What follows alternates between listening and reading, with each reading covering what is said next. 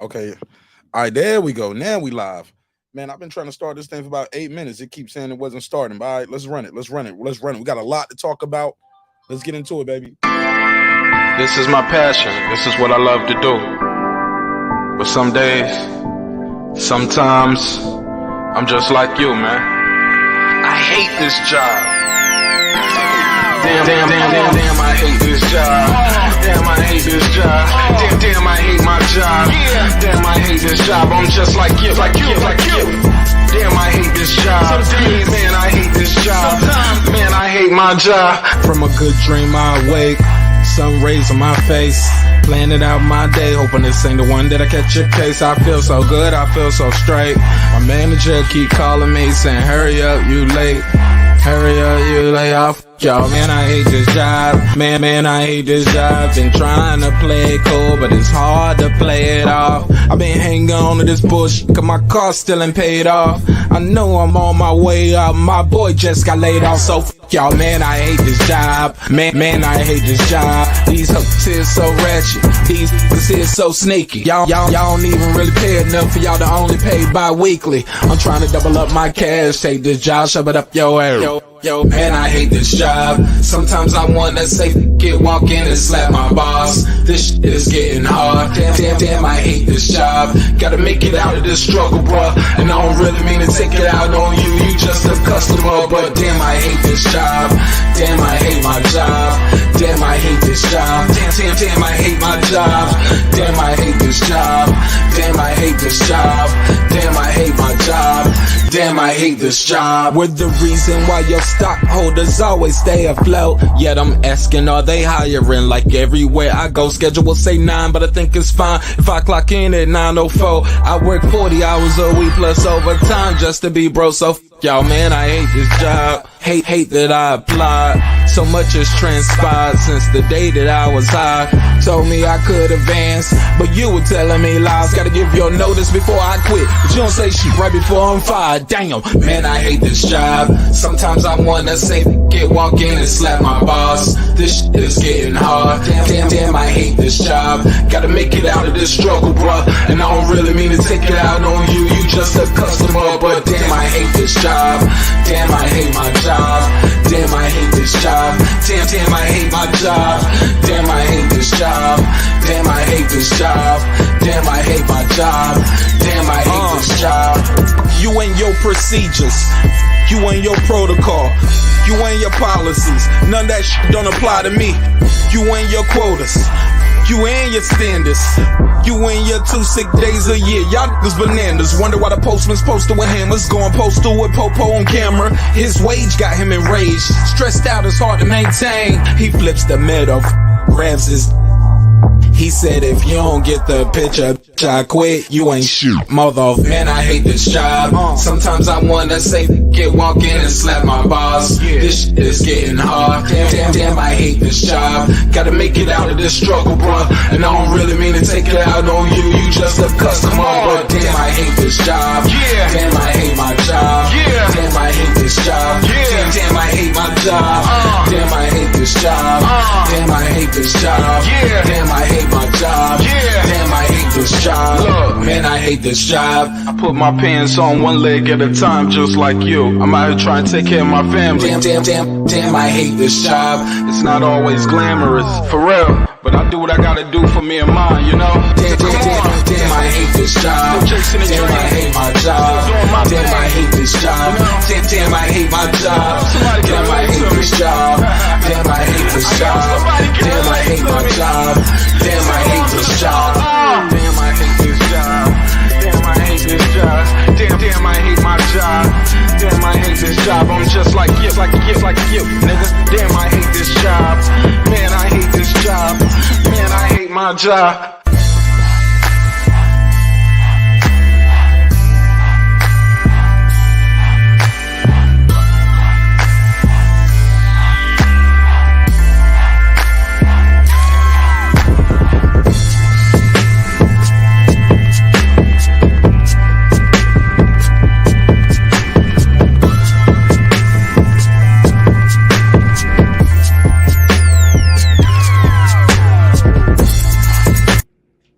The views and opinions expressed in this program are those of the speakers, commentators, experts, and/or the hosts.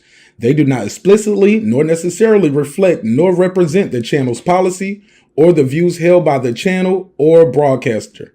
The broadcaster or its channel cannot be held accountable for all or any views expressed during the program.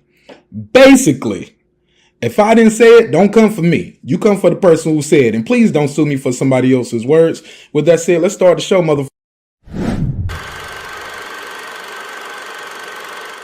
This that squad sound.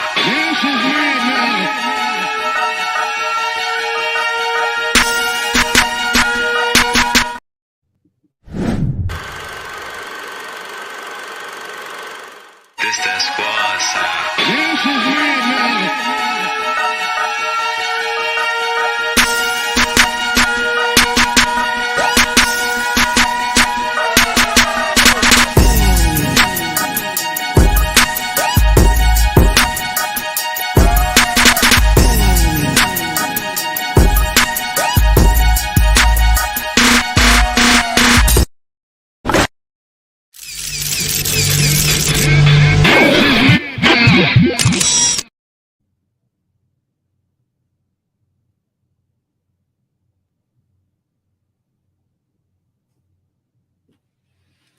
Yeah.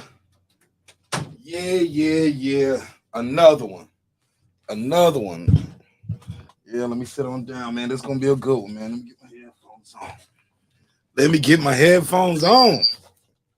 Okay. Damn, this shit loud as fuck. My bad. How y'all feel, man? What's the damn deal? What's popping? What's happening?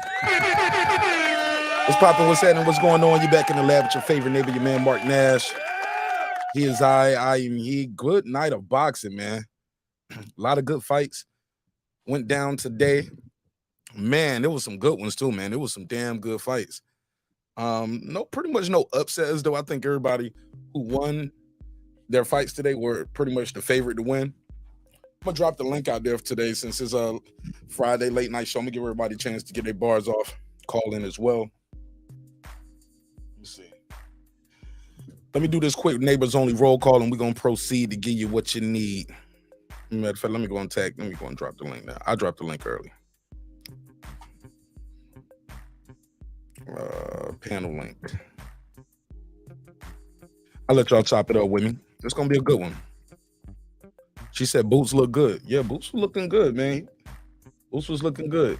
If it was Terence Crawford, people would have said, "Oh, he got hit too much. Why is he getting hit?" Yeah, y'all know how it go. But yeah, I like Boots in this. He looked good in there, man. That guy had never been dropped or stopped before, so that took a lot of will. I was wondering why did Boots switch at the end of that first round. He was jabbing the dude all night, man. I think they said he was, all like 70-something jabs in that first round, and they said out of nowhere, I just saw him switch to southpaw, but that's neither here nor there. Let me do this quick neighbors only roll call. I got the link out there if you want to pull up, talk some shit with me. That'd be cool. Let's take it from the tippity. What up? Shout out to my Georgia brother right here, the XO Factory. Shout out to the XO Factory, man. Salute to you, bro. What up, gangsta? XO Factory, let's go. What up? Ace Retro. What up?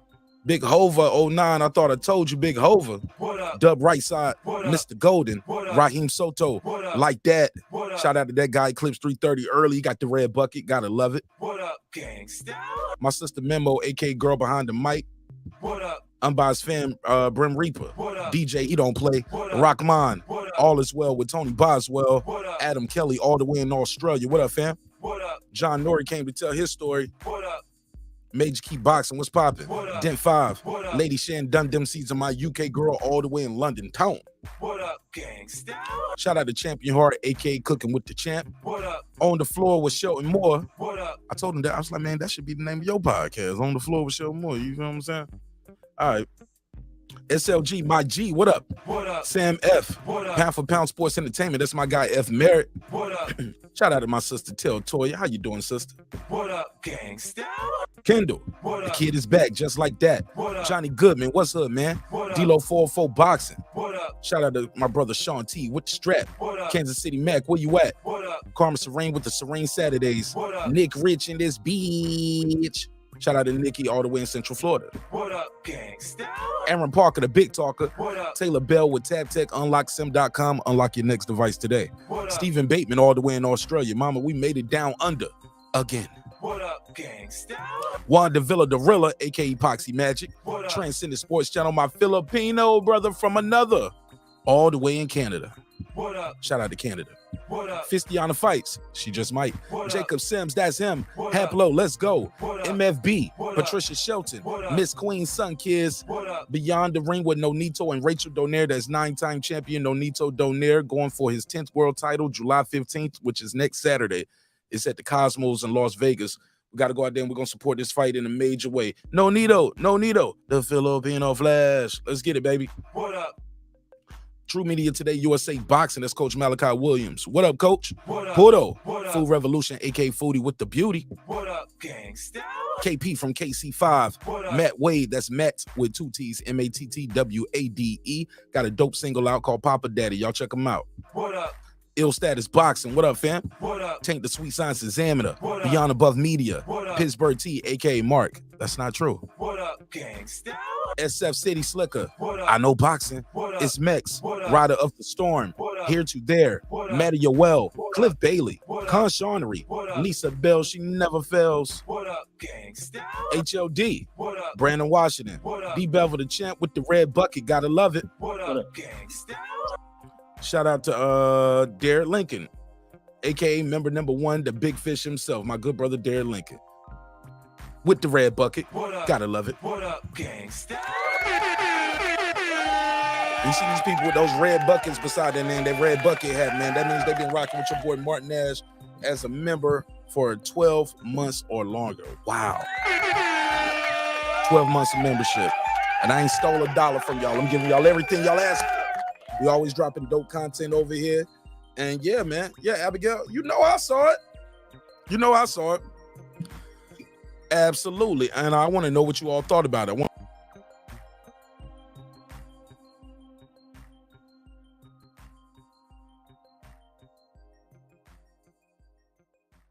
My bad. I clicked myself off. Yeah, I saw it. I enjoyed it too. I thought it was pretty damn dope. I got a little more insight about. Hold up. What's going on here? What happened to the whole chat? You can see the all access on Showtime. You can hold up. I don't hear my name. Hold up. What's going on here? Hold up.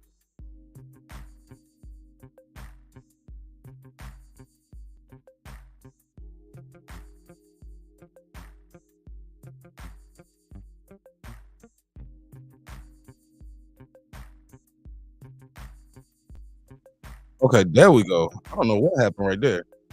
All access was shit. EJ sleeping the click the link. I don't know what just happened right there. She said you can see all access on Showtime. I didn't hear my name. Yeah, I heard. I said your name. I said the whole thing. Lady Shan Dundum season, my UK girl all the way in London town. I sure did.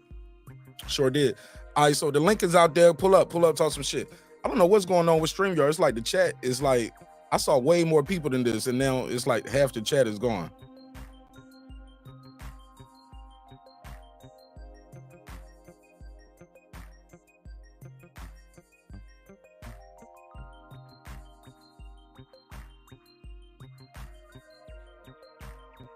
That's crazy. I don't know. Okay, is it all back now? I don't know. Shout out to Sugar Nice Cigar with a super chat. He said Boost deserves his shot. I think Bud beat Spence. You are right. If you were thinking that, Bud beat Spence, and if he can, he said Bud beat Spence, and if he can knock out, and if he can knock off up and coming Boots, he's right there with money made. Nah, he ain't about to fight Boots, bro. He's probably going up to he's going up to 154. He's going up to 154. I think somebody was trying to call in. I accidentally hung up on him. Let me see if I can get the caller back. Probably Jerry. I said it's probably Jerry. I was right. Jerry from Baltimore. What up? What's up, Mark? Man, I don't know what's going on with StreamYard. It's like the chats are disappearing, and yeah, man, I don't know what's going on. But how you feel, my brother? What'd you think of the fights tonight? And all access. I watched it. Yeah, I like the fight that was on right before with the Cuban guy and the other guy. I think his name was Taylor. I was glad to see him get that victory and not get robbed. He's a very durable fighter, and seems like an all-around good guy. Boots, I'm glad to see Boots get in there, and redeem himself. He caught a lot of criticism in his last fight, even though he won every round of that fight. The guy he was fighting after the third round was purely in there to survive. And I don't care what nobody says, man. When a fighter uses all of his athletic ability to survive and moves and runs, it's very difficult to get rid of them. They can make you look bad. I didn't think Boots really looked that bad. Yeah, that was a long time ago. Yeah, you talking about the old Karen fight. What you think about tonight, though? Well, it was his last fight prior to tonight. Yeah, so what you think of tonight? Yeah, well, that's what I was getting at. Let's go. So, yeah, tonight he looked real good. He had a very strong opponent in front of him. I knew he was going to get to this guy late. I knew it because the guy is very strong, and he's a good puncher, and he's a good fighter. He probably can beat a lot of good fighters, but he's too one-dimensional. All he wants to do is stand and, like, you hit me, I hit you, you hit me. And Boots did that with him at times, and he more than held his own with him. Boots is a big-ass welterweight. So the future is bright, I think, in the welterweight division. And over the last 8 years, it's hard to compare it to Hearns and Leonard and them, but it's been really good welterweight division between Bud and Errol and Keith and Danny and Shawn. I'm gonna throw you guys and Kell Brook in there too, and so it's been good, and that's all I really had to say. I'm glad to see Boots get his shine back. Then people can. I thought people were too rough on him in his last fight. All right. For sure. Appreciate it, man. All right, buddy. All right. What do you mean by that? You broke back is broken. what? A vertebrae or what portion? Spinal. Yeah, and I didn't mean to be rude. I was just trying to speak Jerry. I was like, Jerry about to spend his whole call talking about the fight that happened 6 months ago. Like, man, shoot. That was back in January. Talk about this fight. I thought Boots looked sharp in there. Got hit clean a lot. Got hit very clean a lot of times, but it is a fight you're gonna get hit. I'm still trying to figure out, excuse me, I'm trying to take a sip of this water.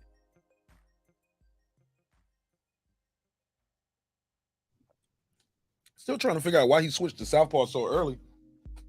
And it was so dominant with the jab, but maybe he hit it because maybe he was trying to hide the right hand, because whenever he switched to conventional and he finally clocked that dude with the right hand, oh man, it was pretty much the beginning of the end. Shout out to Abigail. She said, oh, I thought I seen you in a comment section going for Spence. No, it's a fake Martin Nash account going out there. It's a couple fake Martin Nash accounts going around. I can't, I ain't got nothing to do with that. If you click on the name, if you click on it though and go to it, it's not me. It's like they got like weird nicknames and stuff. It's not me. It's like stuff like, let me see. I'm gonna show you what it says. It's one of them say Martin. Let me show y'all. I'm gonna show y'all real quick. Actually, I'm gonna take a screenshot of it. Like, this is not me.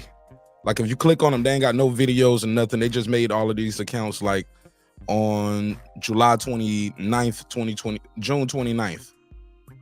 Just a troll. Some kind.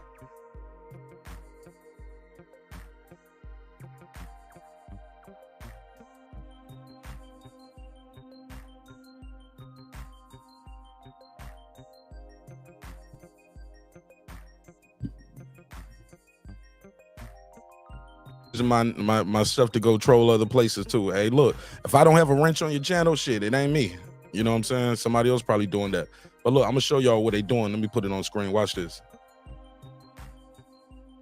Watch this. Look at. Bear with me. It's taking a second to load up.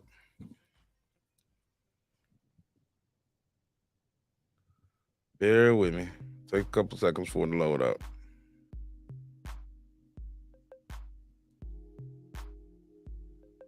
Should be a couple more screenshots. I'm gonna show y'all in a second. Bear with me, I'm show you, but it's definitely a couple fake Martin Nash accounts out there. Just some weirdo shit niggas be doing. I don't know. It might be Ben Israel. I don't know. It might be Brandon Washington. I don't know. I'm joking. I damn sure don't think it's Brandon Washington. I got an idea who it is, but he a goofy anyway. So look, this is not a real Mark Nash account. See this right here? I am Mark Nasty, and I'm selling my big fish draws on my website. Come on, fam. This account just got started June 29th. Here's another one. I'm truly not a Terence Crawford lover. I'm truly I'm truly an Errol Spence fan. Like April the 1st, 2019. Y'all know this ain't me. So yeah, don't be fooled. Don't be fooled. Don't be fooled. It is some niggas out there doing goofy shit like that. So yeah, definitely some fake accounts. Oh yeah, but it's definitely some fake. Oh, she said that was for Karate Body, but yeah, it's definitely some fake accounts for me. Yeah, people got too much time, Karate Body. I mean, it is what it is. It's gonna be what it's gonna be. All right. Phone lines are open. The link is out there. Let me see it. I'm gonna pin the link at the top so I don't have to keep dropping the link all night. It is Friday. Brandon, what you think of the joint? You didn't like the all access? Sound like he said it was crap. I'll pin the link at the top. Make sure I got that pinned. Pin the message. All right. So where I want to start at? We starting with the all access or we starting with the fights? What y'all want to start with? Start with the all access or the fight? What y'all want to go with? Hella ones, what up? Somebody said hilarious and brilliant. Bro, ain't nothing brilliant about that trolling, bro. That shit it ain't even funny. It ain't funny, and it ain't even funny. Like, because you won't even know that until you click on the channel. You just see Martin Nash, somebody pretending to be me. Like, that's weird. Multiple channels, nigga. That same dude created multiple channels. Cause that's one dude. Cause that same night I blocked one, he had another one back and forth. So that shit just be weird. Like damn, nigga, let me be me. Somebody said Boots the goods. Yeah, Boots looked all right. I ain't had no problem with Boots. Brandon Washington, what up, fam? What up, though? What up, though? Talk to me. Man, you know, I'm gonna tell you, they had to make sure that Errol was the star of the show because Bud boring as fuck. You know what I mean? They had to show him and Derek James' relationship. Hey man, did you notice how Bo Mac had his arms folded on his stomach? Was I the only one seeing that? That was hilarious. I don't be checking for him like that, bitch. Hey man, listen, I watched it twice. I just finished watching the encore. I did see it. I saw it the first time earlier, and then I watched a little bit of it, skimmed through at the end right here to get some screenshots. Yeah, man, but that was beautiful, man. They got me excited. I mean, I guess the closer they get, the more they're gonna ramp it up. I guess we're gonna get one next week, and then fight time, right? Brand, I did notice something though that I didn't know the first time. It was Derek James said, "Man, you fucking stupid." That was him just saying that somebody in Terrence camp at first, and it wasn't Terrence. He was like, "Nah, it wasn't him. It was somebody in his camp." Did you hear that? Oh yeah. And I didn't know Earl was sitting right there either when he came in. It's like they didn't show Earl sitting there after. No, they just showed Derek James walking out saying they think I'm a punk. I'm wearing a suit. And Errol said they got the wrong one. They tried the right one, the wrong one today. I liked it, man. Like I said, seeing this stuff like it kind of make you have a different appreciation for Errol Spence, man. Like he's a likable guy. Both of these dudes are likable dudes. They got families. They definitely there for their family. They putting it all on the line, man. Like I said, man, it's hard not to like either one of these dudes, but you got to pick somebody. You feel me? Man, did I break up? Outside of that, yeah, I mean, we can skim through the Boots fight. I mean, Boots did what he was supposed to do, but we all know it's time to see Boots step it up. You know what I mean? It's just time. I mean, say that Boots, right? Y'all always say Bud ain't fought nobody. This dude got 32 fights. Yeah, I was thinking that, Mark. You think I'm bullshitting? I was thinking that while I was watching the fight. I said, God damn, he got 32 fights. I talk all this shit about Bud. God damn, he really is the bum slayer. 39. That dude Bud got 39 fights, 6 titles, going for about to try to win 3 more and a third lineal. You get what I'm saying? This right here, this dude Boots, man, he got to get some better competition. But it's gonna. The guys don't want to fight him. The guys don't want to fight him. I don't believe that. I believe the guys want to be compensated because most of the big names who are still at welterweight, if they ain't tied up, you don't get nothing for fighting him. Yeah. You know what I mean? You ain't getting $3-4 million fighting Boots Ennis, bro. Yeah, like you can't even get, at least put me on pay-per-view so I can fight him. You know what I mean? Like you don't get nothing. Keith Thurman already said he want $10 million for that fight. What? Hey man. Oh, he didn't. It never heard of I thought that was him talking about the Bud fight, and he was like, I never asked for that. And then, but it's an old clip of him saying, like, look, you got a counter offer. Shout out to Full Revolution, PJ Big Dog. What up? King KO, I see you. Tone Deaf. G Money, I see you. And we got another G Mooney. So G Money got a clone in here too. But yeah, man, Karate Body, what's up? Hey man, 10 million? Now that's pricing yourself out, bro. That's what the rumor is. Of course he is. Like the way Keith Thurman, they said that Keith Thurman want to fight Ugas anyway. I think I saw that. They said Keith Thurman low key gunning for Ugas. Somebody who just got beat up terribly in his last fight. Exactly. But I ain't gonna lie. I'm not gonna lie. When they said that, I'm low key interested. They both on their last legs. When they said that, I said, yeah, I would watch that. Keith Thurman can move all night. Ugas got trouble with movement. Yeah, like I would watch that. So I'm not gonna pretend as though like I boycott that and be like, nah, if now one of them don't fight Boots, I would watch that if they fought each other. I'm not gonna lie. And would I pay for it? Maybe. I'm on the card. I'm not lying. That's an intriguing fight. Ugas, Keith Thurman. $80? Not $8. Come on, bro. Not $80. That's what they're gonna hit you for. That $75.99. So we're not gonna get the Barber and $59.99 special, $54 special. Yeah, not for that one. It never heard of it. You ain't getting that. You got Ugas, a former champion. You got Keith Thurman, a former unified champion. Those boys gonna want to be. I'm sorry, those men gonna want to be paid. Excuse me. Yep, that's a fact. So, but I would pay for it. Put a strong undercard on it. I don't know. Put Pitbull on it. Anybody pay for it. You know how it go. I don't know about that one. Pitbull already fighting right now. He ain't gonna be ready to fight in August. He fighting on the 29th. You know that's the joke. Throw Pitbull on it. Oh yeah, that's what they do. That's what they want. Yeah, that's they pick. Excuse me. Hold on one second. Man, what you think of that All Access for real? Was it exciting for you? Was it? I think we hyped it up too much, bro. Yeah, I do too. And I expected that too. I was like, today I was like, man, watch this All Access be a lot of the shit that we already seen building up to the fight in the press conferences. I didn't really care about the shout out to Suge. Oh, matter of fact, let me give Suge Knight cigar to drop too. He donated, but I did not give him a $5 drop. Let me give him a drop. I got 5 on it. Appreciate it, bro. Yeah, but why do we need to see all the Jerry Jones and all the football shit? We're playing football. It's boxing, man. That was the best shit. I mean, I enjoyed it. Really? Man, I live in Dallas. I'm a Dallas Cowboy fan. Stop it, bro. That was exciting for me. What, your fans got wet or something? To watch all them stars come up, you know what I mean? I was just like, look at this star power. Then they went to Bud and showed all the regular people. And,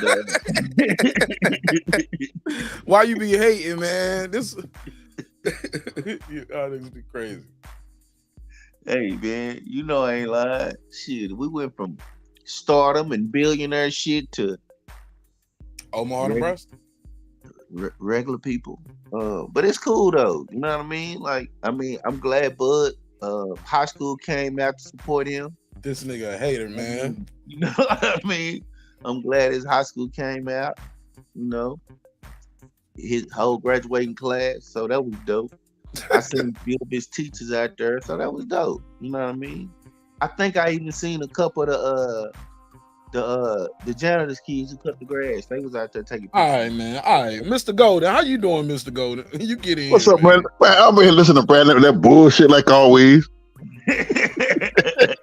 Yeah, he on that bullshit, man. You on that bullshit. Again, he can't look at it. I think he been sitting around counting to see how long before you come on so you can start this bullshit. You say you think it'd be what? Sitting around waiting on you. He be watching the clock. Damn, Mark finna come on in a minute. God damn, let me get my shit together. You know, Brandon gonna be on that bullshit. Yeah, is what you think of the fights? What you think of the All Access? Go ahead. Oh, SS, I just got to watching that shit again. Watching, it's all right. It's all right. It's all right. Shit. 1 to 10. 1 to 10. What you give it? Well, I mean, 10 being great. 10 being up there. I'm gonna make sure I look at the right one. Like I had to look that one for Mexico on Showtime. Now they only got one. They only got one. Okay, shit. It was all right. It wasn't like it was gonna be like I thought it was gonna be. It was okay. So number 10 being something like one of those Mayweather Oscar All Access joints. Nah, I don't think to me it was. Number 1 being I give it a 6. Okay. 6. I give it a 6. I give it a 6 as well. That was the exact number I had in my mind, a 6. I give it a 6, man. That's how it's starting out. But it's starting out. But after the 29th, after Bud knocked that shag off of Errol ass. Nah, we ain't even worried. I'll say this: we should get better content after this episode because it's gonna be more newer stuff we ain't seen. Yeah, it's gonna be more true. That's true. That's true. They're gonna, you know. So they gotta give us more training camp, more behind the scenes shit. They gave us the family shit. Now they gotta show us getting in shape, rounding in the shape, that kind of thing. Look, I got a question to ask. What the fuck he doing a dollar cowboy linebacker in that sparring with him for? He wasn't sparring with him. Yeah, he got in the spar. He better get in the ring with Earl. No, he didn't. He said he better get in the ring with Earl. He was joking about it, and Earl said, "What if I break your nose?" Like they were just joking. That's no. When they show Errol later on in the gym, though, he was sitting there with his hands wrapped up. With his hand wrapped up, about to get in the ring with Earl. He about to get in the ring with Earl. We don't know if he was getting in the ring with Earl, though. We do know he had on a sweater that said "blessed," too blessed. So now he wasn't gonna get in the ring. I saw his hands wrapped though. Did you see his hand was wrapped? He was sitting on the ring waiting on his turn. He was waiting on his turn to get in the ring. No. That's a gym thing. Yeah, no, Jim Dame my ass, nigga. Fuck that shit. It's gonna be a Jim Dame with Bud knock his ass out too in it.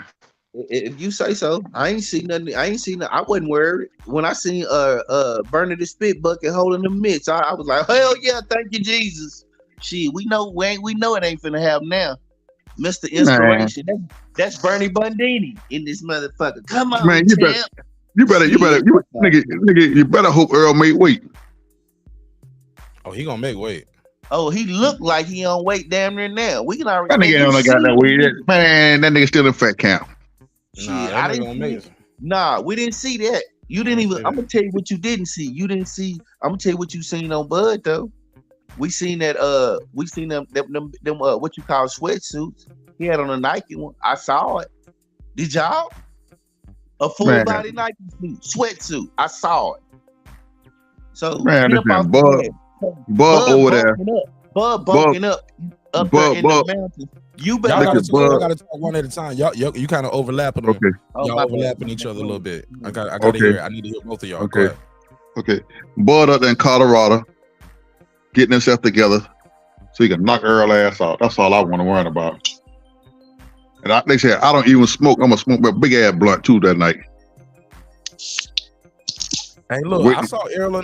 I'm sorry. Go ahead. Go ahead. Hey, look, Food Revolution. She said, "Nah, Errol looks great and he's eating great. Yeah, he is eating great. And look, and I saw Terence Crawford them over there eating some ribeyes. Errol eating like some eggs and little, got some fancy shit. This nigga, Terence, they was over there cooking up some damn ribeyes. I was like, on the grizzly, that boy can't. But the fact that you can eat a ribeye while you training says a lot about how in shape you got to be, right? Do your thing. Shit, Floyd was able to do it. Shit, if he like Floyd, let be Floyd. Floyd had a hell of a metabolism. We seen Floyd eating burgers and drinking fucking cokes and shit. And drink, yeah, it's crazy. Yeah. Come on. I mean, he might have a high metabolism. I ain't gonna take that from him. So, but we gonna see. I want to talk about that bullshit that fight tonight. Go for it. Which one? What fight was bullshit? Oh, I got them boots. He still didn't impress me. Man, you gotta stop it. What you talking about? What you didn't like? You done what you didn't like about the fight? I'm just not impressed with Boots, man. He still didn't show me. Be specific. He Be said, Boots specific. said, He stopped this dude who never been dropped or stopped. He was lefty, southpaw. He showed that he could had a good chin. Bounced off the back foot. He pressed the guy back. He stood in the pocket. Hold up. He fought mid-range, boxed in the pocket. What did Boots not do? He throw every punch in the arsenal. Showed many wrinkles. Let's hear some hate. I just got to keep it real. I'm not a Boots fan. Why? Be specific. I just don't care for it. All right, so you're a hater. And I ain't no hater. I just don't like it. So tell me what you don't like. You don't like his jab. You don't like the pivot. You got. He got to tell me. Hold on. I'm gonna shoot him some bell, Brand. Brand, let me shoot him some bell. Tell me what you don't like. The jab. You don't like the switching. You don't like his body work. You don't like his inside fighting, the mid range. No, it's not that. I just don't like he too much of a hype. And to me, he haven't been tested yet. He really haven't been tested yet. No, that's not hate. That's not hate. That keeping it real. To me, he haven't been tested yet. That's my take on it. He haven't really been tested yet. So I'm just keeping it real now. So you don't like him because other people hype him up. No, I don't like. I did like as I'm a keyword. They did like when Michael Jordan was playing. I never was a Jordan fan. Okay, all the hype. They did that like everybody hyped about LeBron. I'm not a LeBron fan. No. Jordan wasn't hype. Jordan wasn't hyping LeBron. Ain't hype either. What are you talking about? Right. All time great. Everything LeBron was supposed to be, he was, and everything Jordan did, he did. Nah, Jordan. Let's keep it a buck. God damn it! What's going on? If it weren't for Scotty, Jordan wouldn't got some of the shit he got. What the hell? You're a hater. You're an old hater too. Yo, right. Yo, Mr. Golden, I am disappointed in you. Shout out to Abigail. She said that's how they be with Crawford. They just don't like him. They can't even tell us why they don't like him. I'm just keeping it real. I never was a Jordan fan. I never was a LeBron to be as overhyped. I'm just keeping it real. You know he the NBA all-time leading scorer, right? That's not hype. I don't give a damn. LeBron played for stats. No. But a lot of people play for stats and they can't do that. He love Kareem. Who? Kareem. So Kareem Abdul-Jabbar? Yes, sir. No, sir. I'm a diehard. I'm a diehard Kobe fan. You talking about Michael Jordan Jr.? That's right. You call it what the fuck you want to call it, nigga. I'm a diehard Kobe fan. He'll call himself that. Huh? Damn real. That's MJ Jr. That's the best thing. That's the closest thing ever come to Michael Jordan in the NBA. Hold up, man. These dudes are hypocrites. Hold up. So you love Kobe and then call Kobe the closest thing to Michael Jordan in the NBA, but you think Michael Jordan was hype? Yeah, Michael Jordan was hype. But these old men something else. Hey, I see why black people behind. I'm sorry. We got old fools. No offense, Mr. Golden. I love you though. But I'm gonna keep it real though. No, you're not keeping it real. I don't like the motherfucker. You ain't got no reason not to like these dudes. These dudes are champions. They did everything they were supposed to do. If anything, If anything, I could name some, like Westbrook. He didn't do what we thought he was gonna be. Chris Paul still ain't got a ring yet. Blake Griffin jumped this way right out the gym. I can name a whole bunch of people that never got the chip, bro. But see, you got to look at champions. No, you got to look at who they played against. Now, I'm not just because I wasn't a Jordan fan, I didn't say he wasn't one. He's not the greatest. I give Jordan his due. You feel what I'm saying? I think Jordan is one of the greatest players that ever walked the earth. You know, he's there. But I just don't care for him. I just don't care for him. That's just me. Now, you don't like to see his picture. You don't like to see his picture in the newspaper. And you don't like to see people wearing his shoes. You ain't never owned a pair of Jordan hats. My thing is with Jordan. Have you ever owned a pair of shoes? I don't like what pissed me off with Jordan. I didn't like the statement that he made when he came out and said he didn't make a shoe for black folks. He didn't say that. Yes, he did too. No, he didn't. Yeah, Jordan did too. Republicans, that's not what he said. He said Republicans buy sneakers too. No, that nigga said he ain't made a shoe for the black folks. That's fuck not Jordan. what he said. Mr. Golden, you giving me a headache now with all this hating, man. I ain't gonna lie. Like, I can't have two haters up here. I can't have two. Brandon over here hating on Bud, and you over here hating on everybody who's great in the NBA. Jordan, LeBron, Kareem. Like hating on Boots after a great performance like that. You talk about, man, I ain't convinced yet. I don't like what I saw. Jordan, Jackson. Listen, if you ask anybody, my sister Rachel up here. Shout out to you ask anybody that know me, I was saying the same goddamn thing for the longest. I wasn't. I'm not impressed with it. Just because you consistently a hater don't mean like you. Old hater, man, you're a hater. A hater with longevity. A longevity hater. Old haters were once young haters. Like Brandon, this is Mr. Golden. You in 10, 15 years. You gonna be up here. Fuck Bud. I don't care if he was 2-time undisputed. I don't give a damn. Let me go to Rachel. Yeah, you ain't. I'm telling you, Brandon is you 10 years from now. Let me go to Rachel. Yeah, Rachel 𝗏𝗏𝗏. How you doing, my sister? You were asking a question about high altitude training. Yeah, you said you got to monitor it. How do you monitor it? Well, so again, here we go again with like the old school training. Like, let's go train at Big Bear, right? Your oxygen molecules at Big Bear, you can't. The whole thing is when you're doing high altitude training, you're supposed to increase your red blood cell count, so then oxygen molecules actually attach to it. I'm too high for that, Rachel. Slow down. I'm too high for that now. Say it one more time. More red blood cells equals more oxygen molecules that can attach to the red blood cells. Okay? Okay. Got it. Okay. The problem is that what Big Bear failed to address is that if your body is in high stress due to the lack of oxygen that your body is intaking, now it is in stress mode, even through the fact that you are recovering. So Big Bear is great, but for recovery it isn't. And when we talk about recovery, what we're talking about is actually coming down to sea level. So you're taking 100% of the oxygen that you can take in for your body to recover. So Big Bear's great. Go and train there and then come back down to sea level to recover and continuously do that. So that's why a lot of people are using the mask instead and the chambers at sea level, because they can simulate being at a high elevation and creating the higher red blood cells, and then taking off the mask or getting out of the chamber and being at sea level and being able to breathe in 100% of the oxygen. Basically, Rachel said we fucking him up. Yeah. What? Who's doing high elevation 100%? Yeah, you can't do that all the time. Training like that is what she's saying. Correct. And I'm just going to assume, I don't know who we're talking about, but I do know that Bud does work with Snack, right? So, I have a convicted felon for selling drugs. Let her talk real quick, bro. So all that hate and shit. Go ahead.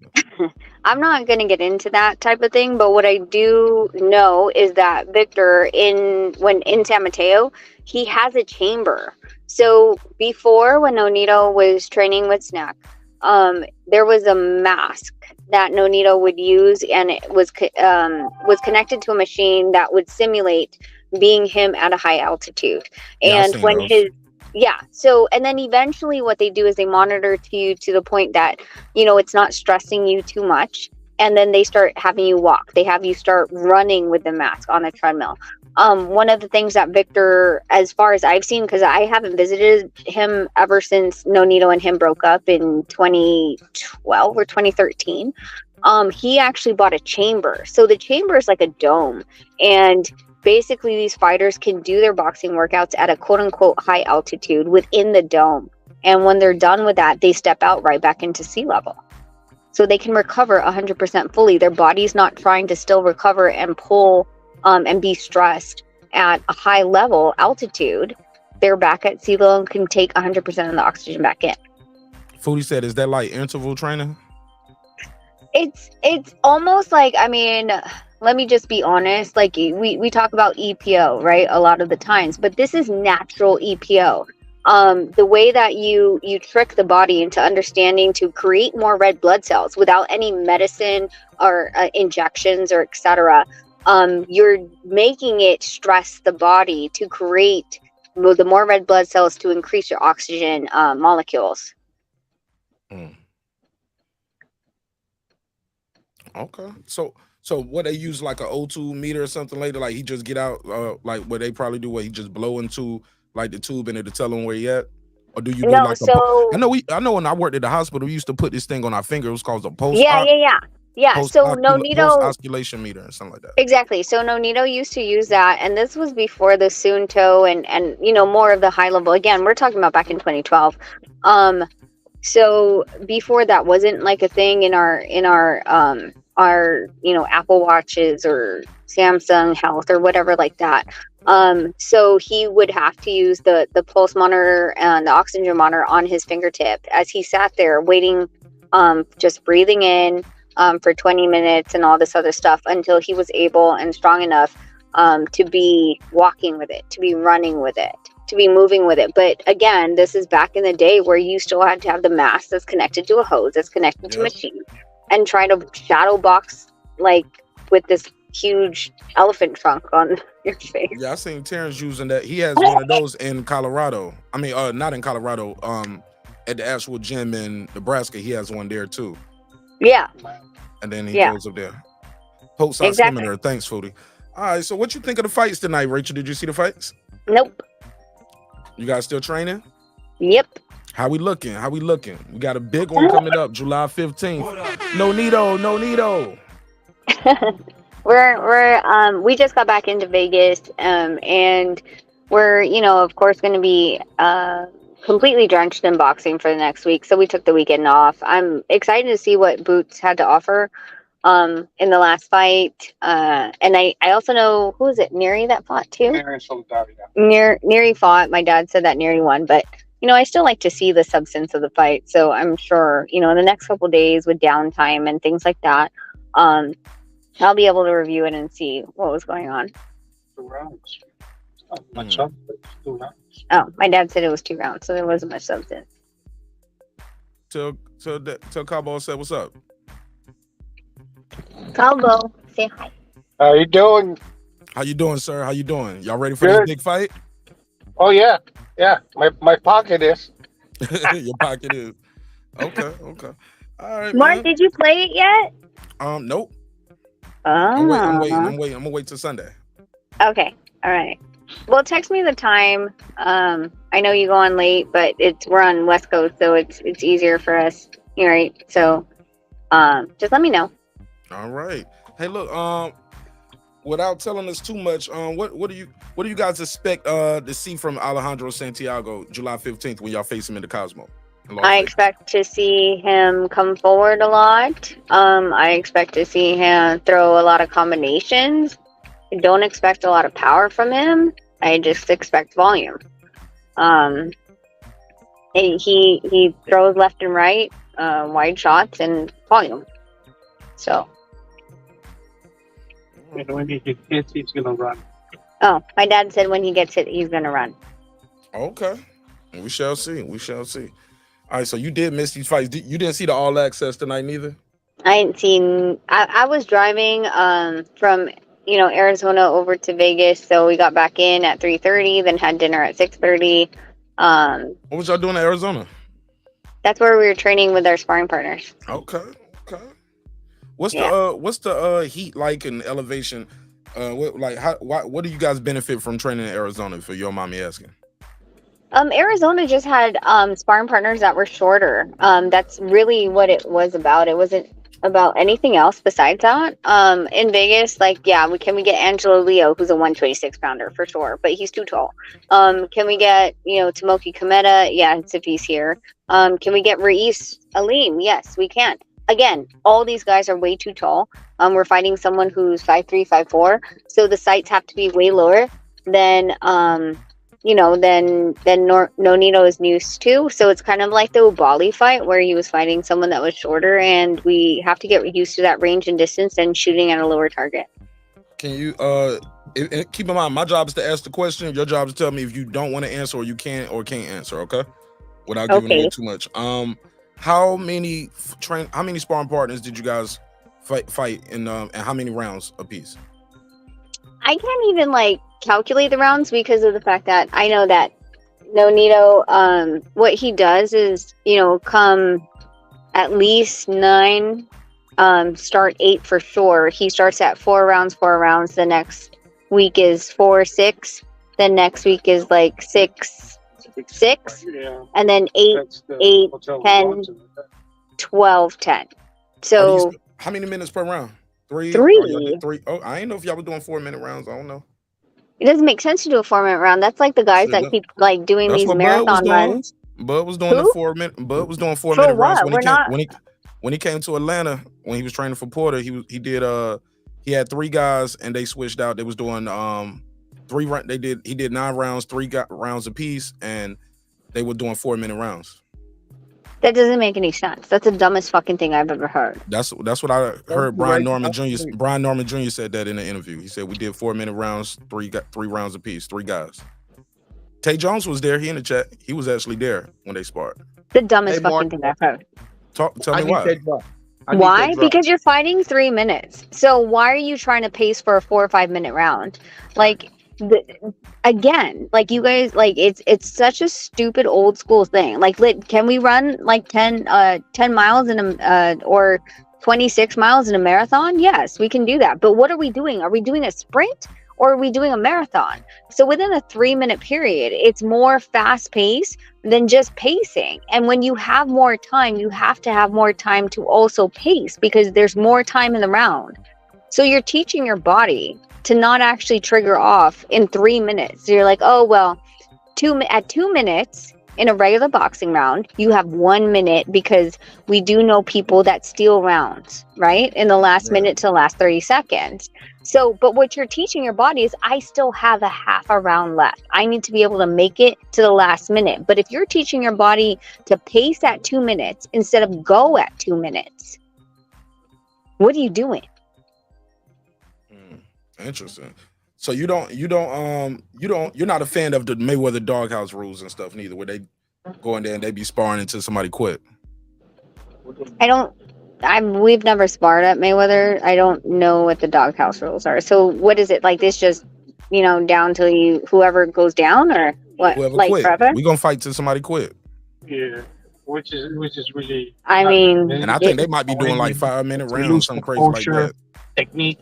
Yeah, like so. Eventually, when you start to do those things, which is interesting, because I thought that Shakur and Devin sparred at Mayweather, and that wasn't the case, right? That wasn't a doghouse rule. Yeah, everybody don't do doghouse. Just because you there don't mean you got to do doghouse, but that's something that they do.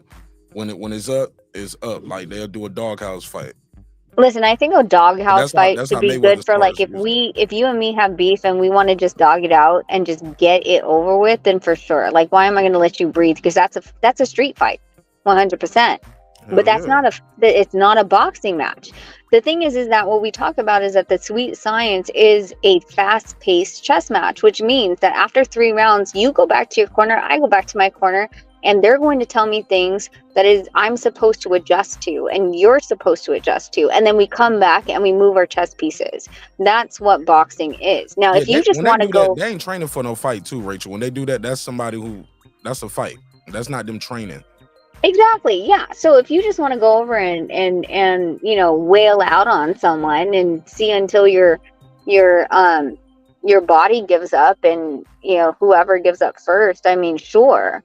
But I mean, if you're really like doghouse rules, like a street fight, how much high intensity training can you go in the amount of how many minutes that you think you actually can freaking go? Okay. Go ahead, Mr. Golden Brandon. Y'all want to jump in the conversation? Go ahead. No, I'm listening to her. I'm sitting back listening to the young lady talk. I like what I hear. I mean, that's the thing. Like, and I think people are trying a lot of stuff, right? Like, let's just be honest. Like, there's no one that's done in the past, when Ali was fighting or Frazier was fighting. No one was doing doghouse rules. And then in addition to that, no one was running around doing 5-minute fights, 5-minute sparring sessions. But then they'll turn around and say, okay, well, I'm going to go run 10 miles. Now, again, I'm not going to knock 10-mile running. If that's something that is helpful for your mentality and your emotional state, and it's a meditation, then sure. But when it comes to strength and conditioning, that's not the case. That's why you see even Bud doing, like, when he picks up the medicine ball, throws it, like, does these really fast feet movements. That's new style. That's not the old style of boxing. So everyone's like, they tout a lot of times, like, oh, well, you're talking about the old school boxing, everything like that, and that's not what they do. But honestly, look at every single person's Instagram. Look at Spence's, look at Bud's, and all these people. Like, they are. Do you think that they did the medicine ball? Do you think that they did the fast feet movement that they were doing in the short amount of time that they're doing, the burst movements that they're doing now? No, they're adopting what is new. And for sure, Bud is adopting what's new by using the hypoxic machine that 𝗏𝗏𝗄𝗧 has. Okay. Go ahead, Brandon. She said the machine. Who machine? Hypoxic? Yeah, no. You said who has the machine? 𝗏𝗏𝗄𝗧 has. Well, I mean, you could purchase this machine. The last time I checked, it was $4,500 for a machine. 𝗏𝗏𝗄𝗧 introduced it to a lot of his fighters. Nonito had bought a hypoxic machine a long time ago. Again, this is way back in 2012, 2013. But instead of a hypoxic machine now, Victor at his gym in the Bay has a hypoxic chamber, and that's newer. And we don't have that. Like, it's a dome. So would you think that Spence training in the heat in the summer in the natural element, like how Vegas kind of would be, even though it's more humid here, do you think that's probably better? I mean, you're not. If he needs to lose weight, then I'm not gonna, like, that's totally something that he's gonna have to do, especially with Houston being a lot more humid. The air is in Vegas is a lot drier, and there has been numerous fighters that has come out to Vegas from different parts of the world that has more moisture content than Vegas does. Their throat gets drier faster here. They also they just get tired more because of that, right? So if he's trying to get used to the air quality of what Las Vegas is, then yeah, he's going to need to go outside, get used to the air. Not so much the heat per se, but I mean, because of the fact that he's going to be in an air-conditioned arena, but just the air quality of what Las Vegas offers. Why do people say they going out there? I think he might be out in Vegas already, because they say he was going out there like 3 weeks before the fight. That would be now. So what does he benefit from being in Vegas versus being in Texas?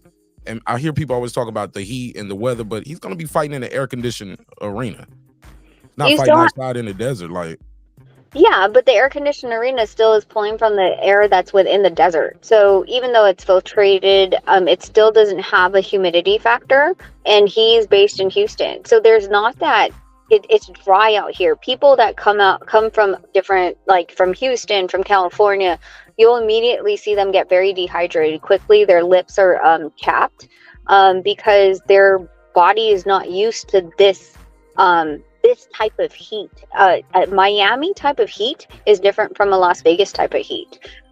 So that's one part. The second part is the fact that you're adjusting 2 hours. Now, most people don't think that that's even actually a really big deal, but it is a big deal when you have to adjust. So if Errol Spence normally trained at, let's just say 7 p.m. at night, that's 5 p.m. here in Vegas. And so his body is ready to go at 5 p.m. Well, you're not fighting until 9 p.m. So you actually have to adjust for the gym time that you normally have your quote unquote go time when you wake up, when your body wakes up to be ready to fight. And in addition to the time difference of what Vegas is. That's why we coming out almost a month early. So yeah. Go Team Spence. Good job, Rachel. You making Mark nervous. I don't care what Rachel talking about with this fight. I got my mind made up, man. I had my pick made a long time ago. She's very, like I was saying, even if you guys disagree, her opinion matters. She's qualified. She works in the business of boxing, manager and trainer. So you ain't got to agree with everything she's saying. She's giving you her professional opinion. I mean, there's numerous friends. We actually had she gets 100% of her boxing picks right? No. I mean, we had Filipino boxers that came into the fight 2 weeks before the fight, and they were still jet lagged, right? So, I mean, there's certain aspects of getting used to your environment, and that's if they're here, and I've heard they're here. I heard that they're at a certain gym, but I'm not gonna go over there. But it's they're all adjusting to Vegas, right? Like I said, like everyone who's not used to Vegas, I don't care where you're from. I don't care if you're from Cali, if you're from Miami, from Texas, Nebraska. It doesn't matter. Our air is different. People get dehydrated so quickly here. Right now, it's 11 o'clock at night. It's 98 degrees. Earlier today, it was 115. So, and it's dry heat. It's a dry sauna. So if anyone's been in a dry sauna, it's totally different from a steam room, right? But the heat feels the same. But there's moisture in the air. There's no moisture in Las Vegas. Yeah. Oh, Mark, you better put that bucket hat on. You gonna burn up in Vegas. We're gonna be all right. We're gonna be all right, man. We're gonna be all right. All right. Anybody got anything else for Rachel? Y'all want to ask any questions or anything? I don't want to hold her. I don't want to hold her too much, but I don't know how much time you got, Rachel. You know, I'll be talking all night. I didn't know who Rachel had for the fight. Oh, she got no need to _𝗏𝗏. She rooting for her husband. He gonna beat Alejandro Santiago. Stop it, bro. What you mean? Man, she got Pitbull Cruz. Come on, bro. Stop. All right, go ahead, Rachel. Who you got? Spence or Crawford? I actually have Crawford. Have a good night, Rachel. He said, "Have a good night, Brandon." Brandon, that was an open hand slap. Salute to you. Chop it up. You muted your mic, Brandon. He said, "Salute." Go ahead, say it again, Brandon. You got muted. I said, "Good night to Rachel." Salute to Nonito. Good luck. Thank you, Rachel. Why you hating, Brandon? Brandon, why you hating? Because she picked Bud. Well, tell us why. Tell us why you picked Terence Crawford, Rachel, don't you? I don't like how Spence's stance is really, really extremely wide. His feet is slower than Bud's. Again, and let me preface this by saying that I haven't seen Bud's last fight. That was the night that Tio was on. I was at the WBA. Pacquiao was fighting the same night. So I didn't see it. In addition to, I wasn't really impressed with his opponent selection. So that being said, I'm basing it off of the last fight, of not the David Avernation fight. Okay. Shawn Porter fight. Yes, the Shawn Porter fight.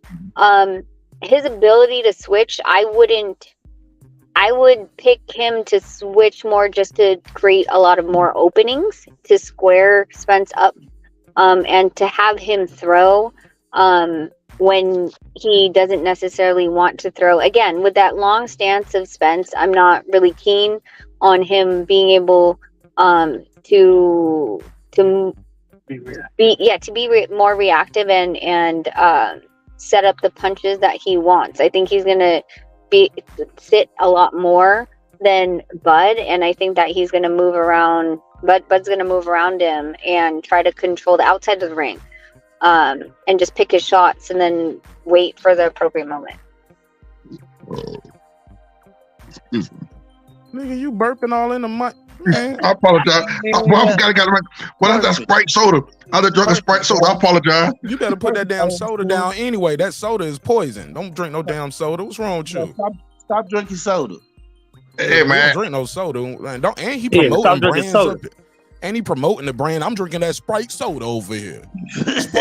Sprite, green bottle, $2.99. Hey, what you got in that Sprite though? Hey, Bob. What's up, hey, Bob, man?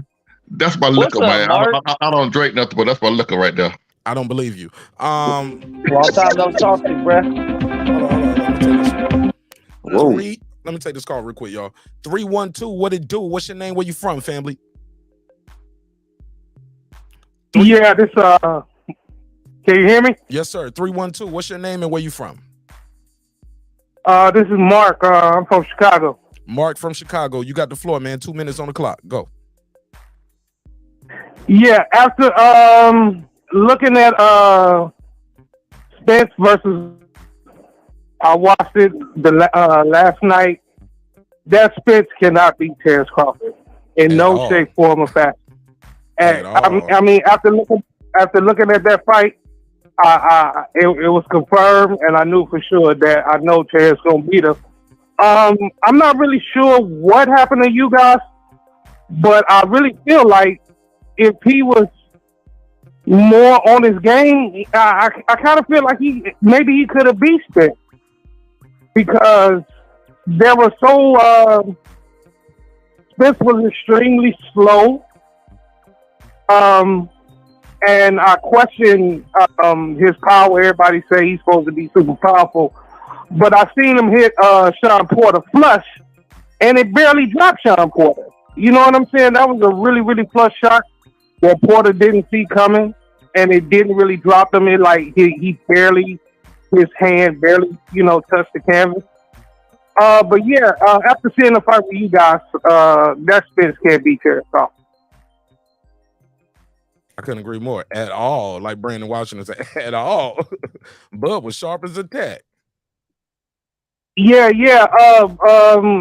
Spence wasn't sharp in that fight at all. I mean, his mouthpiece came out. He's looking all over the ring for his mouthpiece. I've never seen that before. And he's slow, and you know what I'm saying. And he's what am I trying to say? He lunges a lot, and I just wasn't impressed with him at all with the U-Guys fight. So I ride with Bud. All right, shout out to Mark from Chicago. I appreciate you, man. What up? All right, man. Salute. All right, good call. call. Chicago. You can tell he don't know shit about boxing. He too busy ducking bullets and shit. Somebody wasn't impressed. Errol didn't do much. He don't have no power, but he broke his fucking eye socket, ribs, put him in the hospital, made the man blind, and the man ain't had a fight since. Hey man, keep ducking them bullets in Chicago. Put the guns down. Yo, this guy's crazy. No more black on black violence. Yo, you guys are crazy. Mex, talk to me. What you think? Mex, what you think of the fight? Did you see the fights? Did you see All Access? What's your assessment? And also, we got special guest Rachel Donaire on the panel. If you want to ask her a question about the upcoming fight, Nonito Donaire going for his 10th world title, July 15th at the Cosmos in Las Vegas. Or if you got a question about the business, the boxing, and the training, she's here to give her expert opinion and support the show. So go ahead. Well, first of all, long time no talk to, Mark. You know what I'm saying? I'm glad to see you in good spirits. Yes, sir. I lightweight watched the Boots fight because I was watching UFC tonight, which was amazing card. Get your ass off my panel talking about that UFC shit, nigga. I don't like watching fights where I already know what the outcome's gonna be. Like, man. But yeah, I think like I'm Team Bud, man. Like it's been that way since 5 years ago. You can stay all night. It's been that way since 5 years ago, but I do think that the gap they had 5 years ago has been, shortened a little bit. I think it was a smart strategy to wait Bud out till he got older and when Spence got more experience, because the Spence that beat Kell Brook had no chance against Bud back then. So, they did what they had to do. But I think it's still going to be a close fight, though, man. I don't see it being a wash either way. I mean, I know there's a lot of super fans out here. I know whoever you're going for, you hope it is, but I think it's going to be a good fight. Probably a rematch, hopefully. But I'm not, I don't know, bro. Like, I've been saying Bud for 5 years, so I'm going to stick with Bud. That's all it really is to it, man. I think he got more skill, switch hitting, more power, faster. I think Earl's pressure is cool, but Bud knows how to fight off the back foot and knows how to create angles because he's a switch hitter. So I'm going to rock with Bud. But one thing I do want to say, and this kind of goes toward Nonito's what he stands on too. I'm kind of surprised that not one interview, not one press conference, not anything about this fight, nobody has mentioned drug testing at all. and I'm interested to know what kind of drug tests they got. I don't trust VADA because I think it's a conflict of interest. But they don't. Why is it a conflict of interest? Because I feel like if it's the same athletic commission that's putting on the fight, they wouldn't kill their own money. I think a third party, non-biased drug testing system is a better way to go. The athletic commission that's putting on the fight is the Nevada State Boxing Commission, in addition to the WBC. So they're not bought into the VADA system, except that VADA actually does work with the WBC on the top 10 fighters of each weight class. Each of them are have 24/7 drug testing to be the top 10. So they're, I mean, if you're talking about a state commission, the Nevada State Commission has their own, and the promoters and the fighters have to additionally pay testing money fees to VADA to make sure that it's not just a urine test, because that's all Nevada State and most of the states in the United States does is just a urine test, which doesn't catch most of the drugs that are found in the blood testing. So the fact that these promoters and the fighters do have to pay additional money for a third-party testing to have it done, I feel like it says millions, because if you look at how much a fight cost for two fighters based on where they're training, you're looking at, depending on if it's 8 to 12 weeks, 4 weeks out of the fight, 24/7, it's always 24/7, but if it's how many weeks out of the fight and how many tests are to be done of blood and urine, that amount of money can go, $30,000-$50,000 per fighter each. So the fact that they don't have to do it, it's not mandatory. The only thing that the fighters have to do is the state drug testing after the fight, which is urine, and they're stepping up to in additionally pay. Sometimes the fighters do it themselves, sometimes the promoters put in. I mean, they don't have to, and then we wouldn't have anything at all besides the state urine testing. From my understanding, from watching the Golden Snitches interviews and shit, from what I understand is, even like what you thought it was third party, they have like a basic drug test, which I believe he said something covers like 75 to 80 of most bad substances. But to test for like HGH is another test, and to test for EPOs is another test, which are usually the most commonly used stuff. Who told you that? And I was watching that Joe Rogan interview with Jeff Novinsky or whatever, when they were talking about John Jones and stuff, and the style of testing they do, and how they have, at least in the UFC, you saw that has like a basic test that every fighter goes through, but it doesn't cover HGH and it doesn't cover certain other that's correct ones. Because you're talking about USADA, not VADA. And that's the difference. USADA has a different type of law system and what they test for and when they test for it and how they test for it. VADA's system is 24/7, so it doesn't matter in or out of competition. You are not allowed to use these drugs. And it's blood and urine. USADA is a whole different system. Like, you can take certain drugs outside of competition. And when you're in competition, actually competing within, I would say about 48 hours to 48 hours after the competition, then you are not allowed to test for these drugs within competition. USADA and VADA have totally two different tiers of how they test, the frequency of their tests, and in addition to the non-availability of scheduling your test as well. Go ahead. Let me get Show more and EXO in here too. I'm gonna let them get into, cause they just got here. What's up, Show more? Unmute your mic, bro. Hey, what's going on? What's going on? What's cracking? Rachel, did you get my text today? So my phone's acting funny. Okay. Can you, if you have WhatsApp, can you WhatsApp me? No, shut up. No, you know what happened? So my phone it's a business phone, and unfortunately, I sent the same text message to everyone about the tickets, right? Like, hey, where you can pick it. So after I think 12 or 15, then they blocked me from sending out messages because they said I was spamming. I was using this as a spam service. So I don't know when I'm going to be unlocked from jail. But But come Monday, if I don't get my freaking number unlocked, I'm getting another one and just telling them to go screw off. But my WhatsApp works, so hit me on WhatsApp. I texted you today, and I told you that if Nonito walks out to the song that your son and Mark Nash produced, that guy ain't got a shot in hell. There is no ifs, ands, or buts. Nonito. Yeah, he ain't got a shot in hell. So Jarrell had made one a long time ago. Not a long time ago, like I'm gonna say like a month ago. And then we were talking to Mark, and I asked Jarrell, like, hey, can you like redo it without any vocals and this and that, so Mark can throw it on the tracks and spit over it. And he came up with a whole different track that Nonito absolutely loved. And yeah, and so as soon as Nonito heard the beats, he loved it. As soon as you know, Jarrell provided, I would say about maybe 25 to 50% of the lyric content. Yes, ballet, lyric content, and Mark, you know, made it a reality and added more. So from that point on, oh, it's fire. It's fire. That shit's fire. Yeah, so he goes roll for Mark too. Mark got ghostwriters. Clip it. Yeah. So I did perform a couple of his words for you, Brandon. Yeah, I did. I added my own little thing to it. I was like, I can't let the 9-year-old ghostwrite my whole verse, and I use some of his stuff, you know, just to help him out, you know.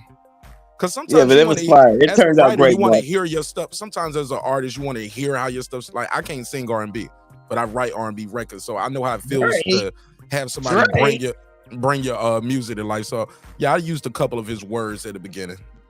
Well, Mark, the shit came out dope. I loved it. But the hook and the verse is all me. He wrote the bridge. Yeah. You know what I'm saying? I love the hook and the verse. The shit came out dope. I love it. I love it. But look, we can never on to the fight. On to the fight. Brandon. On to the fight, Brandon. On to the fight. Working. This is a big moment for me, man. I can't let you take it away from me, dog. Nonito Donaire walking out to the record, dog. Yeah, but that shit was great. That shit was great. I love that shit. That shit was awesome. But on to the fight. I don't know why Brandon with that hating shit. I don't understand why anyone would be shocked that Boots Ennis beat the Hebrew shit out of a dude that was tailor made for him. Facts. The dude walks straight ahead and throws punches. He has no footwork, no defense. Why would you be shocked that Boots Ennis would annihilate this dude? Thank you. He's supposed to annihilate a dude like that. I mean, you know, that dude is good. I mean, his style is effective against other people, but against a guy like Boots Ennis, that shit's not going to help you. All right, what's up with the XO Factory? XO Factory, what you think? I was going to go to XO Factory, and then we can go ahead, XO. Yeah, XO. Yeah, go ahead, bro. Of the fight? What you think of the fights, XO Factory, and what did you think of the All Access as well? Give me a quick opening statement. We're opening back up to everybody, and the phone lines are open too. Hey, Mark, shout out to you, bro, and all the great things you're doing over here, bro. Salute to you, bro. Yes, sir.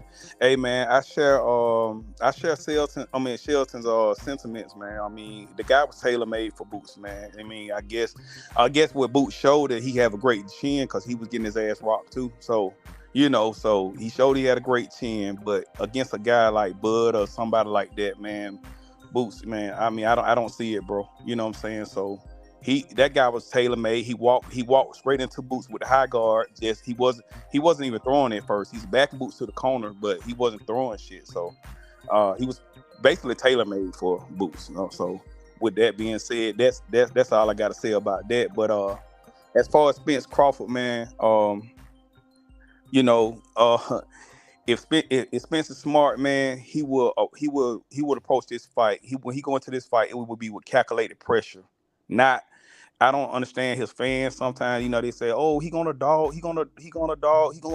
pressure Bud going inside, beat up the body and all that stuff." See, that's gonna be determined. That's gonna be the determining factor if he's gonna get knocked out early or late. You go in there straight. You know what I'm saying? You go in there straight pressure. You know, just want to be a bulldog and shit. You know what I'm saying? That's gonna get your ass out of there quick. You know what I'm saying? Spence gotta use calculated pressure. You understand what I'm saying? And my thing is, you know, with Bud, when you're dealing with somebody like Bud, the guy that with an IQ like that, when he give you angles, he can move, the counter punching ability. You know, Spence lunge chin, he liable to get caught. It's gonna be an uppercut. It's gonna be an overhand right. You know what I'm saying? Because Spence, you saw how he got caught with Larte and them. You know, guys I can name a bunch of fights he got caught in. But I'm just saying, you know, with that being said, when you're dealing with a guy like Bud, you know, you can't just straight rush him. And a lot of his fans think that he's gonna, you know, he's gonna beat Bud down. He's gonna beat his body up. You know what I'm saying? I give Spence credit for being a dog, but you know, he's fucking with a wolf. Bud is a wolf. It's levels to this, man. You know what I'm saying? So all respect to Spence. I don't hate on Spence and that. He's a great fighter. But Bud is a level to this shit. Bud is on another level, bro. And you know, I just think he's gonna show something different in this fight, bro. So it's gonna be shit that people gonna see, and and he gonna show them that he on a different level. You know what I'm saying? So for sure, I definitely want to come and cook with you, bro. You know what I'm saying? I know I'm finna get ready to, you know, my wife calling me in the room and shit. So. All right, go ahead, get that money. That back end. Get that back end money. You ain't got no back-end money tonight, nigga. You ain't getting none. All right, well, go ahead, man. Go ahead, handle your family first, man. I'm gonna sit in for a minute, bro. I'm gonna sit in. All right, cool. Yeah. All right, cool. All right, well, it's open to everybody, man. I just want to make sure everybody got a chance to get their opening statement off real quick before we proceed. But it's open though. Go ahead. Can I ask a quick question again about the drug testing between VADA and USADA? What was the last superstar fighter that VADA ever popped for drugs? I'm guessing Canelo. I can't really guess on top of my head, but I don't know if that was VADA. Define superstar, like. I mean, like household name. Got popped. Like household name. Conor Ben got popped. Yeah, Conor Ben got popped. Yeah. That was UK though, wasn't it? It was VADA though. Wasn't it VADA? Or was the British boy? I thought it was UK. I thought it was the British shit. Because the British shit popped Tyson. The British shit popped Tyson. I think Dillian. They be popping more than VADA does. And USADA them pop John Jones, Anderson Silva, like superstars. So I'm just saying, with like not knowing the intricate. Didn't VADA get the girl for Clarissa Shields fight? What's the once again? We don't even know her name. No. Hannah Gabriel. We do know her name. Hannah Gabriel. Don't be like that, Megs. Don't be a stickler for. I'm asking superstar. You giving me women? Woman superstar. She's a world champion though, bro. She's not a superstar though. She's a superstar in her country. She don't even sell pay-per-views. Okay. I'm saying like I'm saying household name. I'm talking household name. Now, if they pop Clarissa Shields, that'd be different. But I'm saying it seems like VADA only pops like B2C level people, never like a superstar to call off a big fight, where USADA has called off championship fights a week up. And as a like in a casual, as far as when it comes to drug testing, I'm casual, so I'm just looking from the outside in without knowing the intricacies. And I'm like, well, one drug testing company pops superstars and don't give a fuck about it, and another one I've never seen it. Okay, and so land your plane. So I'm saying, so that's where my mistrust comes with VADA versus a third party like USADA, where it's like it just seems like they're not going to give away their money. Fair enough. Anybody got anything else on that? No, not on that. All right, cool. Let's keep moving. Yeah, shit. No, man. I mean, like, I just feel like, you know what I'm saying, you know, with a lot of his guys, and with a lot of you know, with Spence fans, it's, you know, it's a trip through the way they come, you know, and like I said, you know, they like to you know, shit on Bud's you know, compliments and all that stuff like that. And I had a talk with a guy one day. He was talking about, oh, Bud ain't did shit. Bud ain't did this. Bud, he ain't fought nobody. He ain't. And I just said, okay, so with that mindset that you have, Bud ain't fought nobody. I get it. I got it. And you okay?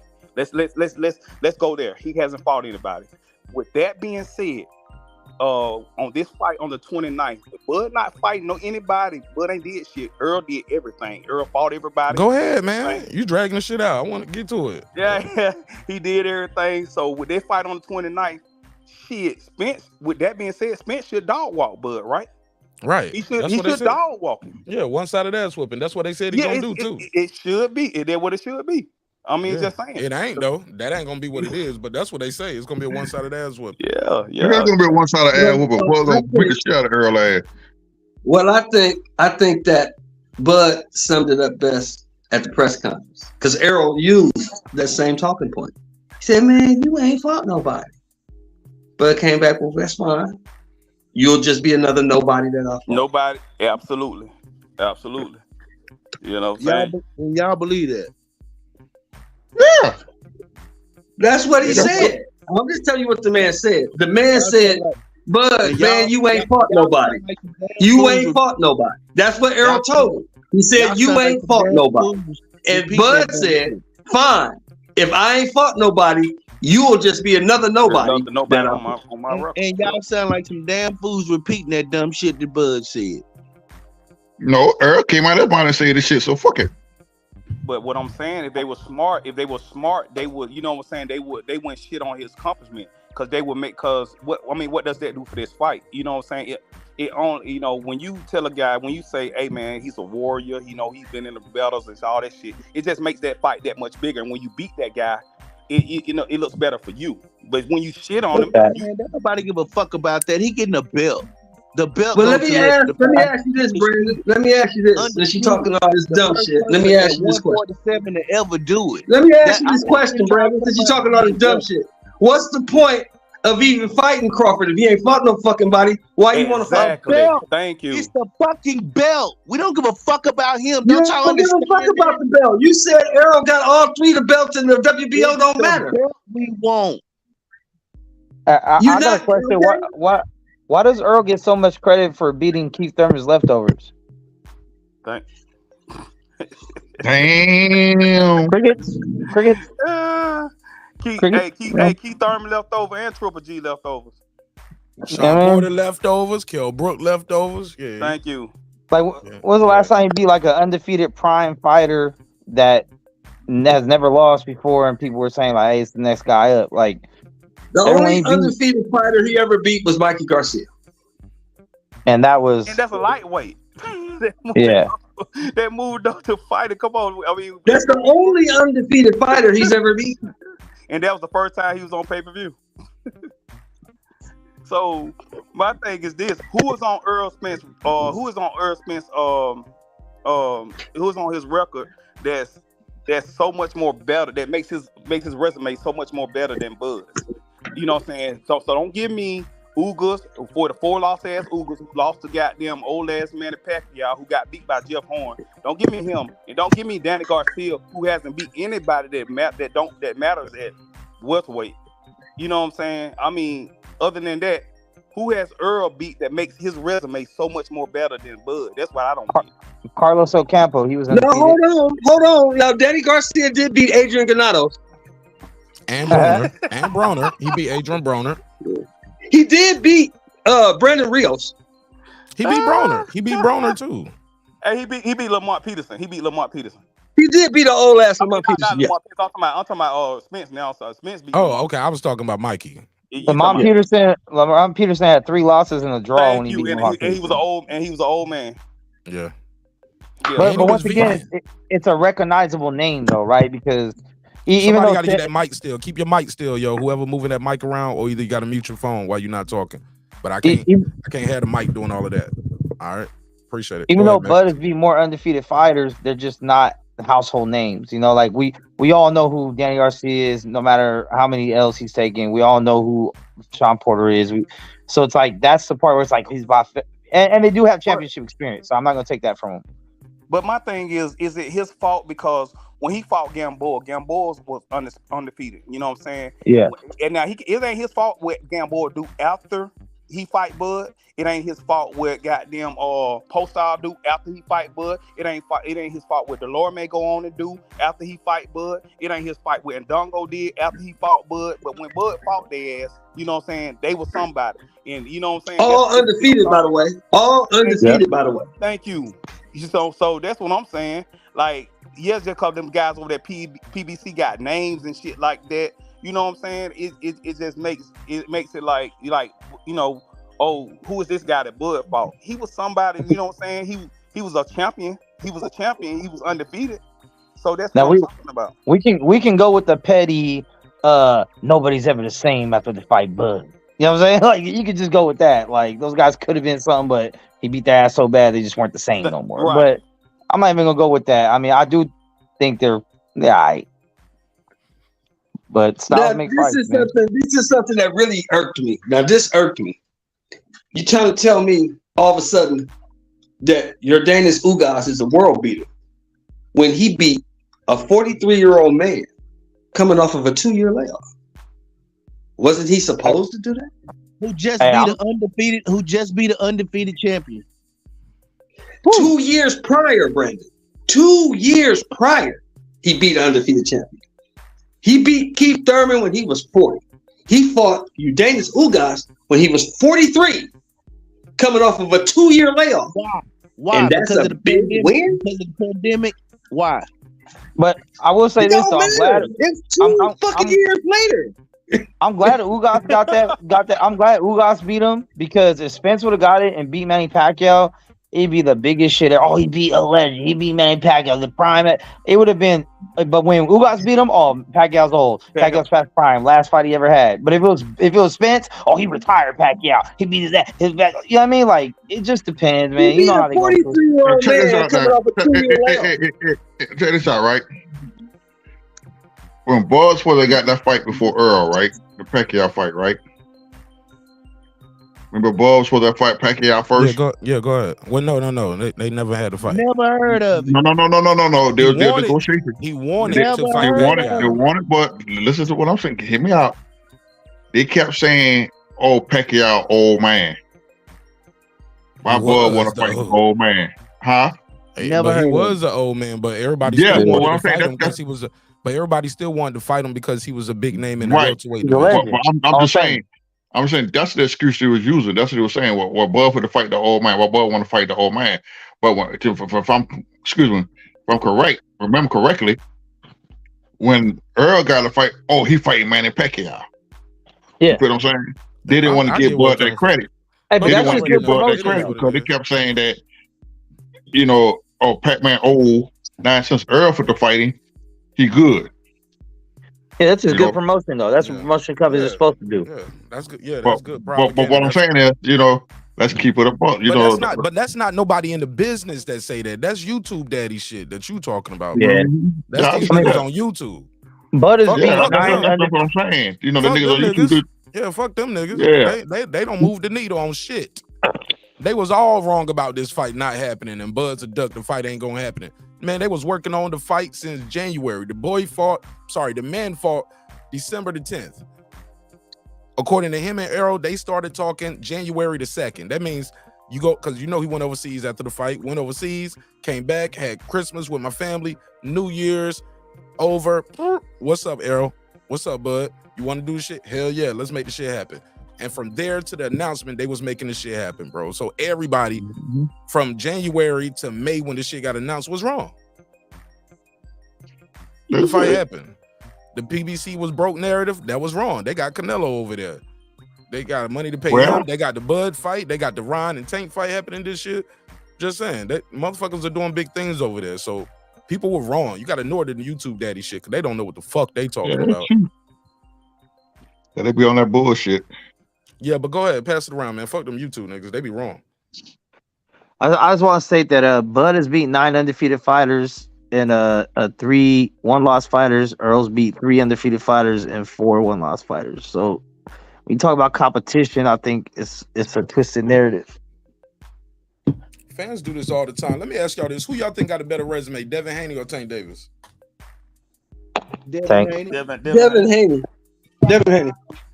Devin Haney got a better resume. Oh, just because Loma? Who got a better resume? Oh, I'm just asking. What's y'all opinion? I'm going Tank. Okay, tell me why. Who's on his resume that's blowing out Devin's resume? Elaborate. I think Devin's top heavy with the Loma fight, which is probably why most people lean toward it. But Loma had already had 2 losses at that point in time, where I think Tank has beat more undefeated fighters. I mean, people forget when he fought Pedraza was supposed to be next up.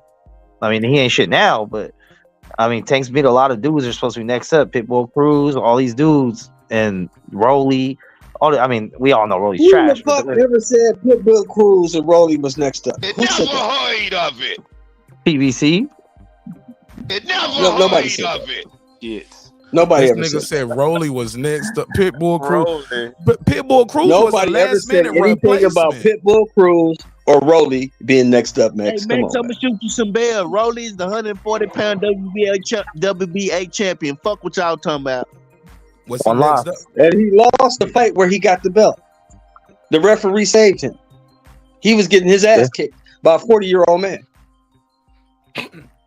Who got a better resume? Who got a better resume, Shakur or Haney? Haney. Haney. Shakur don't have a good resume. He got a top-ranked fucking resume. Does Why do Floyd you have say a top- that, Brandon? Why does you Floyd keep saying Mayweather- people are Hold on, top does rank Floyd- creation? Hold on, wait. Go ahead. Yeah, because if Bud is a top rank creation and Shakur's a top rank creation, that means Marvin Hagler's a top rank creation, and Floyd Mayweather's a top rank creation, And Oscar. De La Hoya's a top rank creation, and we can go on and on naming all these top rank creations. So why do you keep saying that? Because they have Hall of Fame matchmaking in NBL. So Marvin Hagler's a top rank creation? Like I said. What about Oscar De La Hoya? Like I said. What about Floyd Mayweather? Hold up. What about Floyd He ain't Mayweather? answering the questions. Hold up. You naming more people. He ain't answering. He just keeps. I told you. But Brandon, can you answer? Are they yes or no about those fighters? Are they I'm top trying to ranked answer. creation? I told him exactly who and what I thought were top ranked creations. If they are, I tell you. If they not, I tell you. So So he just asking you listen about to- these guys. So all of these guys, they legit that he's naming though, right? I gotta look into their careers, but they sound legit to me. You got to look into Marvin Hagler's career? That's a joke, man. Come on, man. We don't know you joking. We serious, bro. We didn't know you was joking. So are they top? So who is legit? Out of all those people you named, can you agree they all legit or are they not legit? Are they in the Hall of Fame? Hell Yeah. Yeah. And be careful, Brandon. You on the wrong side of the street, dog. Yeah, they Hall of Famers, but Bud is going to the Hall of Fame and you call him a top ranked creation. Bud going to the Hall of Fame because Top Rank matched him up perfectly to get the 140 pounds. Oh shit. Oh shit. Here we go with the bullshit. Here we go. He still got to go in there and win the fights too, though, Brandon. And it ain't like it's not like he's getting gift decisions, Brandon. He's stopping these dudes. Boots 2.0. Nah, Boots ain't got one title. Bud got 6. What did that make Spence a PVC creation then? I don't understand. Ooh, that's a nasty one there. I don't understand. But now you don't understand. He said, I don't speak English. No habla. I don't even understand that. No habla. Yeah, Now you especially don't when understand. Spence not suing his former promoter for not matchmaking him the right fight. So I told you, top ranked creation. No, stop the bullshit. That's not what the lawsuit was about. See, y'all be killing me with that shit. Yeah, but just to know it, look, Brandon, I already did this with Brandon. He knows that. He just brings that up to try to sway the talking point. He already knows what the lawsuit is about. It's a violation of fiduciary duties, and it's a violation of fights he did not get. He fought once a year. He's supposed to fight twice. 2 fights apiece. And every fight that's not Errol Spence, it was like another million on top, hence the 10 million. 4 plus 1 and 1 equals 10. That's the 10 million. We can move forward. Is that supposed to be an insult though to say someone's top rank or PVC creation? I mean, their promotional companies are supposed to do. Supposed to build the fighters so you think they're Superman. Like no, Mexi. What you're doing right now, Mex, is you making sense, and you know Brandon Washington know how to do that. Hey, let me stop that shit. That's some dumb shit. Shout out to Karate Body. Let me give him the $5 drop. Thanks again for supporting the show in a major way and helping fund this trip to Vegas. I got 5 on it. He said a clear sign of the danger Pacquiao saw in the 2 opponents is him asking for 40 mil just to face Bud. He felt like Spence was tailor-made for him. All right, shout out to Karate. I got 5 on it. Go ahead. What you say, Brian? You said that. I said, is that not a fact? Is that not a fact? No, Brandon, you keep fading your mic out. I didn't hear what you said. Nah, it went on mute when you hit the button. But okay. That's a casual talking point. Nowhere will you see anywhere in paperwork or Bob Arum say that Pacquiao asked for $40 million. That's a casual talking point. But go ahead. All right, Karate Body, let us know where you got that from. Anybody on the panel heard Pacquiao was asking for $40 million for yeah, I heard that. I heard that. I heard the same thing. Pacquiao wanted $40 million to fight Bud. And Bob Arum told him, I'm not giving you that. Casual talking point from the king of the casuals. I told you. I bet you can't prove it. I thought Bob just didn't want to sacrifice his cash cow. Well, that's what he said. No, Bob said that he didn't want. Bob said his exact words were he didn't want his friend getting hurt. Is what he said. Okay, so where you get $40 million from? Okay, I got an article right here. I just Googled it. Go ahead, Mark. Go ahead, Mark. I ain't got to say nothing, Brandon. Mark will do it for me. Manny Pacquiao. This is February 14, 2021, 6:24 a.m. Manny Pacquiao wants $40 million to fight Terence Crawford. It's the headline. The legendary. Oh, matter of fact, I'll just share my screen. Let's just share the screen. I want to see a quote from Manny Pacquiao, and I will apologize. Yeah, it's all good. I'm gonna read through it. I just clicked on the first one I saw. I just Googled Manny Pacquiao, Terence Crawford, $40 million. Let me fast. Here we go. You said you didn't see something about Bob. Okay, here we go. Long reigning Terence. Blah, blah, blah, blah. I like to fight somebody who has a title. Pacquiao said in the interview. It was in the Daily Tribune. Here we go. Somebody got fix your mic. Pacquiao, who held the fix your mic, please. Told the Daily Tribune he wants a big fight with the current against a current title holder. I would like to fight somebody with a blah, blah, blah, blah, interview. We told Bob I get $40 million and Terence Crawford gets 10. This is according to the quote, and this was in the interview we did with the Daily Tribune. I will fight anybody. You know me. I don't back down from the challenge. Bring them on. Here you go. The quote. So Manny Pacquiao said he want 40. Did y'all hear me? Can y'all see this quote? If that's the quote, I stand corrected. If that's the quote, I stand corrected. That's all. I like to fight somebody with a title. We told Bob Arum I get $40 million and Terence Crawford gets 10. I stand corrected. All right. Around here we call that checkmate, nigga. Again. But I'll take 20. But I'll take 20 to fight that guy. He was getting 20 to fight Errol. Is what you're saying? Yep. I want 40 to fight him, but I'll take 20 to fight that guy. And they were trying to cash out on him. So what they tell you? What they tell you? He's gonna beat Errol. Boy, gonna beat his motherfucking ass. I don't think he would have beat Errol. I don't know if Errol would have kicked Pacquiao's ass. Errol would have kicked his ass. It would have been worse than what happened with Ugas, bro. It would have been worse. Yeah, but go ahead. What was you trying to say, Brandon? Oh, they said you need to apologize, Brandon. Nick Rich said apologize. Karate Body said apologize. I'm sorry, Karate Boxing. My bad. Hey, you a real one, B-Dub. That's the easiest that. That's a real man right there. That's how you do it. It's over. Hey, you made the nation proud. Maybe I'll be like one of these other YouTubers and start making apology videos. We made them bend the knee tonight, y'all.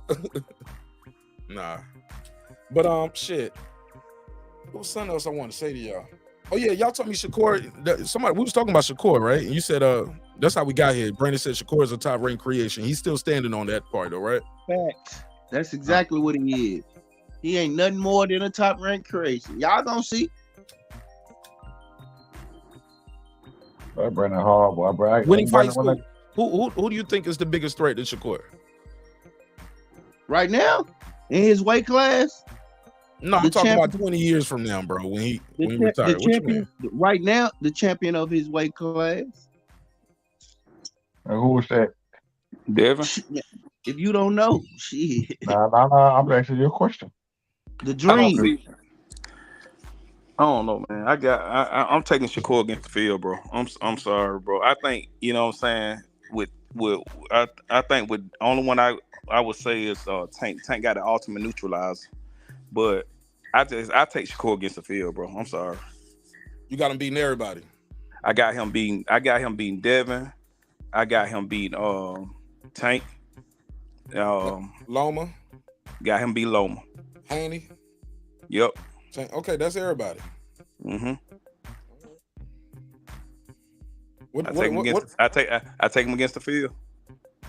Hey, go ahead, pass it around. Golden. Mex, where y'all got him at? Go. Talk about Shakur? Yeah, his resume better than Haney or no? Hell no. Resume, no. Skill set, probably. His resume ain't better. Somebody I was talking to earlier said Haney's resume isn't all of that based off Loma. That's you, Mex, right? Yeah, I say he's top heavy with the Loma shit. What's the other fights? Like, Linares, Jojo Diaz. Linares been lost hella times. Ain't really won shit since. Jojo Diaz, Jojo Diaz. Look good. What else we got? Gamboa, old ass Gamboa. I really feel I don't feel like he's fought a prime skilled fighter yet. Kambosos?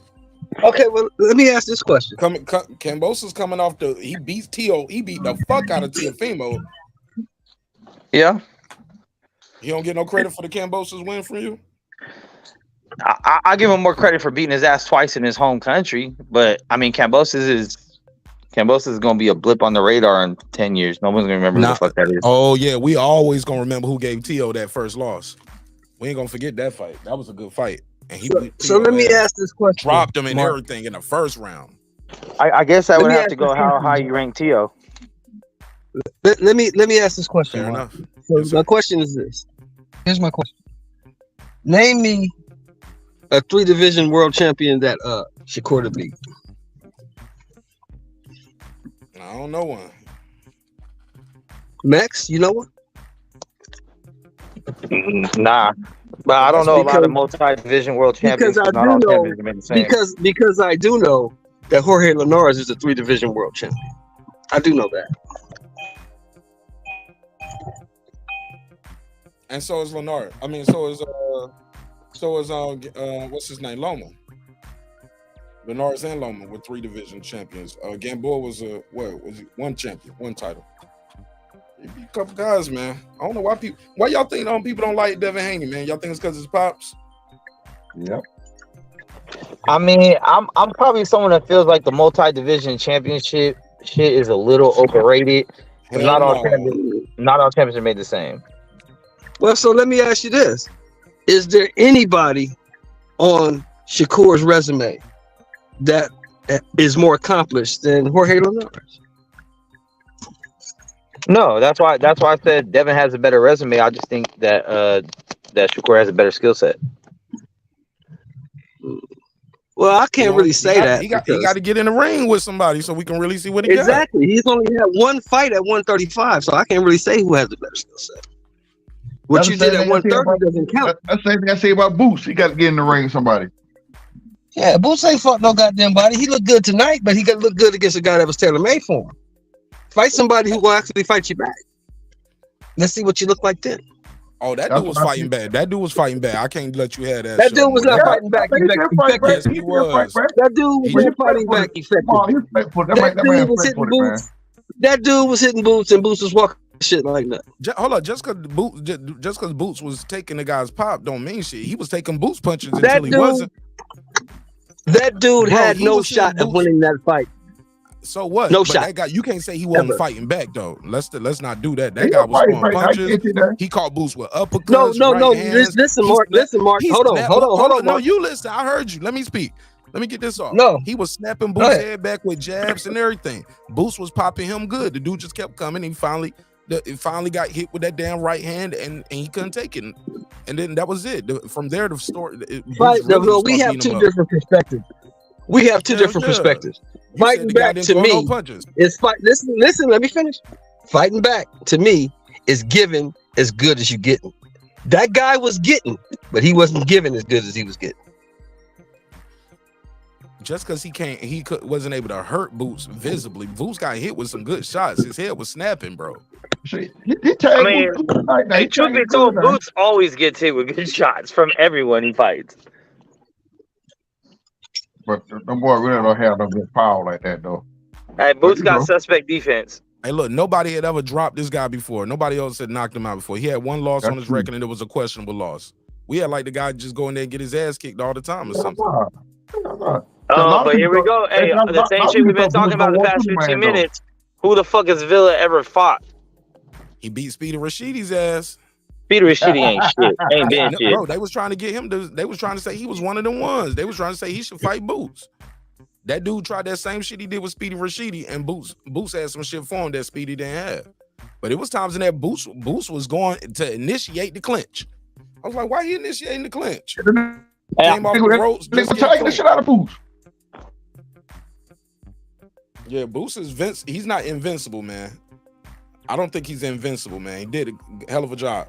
But go ahead, show more. Go ahead. Let me hear some more slander. No, I'm at the store right now. I was just gonna say, look, we don't really know what Boots Ennis is because Boots Ennis ain't fuck nobody. That's true. He's still learning. He still got a lot more work he got to do, man. Here's my issue with Boots. I don't think we're going to see much from Boots because in the 147 division, there's not a lot of fighters with footwork. A lot of those fighters come straight forward. From Virgil to Stanlionis to Spence. Oh, shit. Brandon on the left. Do you see him? Damn. Yeah, he left. He might have to come back. Who knows? It's all good. Go ahead, though. I feel like 147. We ain't got to make no announcement for that nigga, Mr. Golden. I think 147 doesn't have a lot of pure boxers that have footwork and defense. I think a lot of them are bangers, from Spence to Stanlionis to Virgil to, pretty much everyone but Bud, as far as the top dudes. So I think Boots is going to look good against most of those dudes because they all come forward and throw. What y'all think of the Floyd Schofield fight? Did y'all see little Floyd Schofield in there?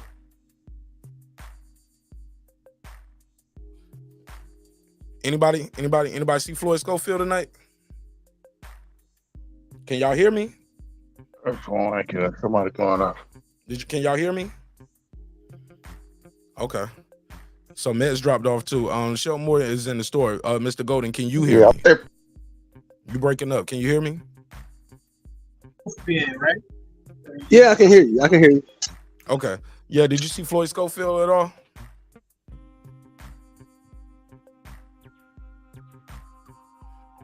Okay. Well, I'm gonna just talk to the chat real quick. Shout out to Kid is back. He said Kid Austin looked good. Yeah. Oh, you talking about Schofield? Did Schofield win tonight? Yeah. He dropped the guy like 3 times. He dropped him 3 times. He didn't stop him, but in the last round, he got hit with a headbutt. Got a really bad cut on his cheek. It wasn't enough to stop the fight. Oh, that's like 6 months out the ring then. That's like 6 months out. You got to heal up. When you see how bad that cut is, bro, you can damn see the bone moving. It was bad. I was looking at some of the mistakes he was making during the fight. It was I saw him doing kind of like he was doing like I seen him before, where he throws so much stuff with power, and he just throw I didn't see him in no immediate danger neither, but he was getting hit really clean with some good shots because he was just winding up and telegraphing shots. And just chasing the guy down. He was like a bull in a china shop at times. They were trying to tell him to calm down. I think once he started changing the speed up on the punches, as he got closer to the end, that's when he did his best work. That's when he started hurting that dude. But yeah, them cuts was nasty. Mr. Golden said drop the link. The link is pasted and pinned at the top, but I'll drop it down. Well, you gotta remember, Mark, that Floyd Schofield's 20 years old? Yeah. So we got a lot of learning to do, bro. Yeah, you do. D-Lo 404 Boxing, what's popping, my man? Nick Rich says she don't like when guys. What she said? She said I don't like. Shout out to Vern Davenport Jr. I see you. Somebody said Tank so good. Why he ain't fighting? Tank so good. Why he ain't fighting Prograis? Prograis is at 140. Yeah, 140. I don't think Tank going back up to 140 on no time soon. Because he said, I remember before he said, anything from 130 to 140, that's me. But then after the fight, he was like, I think I'm going to go back down, stay at 135. This was, it felt different being in the ring. Even though he stopped Barrios, but he was like, yeah, I'm going back to 135. I'm gonna stay there. Nick Richards said, what she say? She was like, I don't like when, what she say? I'm gonna read it. She said, I don't like to see people tear down fighters after they done their job. Yeah, he definitely did his job. Definitely did his job. All right, Mr. Golden, you back? Who is Nick talking about? Roman V? I don't know. I don't know if she's talking about you, talking about him, or people was talking about Boots. Gotta fix that mic. Hey, is that, hold on, is that Golden? Is that your mic? Ticking? There you go. It's good now. I don't know. I'm good now. Yeah, you good. Oh, okay then. Yeah, I had this. My other phone got overheated. Yeah, that's riding that bitch out all day. Yeah, this shit kill a battery. Yeah, this shit'll kill your battery. Live man. said Tank need to fight Pitbull again. I think that's what they lead into when he gets out of jail. I think that's probably going to be the next fight. They've been building that up for Pitbull for quite some time. But now that fight, I thought Tank lost that fight. You did? Yeah. Really? How so? Man, Pitbull put that work on Tank ass. Tank tried to come out the excuse that he lost. He hurt his hand. I don't think his hand was hurt. Did you see it? They put the camera on it. Did you see it? Did you see it? They put the camera right on it. It was swollen.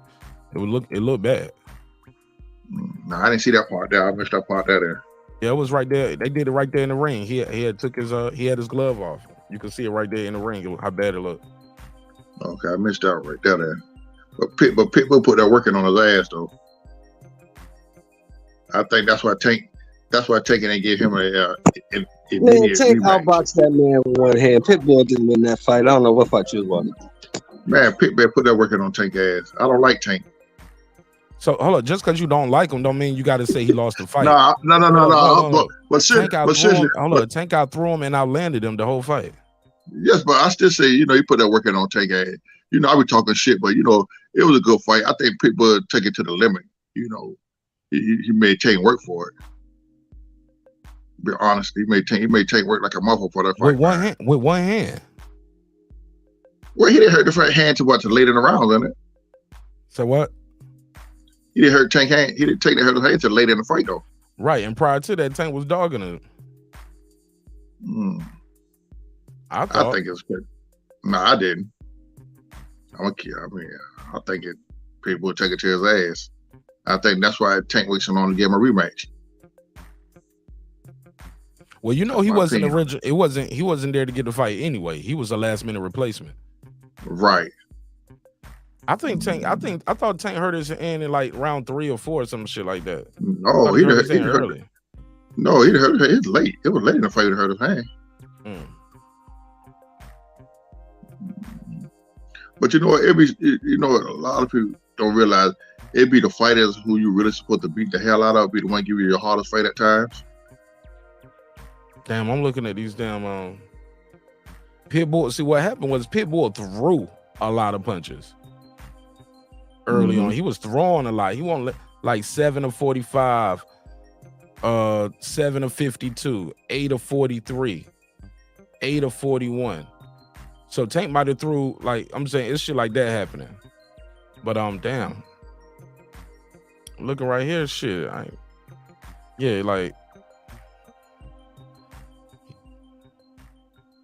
But Pitbull made it an ugly fight. That's what he did. It definitely made it an ugly fight. But damn, this nigga. Hey, Mark, I didn't get your take on this. I don't think I spoke to you since they came out with a damn with Kell Brooks and Shawn Porter came out. What you think about the interview they did? As far as that coaching roundtable thing?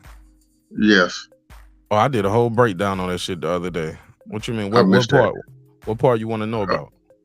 That part with Kell Brooks said about him being weight trained to fight Errol and shit. I mean, shit, I've been saying that for a minute. I was like, he came down 2 divisions in less than a year, and he had to have face surgery. Now, it might take like 8 weeks for something like that to heal, but then you got to go into a training camp, and then you got to fight and make weight. Like, it was just a lot coming down 2 divisions.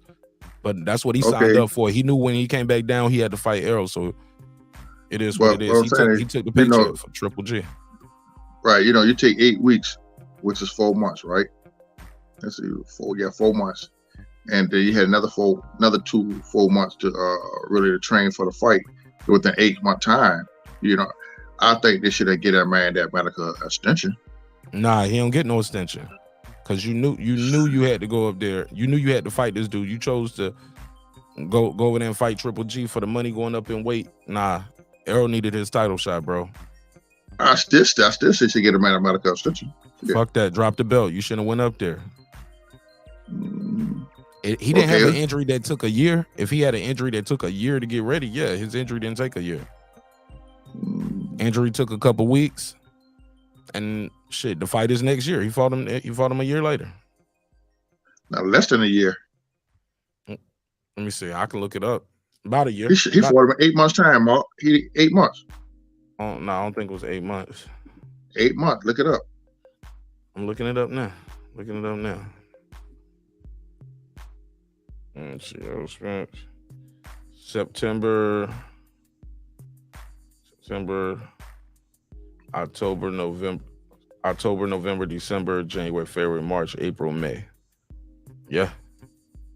So give or take, yeah, about 10 months, 9 to 10 months, yeah. Kell Brooks said the other day it was 8 months. Within 8 months time, he was back in the ring fighting. That's why I said that's why he asked for a medical extension to give himself proper heal. November, December, January, February, March, April, May. Really, yeah, it's about eight and a half, almost. Yeah, actually, 9 months. It's pretty much a little over 8 months, 9 months. Yep, right. 8 months. All right, well, fuck it. That's the price you pay. Yeah, that's true. But you know, and you know, IBS would be the toughest sensitive body, but likely they would get soft as hell. I don't know what you mean. I mean, they're supposed to be the one that supposed to be the strictest sanctional body on their rules and regulations, but they haven't really been enforcing their rules lately. I mean, they're supposed to be the one who. That's why they didn't get Kell Brooks no slack. You feel me? They were strictly the hot people. Shit.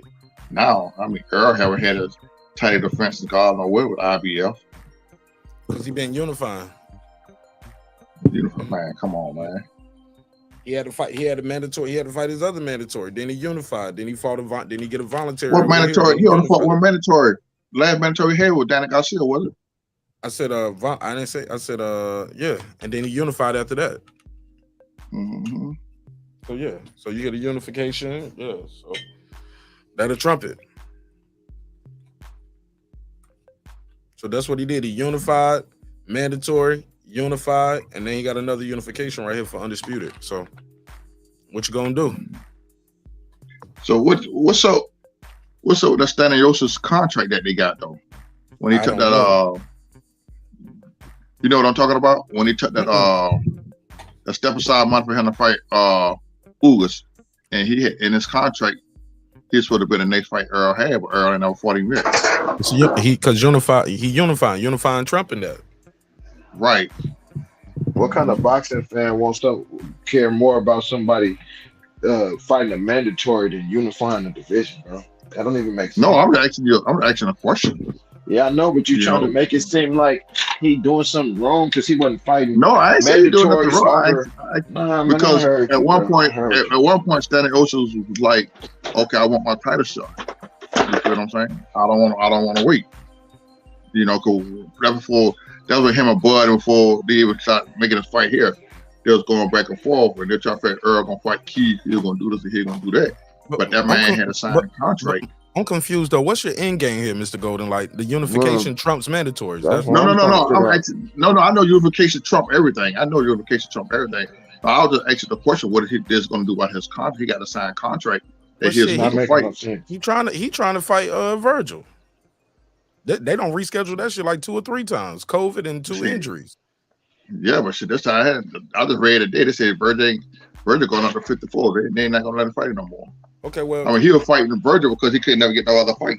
Well, he ain't about to fight Spencer Crawford now, though, bro. They got. I know. I know he was to fight neither one of them. And they got a rematch clause. So I'm just trying to. Yes, he ain't gonna fight neither one of them. No, I was asking what's the situation with that contract that he claimed like he got. That's what I was asking about. I don't know. Shit, Caboose get his shot at the IBF. Yeah, because no matter whoever fights, he got 120 days to fight him. Or after they finish doing whatever they doing. But let's go to Naughty Crash, man. He just got here. What's up, fam? What's up, bro? What's popping with you, dog? Nothing. Just got through watching Boots dismantle that, man. Talk to me. What you think of the fights, man, and what you think of the All Access? Oh man, we'll start with the All Access, man. I think they're doing a real good job with this fight, man.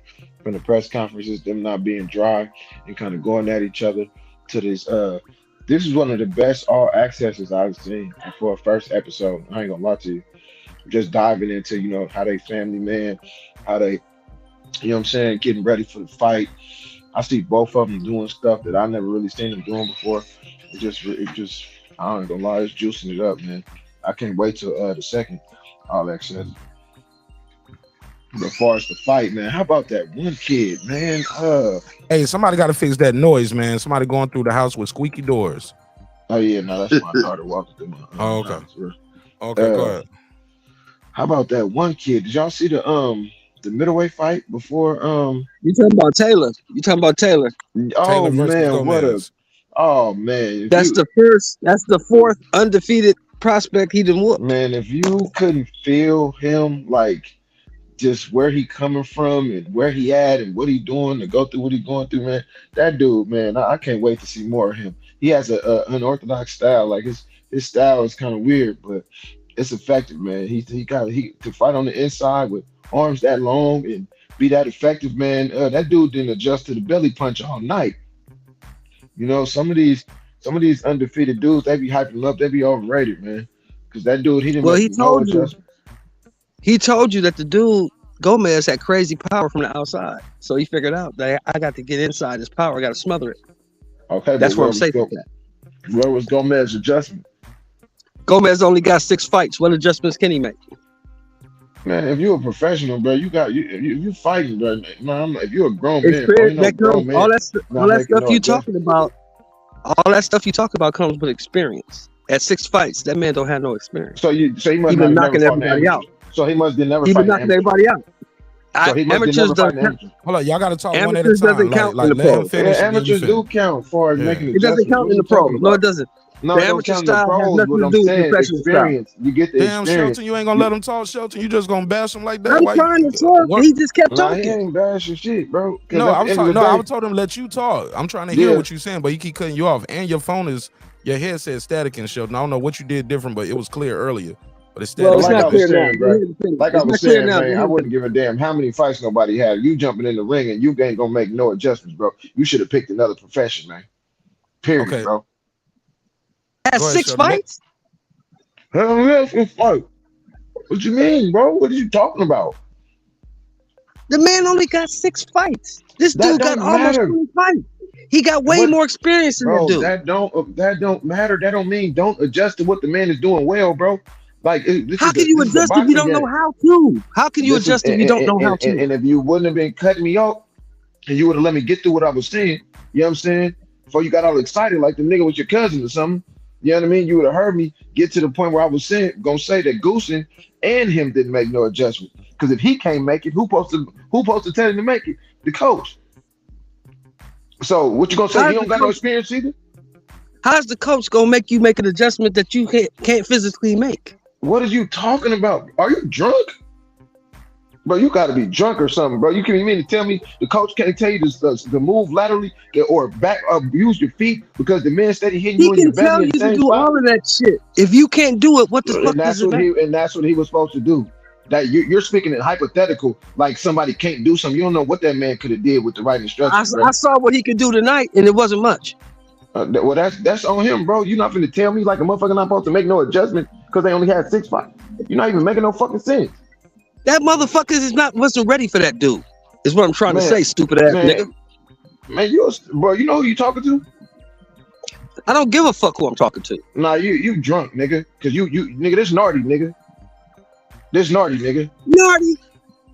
Yeah, bro. Yeah, you tripping, bro. I ain't heard your voice, nigga, in how long? What's up, bro? All right, but damn, when the last time we talked, nigga? I know, y'all both been talking to each other a little crazy though, bro.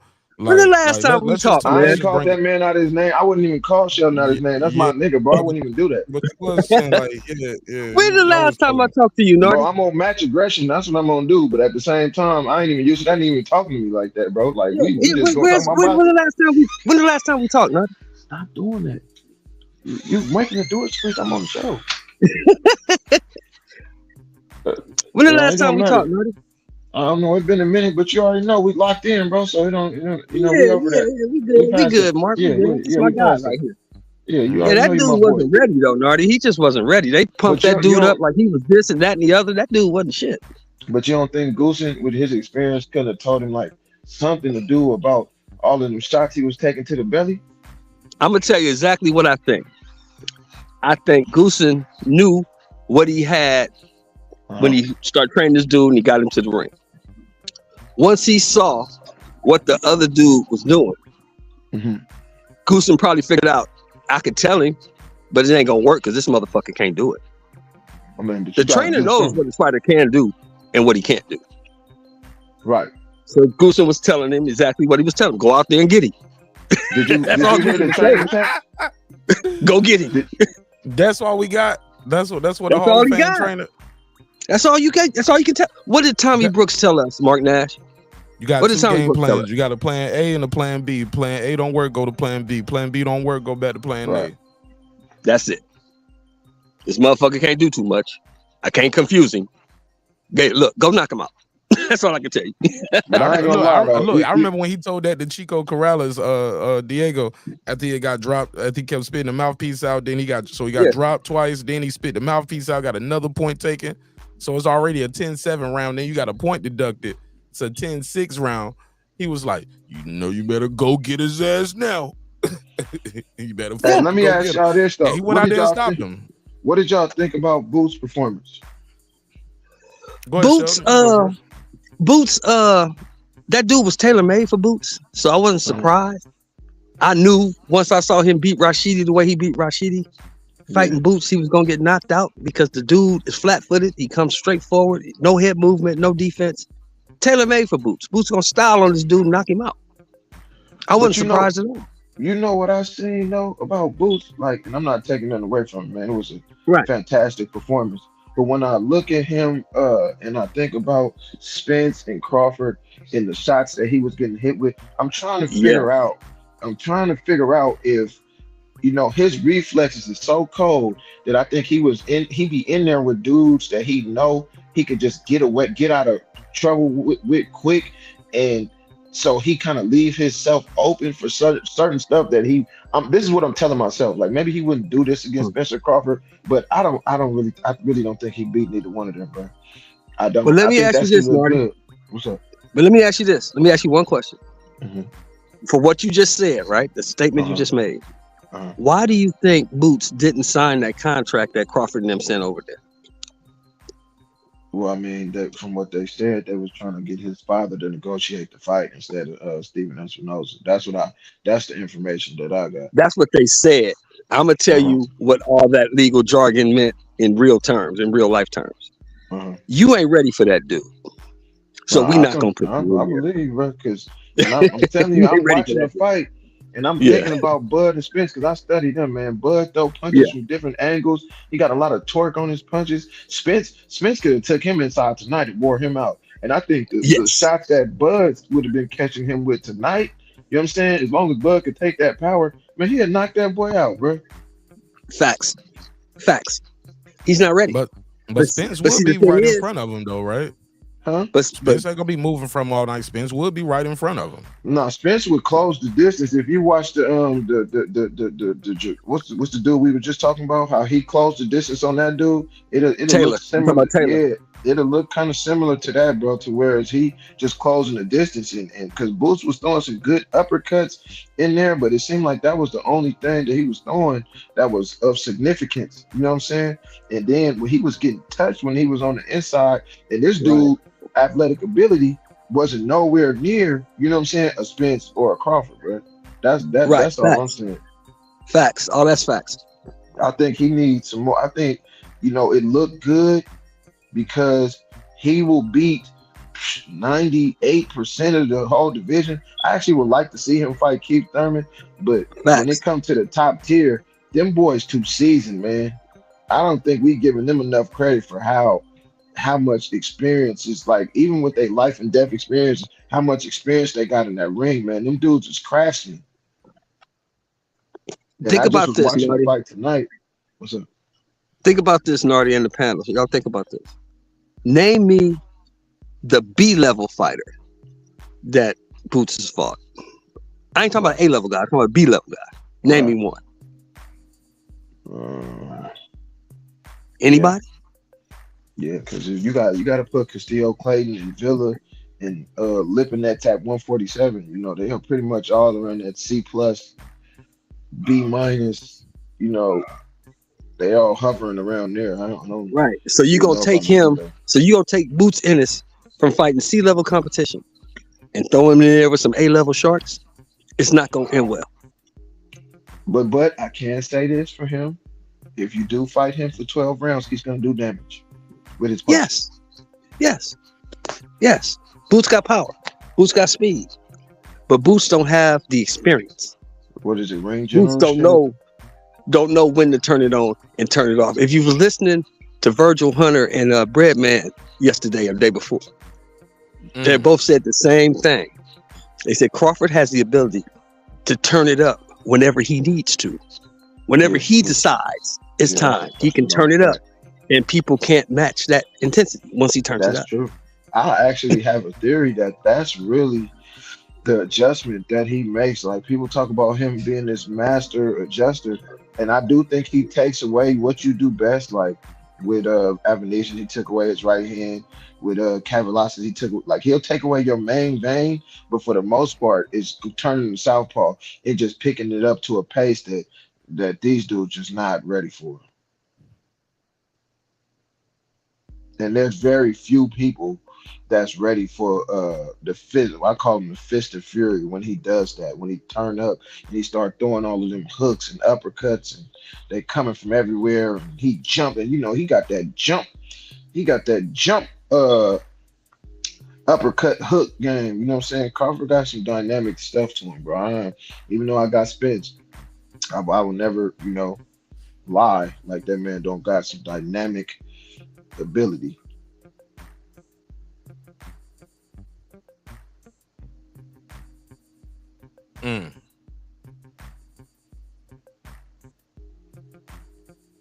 Yeah, man. I think it's gonna be good, man. I think it's gonna be good.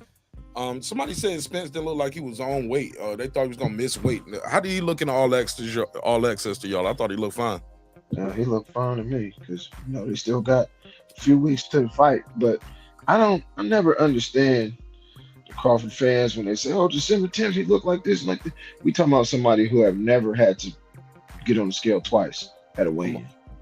That's what I'm saying, bro. I ain't concerned with that.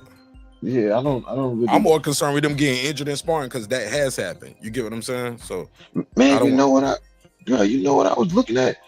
I don't know if Errol did this on purpose, but in the highlights on the All Access, man, it didn't show nothing but Quentin Randall hitting me. He got Quentin Randall in camp with him right now. And when they was sparring, man, they didn't even show Errol land a punch. I don't know if he did that on purpose. I didn't even notice. Yeah, just watch it. All it show is Quentin Randall landing the right hand, and then them doing a little bit of tussling after that. They should have edited that shit out. Why would they do that? Man, that's what I was trying to figure out, bro. Maybe they did it on purpose. I don't know. Yeah, man. I hope the next All Access is. I know that one's gonna be a little bit better. Did we get any revealing thing? I saw Terence Crawford eating ribeyes during camping. Errol up there eating like slushies with fruit and shit. Yeah, well, they got him on that strict diet with the nutritionist and stuff. I'm trying to figure out if that's the same nutritionist from the last fight. I believe it is, but I think the strength and conditioning coach is different though, right? Yeah, the white guy, the last camp. This is a black dude, right? But see, that's what I'm saying. That same white guy was his nutritionist too in the last camp. Maybe this guy works for him or something. I'm not sure. Oh, okay, could be. Because he was talking like he was there a couple years ago. All right. Oh, what about Floyd Schofield? You see him fight? Nah, I didn't get to see that. What happened? He was beating the shit out the guy the whole fight. The dude really was moving, holding a lot. Every now and then he'll land a good shot on Floyd because Floyd was just a little too over eager trying to get the guy out of there. But but he ended up dropping the guy once. He dropped him again, and I think he dropped in the next round with a body shot. But right there in that 9th round, going to the 10th, or it was the 9th round, right before we go into the 10th and final round, he got a really nasty cut on his cheekbone. Ooh. I mean, a nasty cut, man. It looked like at least an inch or inch and a half long.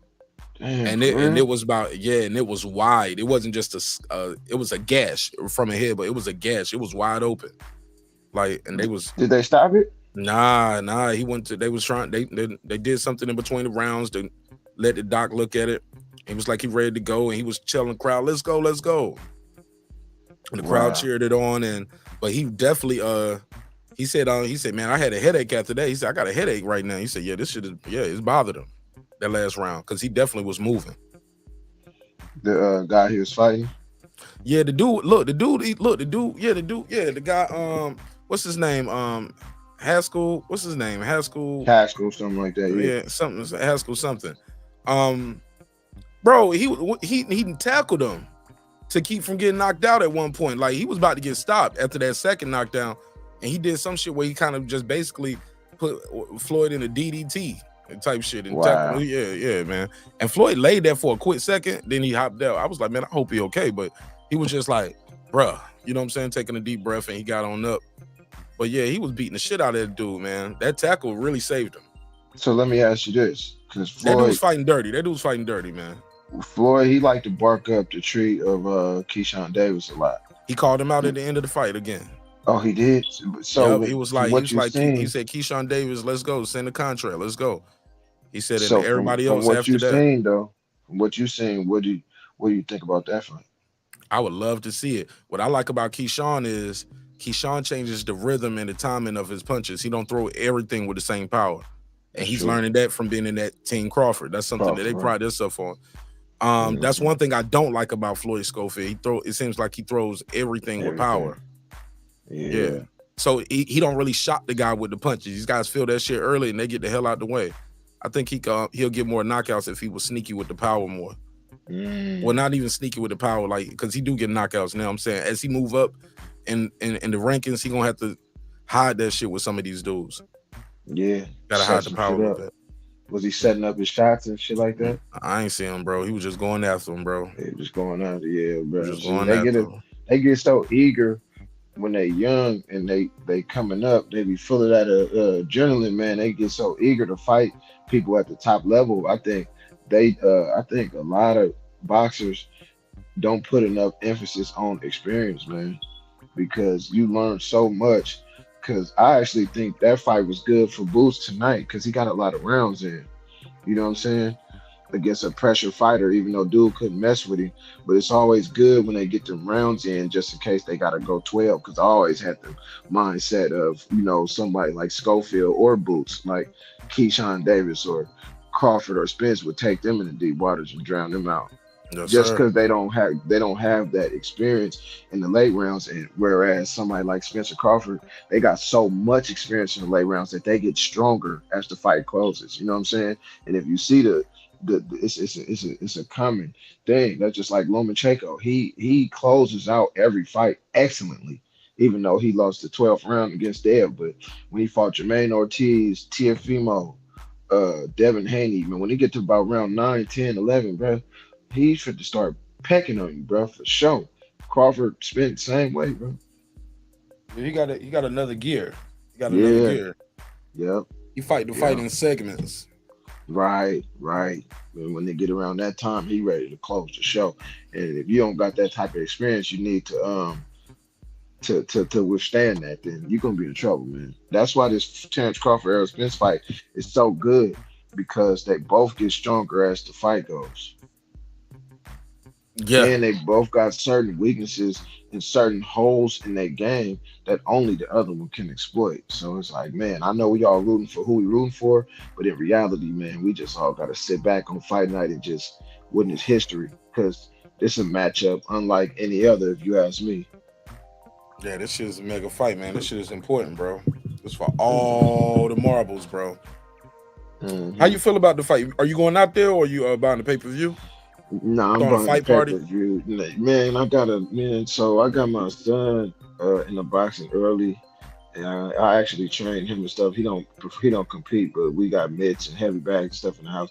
And then my his mom, my girl, we all so heavy in the boxing that, man, I watch the fights with them. So we gonna be right here in the living room jumping. Are you gonna kick it with the fam? Yeah. That's dope. Y'all gonna be there screaming at the screen. Yeah, my son a Terence Crawford fan. I'm a Errol Spence fan. My girl Errol Spence fan. So his little brothers, they side with Crawford just because they big brother Crawford. So it's like, we finna be in here with our shirts on, even though we ain't got the Crawford shirt yet, but we gonna have our shirts on and it's gonna be going down in this motherfucker, bro. But it's gonna be sad because if Crawford lose, he gonna cry. He ain't gonna lose though. You gonna cry.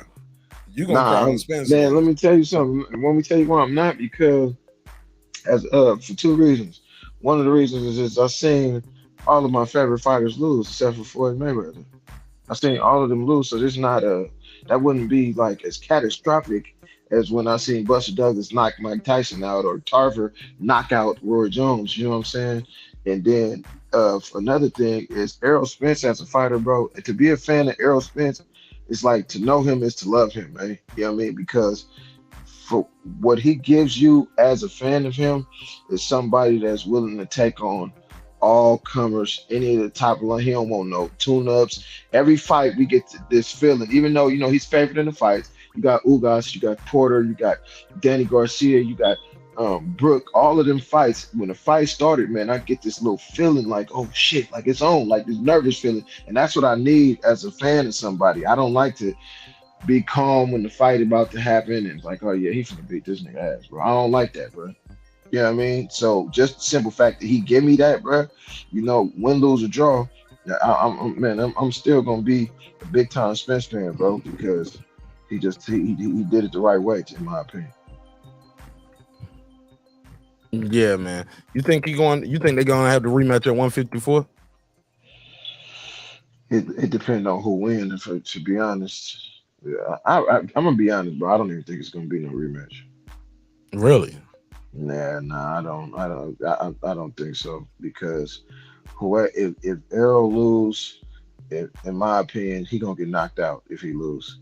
And if Crawford lose, it's a possibility Errol gonna break down or some bones on his body, because a 12-round fight with Spence, that's the typical thing that happens. And just like the typical thing that happens is Crawford hitting you with something you don't see and you being unconscious. If either two of those things happen, I really don't see the other person being in a rush to, you got to figure that out, dog. And you're not the same fighter after that either. So I don't think they're going to come on. He's stepping as soon as that bell rang. He said, let's go. Hold up. Let me do the super chat. Somebody said, we call this here a little twin. Wow. Nigga. He said, buy the kid a damn Crawford shirt. He said, you have a smart son. We call this here a little twin. Wow. Nigga. Go ahead, Naughty Crash. I said, in response to that, I bought it. It ain't came. Okay, shit. There you go. He said he did buy him a Crawford shirt. That's what's up. So y'all gonna have y'all Spence and Crawford gear on it and make it a family fair. Yeah, we argue, man. We even got the old school Fight Night champion. He got like PlayStation 5 and shit, but he keep his Xbox just so we could play Fight Night champion. And they got Spence and Crawford on there. You go download them in the little shared thing, man. And we be fighting with them and shit. They got the same attributes and everything. That's dope. That's dope. He be whooping your ass with Crawford, don't he? Man, at first he was, till I started attacking that body. Now he ain't as cool. He be talking about let's play 2K and shit. He want to play a whole different game. Yeah. Like, man, let's play basketball. Yeah. Yes, sir. Yeah, man. I don't know, man. They say they got 30 days The loser got 30 days to activate the rematch, and it has to happen this year. Now, we don't know if it has to happen at the same weight class. Right. You know what I'm Right. saying? We don't. But I heard them talking about it, and from the sounds of it, it's up to them. I think it's up to the winner, if I'm reading it right. The winner to say, well, nah, we fighting again at 147, or no, we fighting at 154. Yep, I think, and honestly, if it is a rematch, I think Bud, he gonna make it at 147 again, because I don't really see him. I don't see him letting Errol get that big for a fight being smart, bro. That's just not smart to me. Would you? Shit. I mean, nah, I wouldn't, because he gonna rehydrate. He's just a naturally bigger person. You know what I'm saying?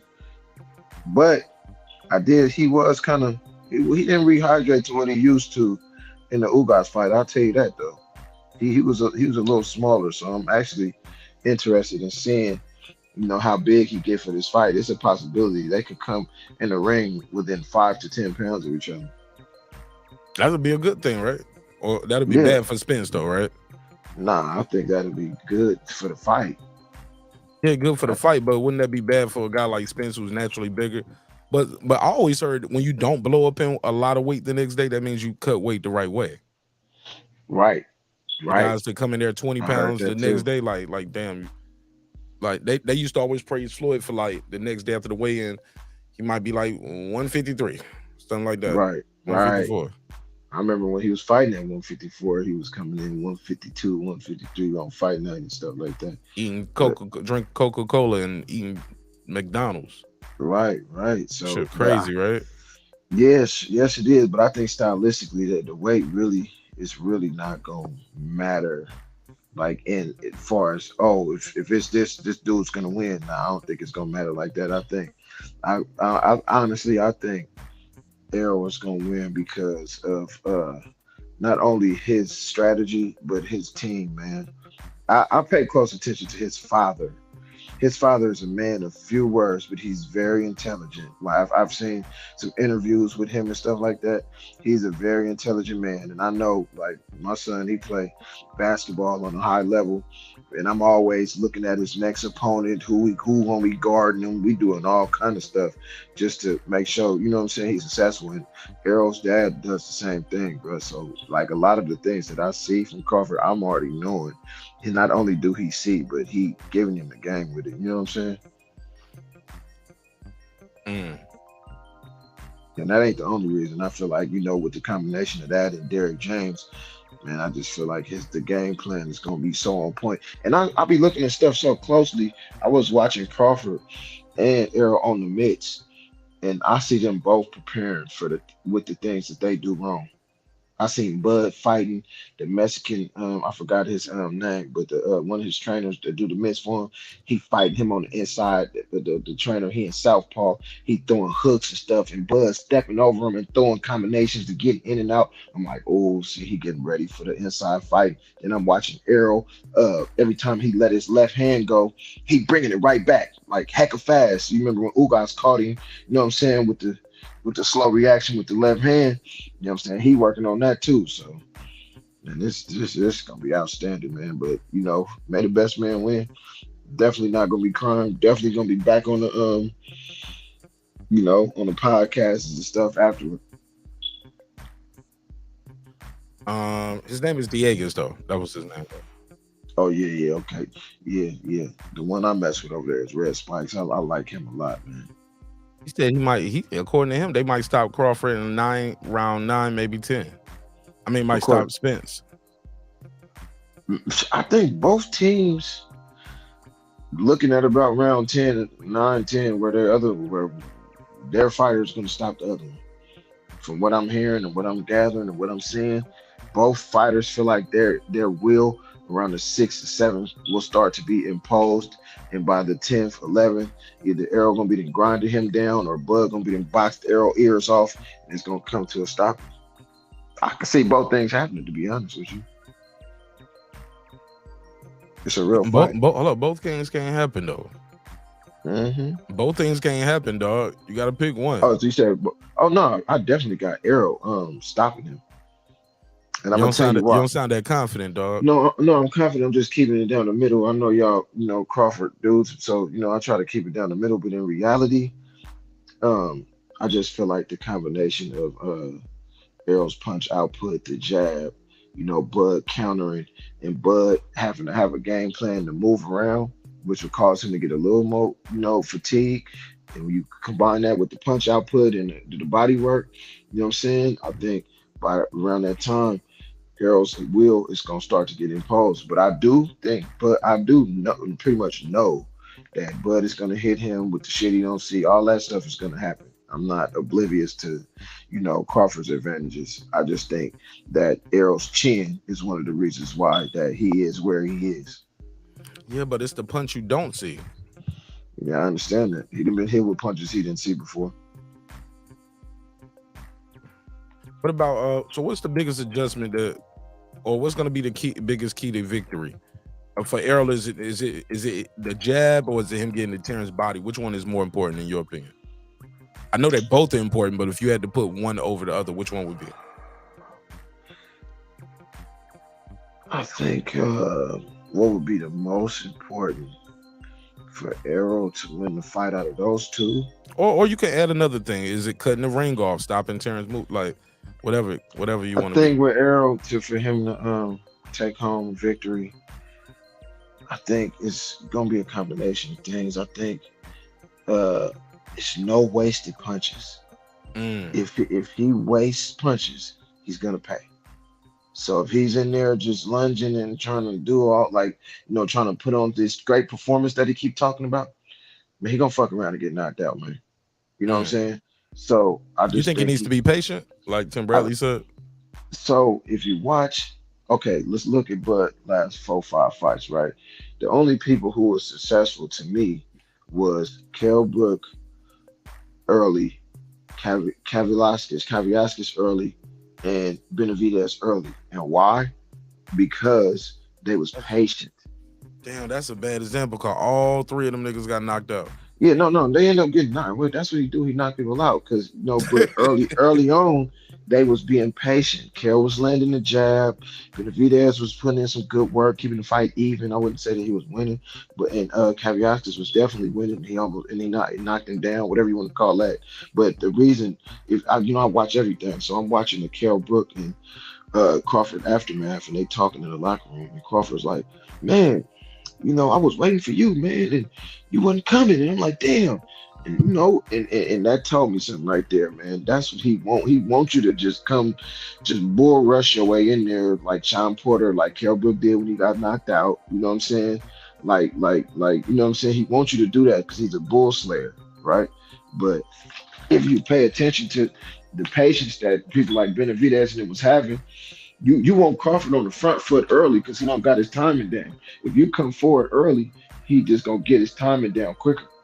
So I think Errol got to touch him with the jab, early stab jabs. It's a lot of feinting, and do some work against the ropes to the body, but don't necessarily load up like that. Just touch him until he forced to come out with not his ultimate game plan, but plan A and B. And then you go to the corner, you make adjustments with Derrick James, because Errol's jab serves as different things, man. It serves as a rhythm disruptor overall. That's how people like Mikey Garcia, Ugas, Danny Garcia, counterpunchers, they wasn't able to get their shit off like they wanted to. Because after Errol will throw a combination, what he does is when he see you coming, he does one or two things. Either he's gonna back up and get out of range, or he's gonna take a couple steps back but pop a few jabs. So right when you're coming in, even if you come in and land, you're still gonna be eating a jab, and it's gonna take a little bit of the steam off. And I think Crawford is gonna have trouble with that because he's gonna get to a point where he wanna come, where he's ready to come, and he's gonna come.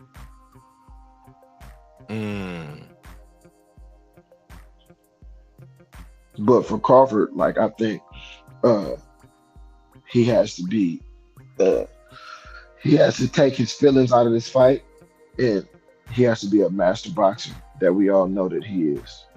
And he has to be very patient and use his sneaky power, the power that you was talking about, land some shit early, but don't put his all into it. I think he need to confuse Errol. He need to confuse him because when Errol get confused and frustrated, he'll come through like a bull, and that'll open up the ultimate shot that he need to win the fight. Shout out to Modern King Boxing with a $2 super chat. Let me give him a drop. I'll give you the $2. You give him the $2. All right, pay him the $2. Oh, pay the $2. My boy Cam here. Shout out to Cam. Ant Live said what makes Bud more dangerous is he has a 74-inch reach. You think the reach is gonna be a problem? Spence got 72-inch, 74-inch. What you think that's an issue or not? So with that, the way I look at that, all right, you got Kell Brook, right? It wasn't a problem with Kell Brook till he turned southpaw, right? Like beforehand, Kell was jabbing him real good because Kell got good timing like that. So he was jabbing him real good. So the reach wasn't a problem. It became a problem when he was able to take Kell's jab away because he was able to turn southpaw and put his right hand right there where Kell's left hand was at. This is going to be, of course, we all know Errol is left-handed. So I think it's going to be a real pivotal point in the fight when we see if Bud being orthodox, if he can land. Oh, wrong button. I don't hit the damn wrap it up, but my bad, bro. I'm sorry. Oh, no, go. My bad. Yeah, but just to see if Errol, if Crawford can do the same thing he does to southpaw where he takes somebody's jab away, if he can do that orthodox against Errol Spence. If he can do that with his left hand and he can generate enough power to take Errol Spence's jab away, then man, it's gonna be some shit, man. But I don't think he can. When he in orthodox, he usually getting beat up.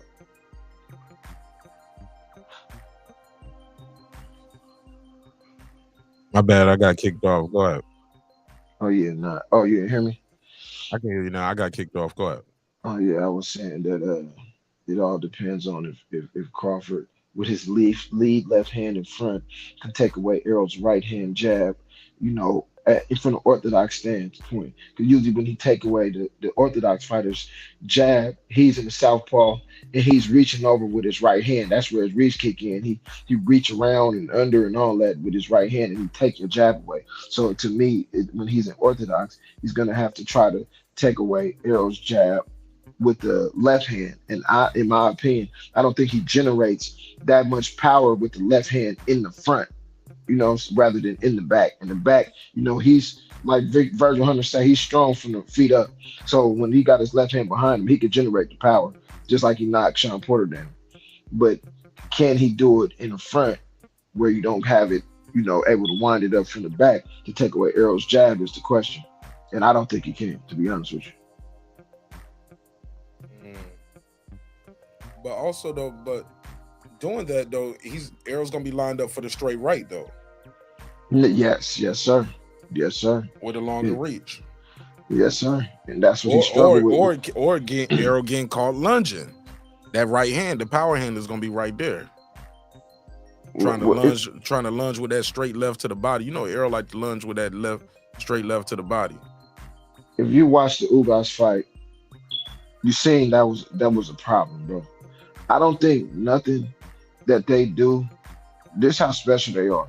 I don't think nothing that they normally have a problem with, I don't think it's going to be a problem that night because they both know they got to be careful. You know what I'm saying? Maybe later on in the fight, but at the beginning of the fight, like, I don't think Errol's going to do I don't think he's dumb enough to, put himself in that same predicament. Just like I don't think Bud is dumb enough to, try to go toe to toe with him, right from the gate type shit. You know what I'm saying? I don't see them doing that neither, bro. I see both of these guys being very patient. Me too. Yeah. People saying, nah, it's gonna be a war. They're going straight. I was like, no, it's gonna be a war of attrition. No, these dudes gonna be in there patient. They're not just gonna be in there just throwing shit left and right, just trying to figure it out. No, because nobody want to make a mistake in there with their other opponent. And because this might look something like Devin versus Loma at certain points. I just think The worst time for either one of them to get flushed out with a shot just called flush is at the beginning of the fight when the other fighter got his stamina and power is at 100. That would be stupid, bro. Because you for sure get knocked out. Now later on in the fight, after you felt somebody power, okay. But at the beginning of the fight, hell no, man. They're gonna be gauging distance and trying to feel each other power. Because both of them, I say this, both of them are the type of fighters. This is why we love both of them so much. Because if Bud wanted to, he can just run around and box people's ears off and never sit down on punches and knock people out. He got the type of feet to do it. And Errol showed against Mikey Garcia, he pretty much could do not the same thing as Bud, but he can box people and stay away too. But both of them are willing to take one to give a couple. And I think that's the part of the fight that's going to make it what's worth paying for. Interesting. That's an interesting take right there. I don't know what these people talking about. I was doing a show the other day and I was asking people about the game plan, like what adjustments. Let's say plan A doesn't work, right? Let's say Spence, the jab isn't there. What's Spence's next plan? He can't get to him with the jab. He keep getting countered, or Crawford's coming over the jab. What's his next plan? So, or if Crawford's moving around him and pot shotting him.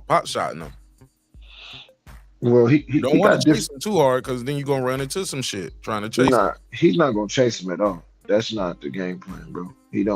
Errol don't really chase people. That's the thing about him. Like, people think he's just to think what they think, but he don't chase people like that, bro. He gonna cut the ring off and he gonna wait till you get against the ropes and get active. But let's say, Crawford is frustrating him and the jab isn't there.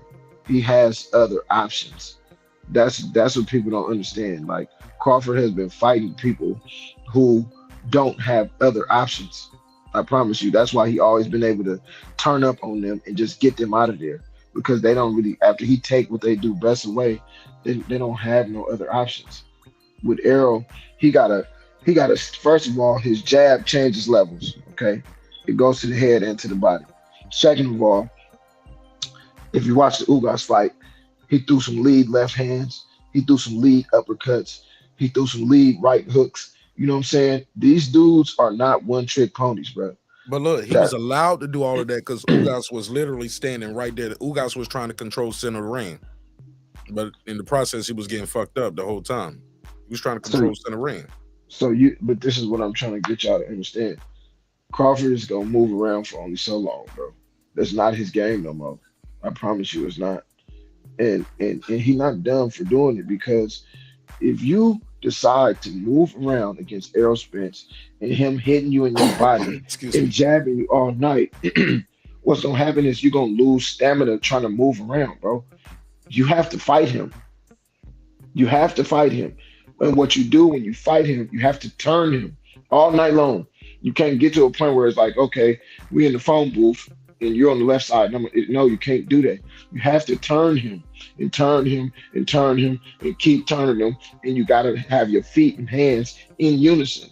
And Crawford is the kind of guy that can do that. You know what I'm saying? Yeah, I saw Shawn Porter have success when he was turning Errol. Yeah, that's what you want to do. I mean, Errol got some counters to that too, but it's going to take adjustment after adjustment after adjustment until the fight break out.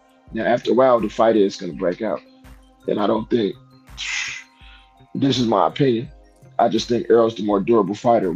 If I say, okay, these two fighters are going to get their hands on each other at some point, who's going to be able to take the most? Then I would definitely say Errol will be able to take more than what Crawford would be able to take, based on past evidence. I would say the opposite, based off injuries. Like, the guy and the weight. The guy say it's trouble making weight. The guy has prior injuries. Like, I don't think the guy who got the torn retina in sparring is the more durable guy. I don't think the guy who was his hips was hurting when he was fighting 𝗔𝗟𝗄𝗧 and all of that shit, I don't think that's more durable. And also the ring rust. That's where the ring rust will turn into health for Errol. People think it's going to be ring rust, but I honestly believe that his body needed this time. His body, because he fought Danny Garcia, then he fought 𝗔𝗟𝗄𝗧 after the retina tear. the body had to heal from the car accident. But people think boxers are like pit bulls or something. His mind had to heal too, right? So then you get a retina tear, in what was going to be your biggest fight ever. You have to heal from stuff like that, man. This is not a video game. So I think him beating Ugas, because he took some punishment in that fight too, a little bit of punishment, At least you're being fair, because people was like, he ain't do nothing. He broke his eyeball and he did. I was like, bro, he got hit during that fight, bro. Man, that nigga was getting touched in that fight, bro. He was getting up, touched, bro. I wouldn't say that. Ugas didn't even know him to be a power puncher, but well, you gotta understand this about showed Ugas. that, like, oh, I felt that that bothered me a little bit. Well, you can't really say.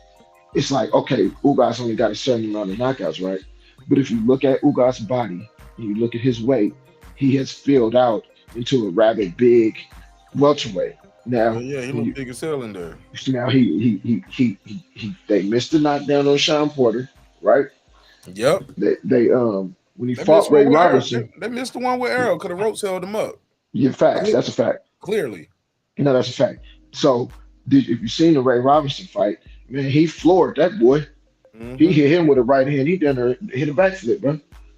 So while we say he's not a power puncher, I think over time, between him and his weight going up and him understanding what it is to land a punch and getting away from the original Cuban style and sitting down on his punches, I think he can punch. I feel like he can punch, bro. He got 40 fights. If he ain't did it now, when it's going to happen? Right. I mean, you get older. What you don't lose as you get older, your power, right? So I really do think, he was laying some leather on Errol, but one thing I could say about Errol Spence is this, man. When he fights somebody, right? If they fight back and they don't shell up for the rest of the fight, he ends up breaking something on them. And if you say Shawn Porter had hip surgery after the fight.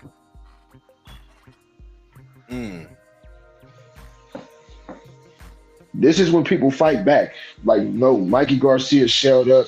Danny Garcia pretty much shelled up. You know what I'm saying? Those type of people who made it through like that, okay. But when people actually like, nah, fuck this, and they throwing their shit and he throwing their shit and they doing a bunch of trading, man, something getting broke, bro. What I don't like about Errol is the same thing I don't like too much about Floyd Schofield is it seems like a lot of times they throw everything with power all the time versus like switching the speed up and switching the trajectory of the shot.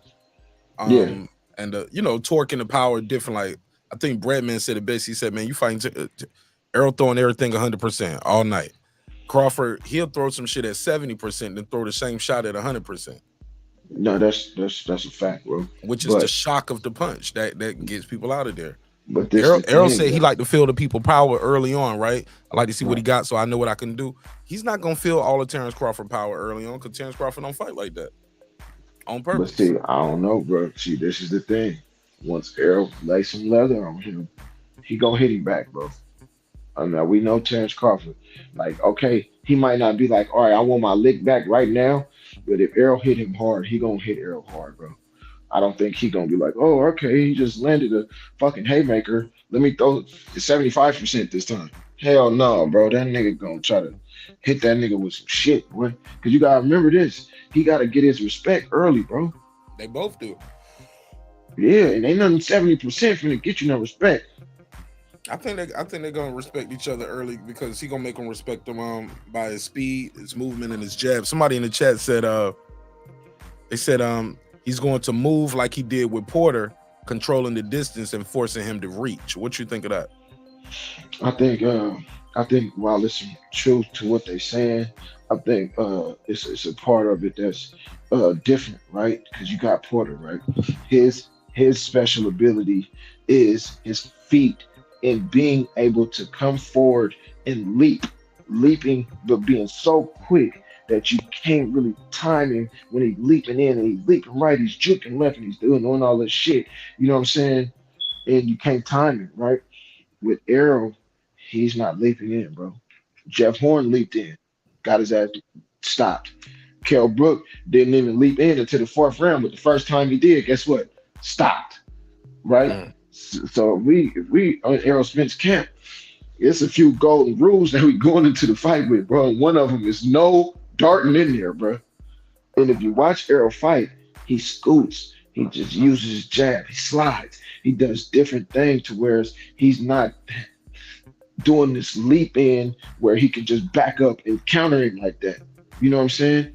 I mean, don't get me wrong, he gonna counter it, but it's not gonna be in the same fashion as Shawn Porter. Just watch his fights, bro. He throw the jab, and if you ever put up your block, sometimes he'll just slide in there and bump bodies with you. And now he on the inside. I don't know, man. Hold on. Let me think. And say that again. I'm trying to picture it in my head. So the way he gets inside is not leaping. It's a scoot, or it's a slide, or it's I'm behind my jab and I'm sneaking. It's not a barge in like Shawn Porter or Jeff Horn, or when Kell Brook when he ended Kell Brook. Kell Brook was patient. As soon as he decided to leap in, he got knocked out. He was asking what happened. Errol doesn't do that, bro. If I'm telling you, go watch. You can pull up some highlights or anything. He don't just do like a football charge in there and then try to let his hands go. That's not how he operates, bro. I agree with that. He definitely don't fight like that. Yeah, that's the what Shakur Stevenson before the Shawn Porter fight. He said, man, Shawn Porter's style is just too bad for Bud because Bud that's all bad for Porter. I mean, Bud I would say Shawn Porter has more explosive footwork, but I would say Bud is more calculated, more smarter. Like you cannot try to dance with him. You can try to cut off the ring, okay? But if you try to do some little weird shit, bro, he gonna fuck you up, bro. Yeah. You probably one of the most honest Spence fans I talked to in a minute, bro. Because when I asked them about Spence, they were like, he the bone collector. They can't tell me nothing. They are like, this dude is flawless. He don't make no mistakes. I was like, shit, I can admit Crawford made some mistakes. You know what I'm saying? Oh yeah, they both make mistakes. This is what I'm trying to explain to my son, because he got this vision like Crawford just this invisible guy, and I'm trying to explain to him they both make mistakes, buddy. And that's what makes this fight so good, because neither one is scared. But the mistakes that both of them made lead them successful for the other one. You know what I'm saying? Crawford kind of have a problem with the jabs, with the timing of the jabs. Errol have a problem, lunging, or what I'm saying? Errol even sometimes, I'm gonna be honest, bro. Errol even sometimes he get to where he's not looking at his opponent. Like he'll duck or something, and he'll be up under there by your ribs or something like that, but he don't got his eyes on you. And bro, you cannot fight Terence Crawford like that, bro. That's what I'm saying, bro. You can't do that, dog. You will fucking die in it. Yeah, I'm telling you, man, I got this kid losing, bro. And I think he might stop him, bro. You think this shit going to the cards, or it's gonna be a stoppage? You know what I think? I think anybody's opinion is not far-fetched. What you think, though? When you visualize this fight in your mind? When I break this fight down, bro, I'm gonna be honest with you. Errol his style is just bad for Crawford, bro. It's just bad. Like all right, let's say I'm gonna fight you, right? And you got this whole toolbox, and I got a few tools, right? But I have mastered my tools, and while you know what you're doing with your tools, you use every single tool and every single trick you got, and all of it wasn't enough. That's how I feel like this fight gonna go, because they are champions, bro. This is not gonna be the type of fight where one person get their hands on the other one and then the other one don't. That's what I don't like about boxing today. I watch these guys. I like the lightweight division, but when I look at Devin Haney, Shakur, and Tank, until Devin fought Loma, I had never seen none of them fight somebody who could actually match them in athleticism and get their shit off just like they can get their shit off. That's when I get to know what type of fighter you really are. You see how we watched Boots tonight, and it was like, all right, dude's trying to get his shit off, but he really couldn't. Like, you know what I'm saying? Both of these niggas, Crawford and Spence, gonna get their shit off, bro. And once they get their hands on each other, bro, listen, that nigga Errol is gonna break him up, bro. His Bud wears his now remember this. Bud purposely wears his trunks high. And I was saying this before Bearman said it the other day, because I've been through this. He wears his trunks high because his body, first of all, it took him a while to fill out to 147. Second of all, he don't like it to the body like that. I seen Benavidez hit him, but Crawford's so stubborn and so tough. He's a mean son of a bitch, bro. So he's not gonna show you that he hurt. But I seen that little twinkle when Benavidez caught him to the body. You know what I'm saying? Errol's gonna get his hands on him, bro, and Crawford's gonna get his hands on him. I just feel like, just like you said, Errol injuries make him less durable. I haven't seen his injuries play no part of no fight yet, bro. I ain't seen him go to the corner like, oh my eye. I ain't seen him go to the corner like, man, my body, an accident. Well, the guys he fighting ain't known to be knockout punchers at 147. Danny Garcia got a lot of power, man. He ain't known to knock nobody out at 147. Yeah, he got some knockouts at 147. Man. Who's he stopping at 147? He stopped Jesse Vargas. He stopped somebody else who don't got no power at 147. Who, Don? Jesse Vargas ain't known to be stopping. Yeah, I know, but we talking about Danny Power right now. You asking who he stopped? Yeah, go ahead. Yeah. No, Danny got Keith Thurman said that's the hardest he ever been hit in his life. I'm just saying, who is he beating up at 147? No, I'm not making him no world beater. That's what I'm not doing. All I'm saying is Errol fought some fools with some power. You know what I'm saying? And he got clipped a couple times. You know what I'm saying? Kell Brook has some power behind him. You know what I mean? But both of them will be the strongest fighter that the other one has ever fought. That's just like when Bud was in the interview saying Mean Machine was very strong. Now, if you're an Errol Spence fan, that was music to your ears. Because if Mean Machine is strong, buddy, then you about to go fight a wall. We're saying somebody is strong. That's a compliment too, but it's not tearing down your opponent. That don't mean it's the strongest guy I ever faced or ooh. I don't want to do that no more. He pretty much he didn't pretty much say the strongest guy I ever faced it, and his damn show didn't say, ooh, if I had to fight him again, I wouldn't want to fight him no more. No, he ain't gonna say that, but I mean, Mean Machine said that was his toughest fight. Yeah, I mean, but Mean Machine was what was he at the time? 21-0 with what? 18 knockouts, 17 knockouts. Yeah, and Mean Machine was formidable. I actually, that's my favorite Bud fight to watch. To be honest with you, you get. Why is that? Because you get to see who he is, bro. I remember I was telling you, you don't know who somebody is until the other person getting their shit off and you getting your shit off, and then I get to see who you is. Once I seen him, when I seen Mean Machine punching on that nigga, and that nigga get mad and walk him down, I got to say, okay, I know who that dude is, bro. I don't got to question the type of fighter that he is. That's what make both of them special. Ugas clipped Errol, and Errol broke his face. Caviasis clipped Bud, and Bud, the typical thing for a fighter to do when he get clipped is do what? Just stay away.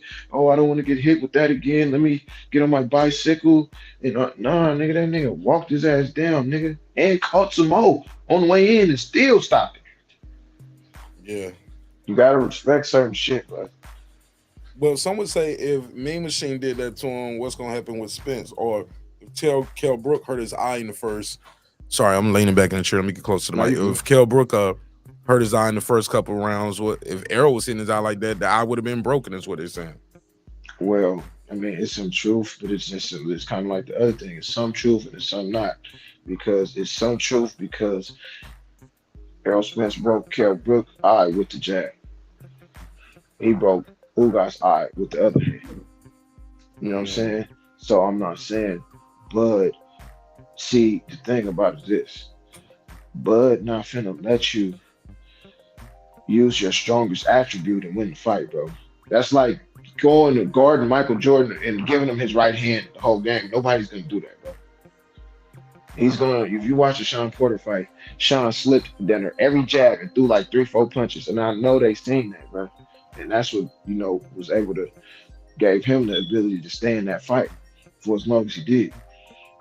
So Bud, he gonna do some things to take away the jab. But like I said, Errol's not a one-trick pony. Bud is used to taking away your strongest attribute, and then that being it. Then he can just turn up and beat your ass. But nah, it's not gonna be like that. Same thing with Errol. Let's say Errol take away the hooks or something. Nigga, here come the uppercuts. You know what I'm saying? Man, there's so much dynamic shit to this fight. But back to the original question about how I see this fight playing out, I just feel like if Bud don't knock him out before about the 5th or 6th round, bro, Bud gonna end up throwing more punches than he ever have in any fight that he ever been in. And him moving around to start the fight and taking body blows in the exchanges, and his punch output going higher, and the fact he ain't been 12 rounds in how long, bro? Right? Right. So you factor all of that in, and then you think about later on in the fight, Errol been going 12 almost every fight till Uga. I just feel like, man, once they get, he can drown Bud out with the punch output, as long as he, like I said, he's not wasting no punches. He cannot go in there trying to be like Bud and throw the fist of fury.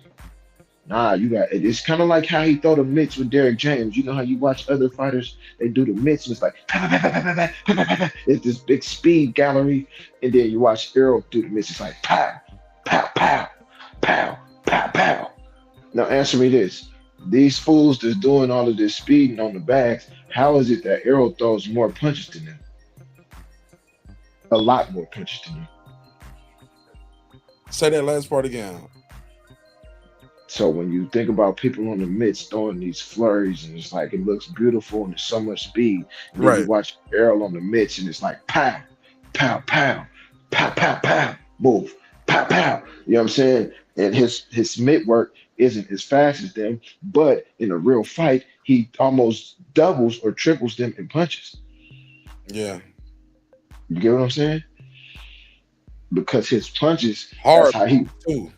Yeah, hard, bro. Him and Mike Tyson are the only people that I've seen, me myself, able conditions and able to go 12 rounds doing hard punches the entire time. So you saying Errol Spence is like Mike Tyson? No, I'm just comparing that part. That's gonna be the tagline. That's all they hear. I already know it. No, I ain't saying that. But what I'm saying is Tyson could come in there and throw hooks and uppercuts and power jabs for a whole fight. And even he would wear down a little bit at the end. Because when he fought Holyfield and them, he wore down. Man, Errol is he's like a fucking tank or a train or something, bro. He just don't slow down. He don't slow down. And the more he touching you, the more you like, damn, these punches not coming hella fast, but he's fucking touching me every time, bro. Whether it's in the thigh, the hip, the stomach, the belly button, the sternum. Like Errol got this sternum set up that he do. Like a lot of fighters, they set up a hook to the head or uppercut to the head. Man, he got this set up he do to hit you dead in the middle of your chest, bro. And I'm talking about every time he touched somebody with it, I seen Crawford do that too, to make people drop their hand. Yeah. Like when guys try to switch southpaw on him, that's something he does to a southpaw. He'll punch him like in the chest and shoulder area and make them drop their hand. He do that when people in the high guard too. Yep. Or he'll loop around that high guard. Right, he'll go right behind it. Yeah, see, and that's the thing. Like, so what he do with the high guard is he'll loop around. Then when you spread that guard a little bit, he coming right up the middle. So it's kind of like it's damn if I do, damn if I don't. Yeah. That kid good, man. Both of these guys are good, and they likable dudes, man. Like watching that 24/7. Yeah, they do. They like each other more than the fan base like each other. Right, and that's the fucking shit. Right, because these dudes ain't getting paid nothing. So how come we can't have a conversation like we having right now, straight down the middle about, all right, I got him, and why this, what, like, I'm not finna call you no bitch ass nigga over this. I don't even know Aerosexual, Bud buddy. You're a Bud butt buddy. Like why? Come on, bro. And what's all these gay nicknames this niggas are making, bro? Like everybody I got gay think nicknames, and we feminize it like Tia Female and Aerosexual, Butt Buddy. because What's another one? What's another one? Thirsty for Tank. They got all these like sexual like names where you gotta homochinko. Like we gotta you know go the why? furthest with the disrespect, and it's like some weird You want me to sexual tell you why? lower in window. What's up? What you think? All right, you seen Jalen Green shit, right? Who is Jalen Green? The basketball player for Houston Rockets that been on tape. Yeah, I saw that shit, man. Okay, so this generation, bro, that's grown now, right? They was, in my opinion, emasculated, bro. We grew up, just think about, all right, let's just take it to cartoons. We grew up watching Buff, Ninja Turtles, He-Man was swole, beating niggas' ass. Transformers was beating niggas' ass. They was hella big. Niggas, Power Rangers, Thundercat. I'm just saying, Silverhawks, Captain Planet, shit. Captain America, everybody, they was buff. They had physique and they was kicking ass. These niggas grew up off SpongeBob and Hey Doug, and you feel me? So they started there with that shit. Right. So boom, what they doing now is this generation is grown. So now everything is a little homosexual, a little gang. These niggas, just like niggas were playing with Pokemon. That's what I'm saying, Dragon bro. Ball Z. Come on, bro. And now you gotta say pause after everything and all of this shit. Whereas, nigga, we ain't come up like that, bro. You just watch what the fuck you was doing. You know what I mean? Because niggas ain't like that. But now they done emasculated everything, and every show that you turn on, whether it's Power or it's some kind of weird shit going on, to where they just making it normal. So now they carried over to boxing. Now you an aerosexual. I heard what they call that shit, boy, a bud faggot night, boy. Somebody said nigga was a bud faggot night. I said, oh my God, bro, what the fuck? He said, let me get up out of here. I'm in the wrong room. I said, bro, they say, bro, I'm too old for you niggas. Guys bro. be up here calling guys bitches, bums. I'm like, I'm like, man, a bum will beat your. Gabe Rosado would beat half these niggas in the chat ass. All of them probably. But see, that's the thing, bro. Like he a bum. I was like, no, he ain't no bum. He had a tough division and a tough era. That's the thing. We was raised different. We grew up without no cell phones, cuz outside. Well, I don't know how old you is, but when I was had little, no cell phone. We didn't have cell phones. I used to know about 30 numbers by heart. That's what I'm saying, nigga. You had to call, hi, Miss Johnson, is Katie there? You know what I mean? You had to have certain shit behind what you was doing, bro, that had to have some structure behind it. Now these niggas these youngsters, they just grow up on the internet, bro, and they just, now they playing all of these little weird games and shit, and it's like, man, I don't be tripping. That's why, just like when Sheldon was just on here, now I'm talking, this nigga, they call me a stupid ass nigga and everything, but nigga, I ain't jump back. Like, that's my partner, bro. I just said, nigga, do you know who you talking to? I could have been like, oh, nigga, fuck you, nigga. You know who you talking to, bitch ass nigga? Nigga, you a bitch, nigga. Nigga, I'm not no internet beefing ass nigga, bro. That's the first time to where I know, nigga, you really a sucker, nigga. Yeah, we can argue over boxing and shit. It's channels where we argue over boxing and get personal and we talk some shit and then we make up. Like, I understand little shit like that, but for the most part, when I hear niggas on here calling niggas out there, man, all that shit go on, move like that. You a bitch. You a bitch. You a bitch. I'm gonna pull up the way you stay with the AK, nigga. You ain't gonna do shit, man. Man, you ain't gonna do a fucking thing, bro. You ain't gonna do shit, bro. You might pull up, but you're gonna be carried away, nigga. But just look at what you doing this shit behind. Look at what you doing this shit behind a boxer, nigga, that don't even know you exist, nigga. On the planet Earth, bro. That's my bar right there. I don't know if you ever heard me say that, but I say that all the time. Like, that nigga don't even know you exist. That's what I'm saying, bro. Yeah, you don't know you alive. You can't look, and you can't call that nigga. You call me every night. That's what I'm saying. Why you gonna cuss me out? Like, why you want to kill me, bro? Yeah, nah, bro. That's what I be teaching my son. They don't fuck with it like that. You know what I mean? Their friends fuck with it like that. But I've been to tell them niggas, you don't play like that. You know what I mean? You let niggas know early, bro. Don't even play with me like that, bro. I ain't even in that game with you.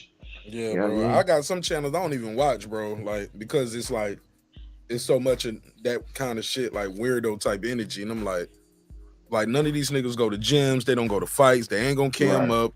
Like, Come on, bro. Yeah, I don't even. right. I can't. Nigga ain't even gonna care. I can't even get. I can't get these dudes my energy, yo. You know what I'm saying? And I don't even like to hear that shit too long. You know what I'm saying? Nah, man, we supposed to be on here talking this boxing shit, bro. Some people don't like their life, so they want to get up here, and they can be somebody up here now. You can argue and you can talk you can say the most disrespectful shit up here, unchecked, unbalanced. Like no, yeah.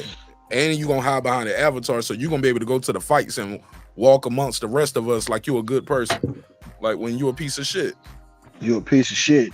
And that's another thing, bro. This music, you know, us as people, bro. And this my theory and how I look at the shit. Niggas giving rappers and rap too much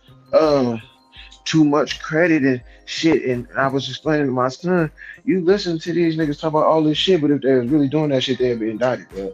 Come on now. So while you listen to these niggas talking about all these bodies and all of that shit, and you know, 85 to 90% of you niggas gonna go out and do what y'all listening to, right? You don't even know you taking it farther than the nigga you listening to, bro. So, but I'm saying that to say, you know, the thing is now you gotta be hard, you gotta be gang, all this shit, and the niggas y'all getting this shit from ain't even doing that, bro. You feel me? So it's like the world is just so misconcepted, bro, that I just stick to my kids, my family, bro. I don't even be. I enjoy my boxing. That's why you asked me about going to the fight, bro. One of the reasons why I'm not going to the fight is because Spence and Crawford fans think they Bloods and fucking Crips, nigga. But walking through the arena, don't nobody know who you rooting for. Yeah, but bro. Listen, I'm not from Dallas. I'm not from Nebraska. Them niggas is trying to be into it up there, bro. I'm gonna keep it real with you, bro. Niggas from Dallas and niggas from Nebraska, it's gonna be in that motherfucker set trip for sure with each other, bro. Because it'd have been too much shit that had been said, bro. It'd have been too much shit that had been said, and that shit just gonna carry. I'm 39 years old, bro. I fuck with energy, bro. The type of energy that I don't fuck with bad energy, bro. This a fight, bro. Those people like that probably ain't even gonna go to the fight, bro, or they don't got priced out. They can't even afford it. Man, I know niggas going out there ain't even going in the fight, boy. Just going out there to be out there while the fight happening, bro. You feel me? So it's like even Vegas. You know, I'm a West Coast nigga, so Vegas gets spicy, bro. Vegas gets spicy. Period.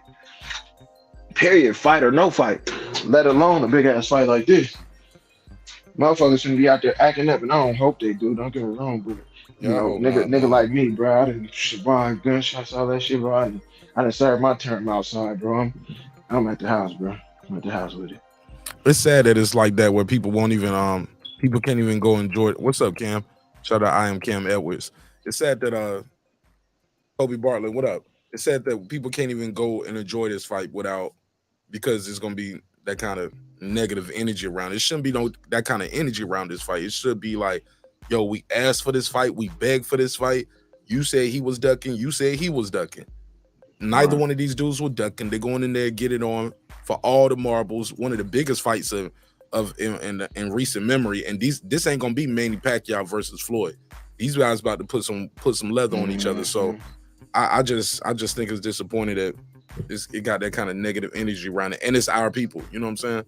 People that look like us going to Vegas to catch a case. Right. See, the thing about it is, that's dumb, I always was like, man, I be telling my son, like, I was be like, bro, the nigga ducked to fight Amnesia, nigga, didn't get $10 million, and you know what I'm saying, going crazy. But then I had to check myself, bro, because nigga, the only people that say he didn't get 10 million is people on YouTube. Bro, BLK Prime didn't say that. He didn't say that. Bro, motherfucker don't know shit. Even Spence and them didn't say, man, you ain't get 10 million for him. But that's my thing though, bro. I had to tell my son not too long ago, man, I was wrong. I stand corrected, because when they put the microphone in Bud face, Bud said Spence never ducked him. When they put the microphone in Errol Spence face, he said Bud never ducked him, bro. So who the fuck are we to be like, nah, nigga, the 10 million nigga was 8, nigga was 6, nigga, and Errol faked the eye injury. You know what I'm saying, bro? Nigga, come on, bro, shut the fuck up, bro. These niggas came, they made it clear that nobody was ducking, bro. You know what I mean? and I had to stand corrected because, like I said, I always felt like he ducked the first fight, but. Like Buck Danny and Errol said, Smooth. That's why I always respect that. And he said, man, that nigga was just trying to get as much money as he can, bro. You feel me? He said, and my team was trying to keep as much money as we could. Man, straight like that. That was the rest of the signals. And man, straight like that, bro. And that's called business. That's called negotiations. Right. And that, hey, look, I triggered niggas one night. I did a topic, and I just to trigger him. The thumbnail said Terence Crawford won in negotiations. Oh, you know that made him mad. It was like, no, he didn't win in negotiations. Where you at, bro? I can't hear you. My bad, I kicked myself off. Oh, okay. What's up? What's that? I was no. If that happens, don't hang up. It's usually me. I click myself off. But pause. look at me. I pause. I click myself off. We got to pause now. Youngins, right? All play. So I did a topic like that just to trigger them, and I knew they was gonna get mad. Haplo joins the flow. What up? And we got Cam the Baptist from the Apostles in the building. What up? What up, Mark? What up, everyone? Cam. What up, salute us, Cam. What's up, Haplo? What's the deal? I'm just enjoying the conversation. I wanted to join in and participate a little Cam, bit. I gotta mute your mic. I think you got too much going on in the background. You sound like you was that you? Is that you or is that okay? That's Nardi. One of y'all. All right, go ahead, Haplo. I'll mute your mic. There you go. Yeah, I was on mute, so I know it wasn't me. No. You was talking, and I heard some noise in the background while you was talking. Go ahead. No, I was just saying I'm joining in, enjoying the night, having a good time, and wanted to participate a little bit. Go ahead. What you got? Nothing. What part were you listening and you was like you want to jump in? The trolling getting out of hand, or no. you want to talk about the actual fight that happened, the actually, all access? It was stuff you were talking about 10 minutes ago, but you just posted the link, so I'm like, now I'm sort of like drawing a blank. But I do feel like I'm glad the guy you were talking to. Like every time I hear a sensible Spence fan, I'm reaffirmed in the world that we're not going to hell in the handbasket, because like there's so few of them that can actually talk logically like this guy was, and like he lets his son be a Crawford fan and everything like that. Like, I mean, most of these guys would like probably disown their children. So crazy. Salute to him. It's nice to hear that. It's refreshing. Appreciate you, man. Yeah, bro. Yeah, but go ahead. It's open. Go ahead, Cam. You want to jump in? Go ahead. Oh man, I just want to say one love to Mark Nash TV, man. One love to all you brothers on the panel. One love to everybody in the chat, man. Make sure y'all hit the like and subscribe, man. Tune in. You know what I'm saying? Good box of content, man. These brothers be over here cooking. Mark doing this thing, man. Shout out to Mark again for stop all that ass kissing, man. What you think of the fight? And what you think of the all access? You know what the fuck going on, man. You Crawford in 6, duh.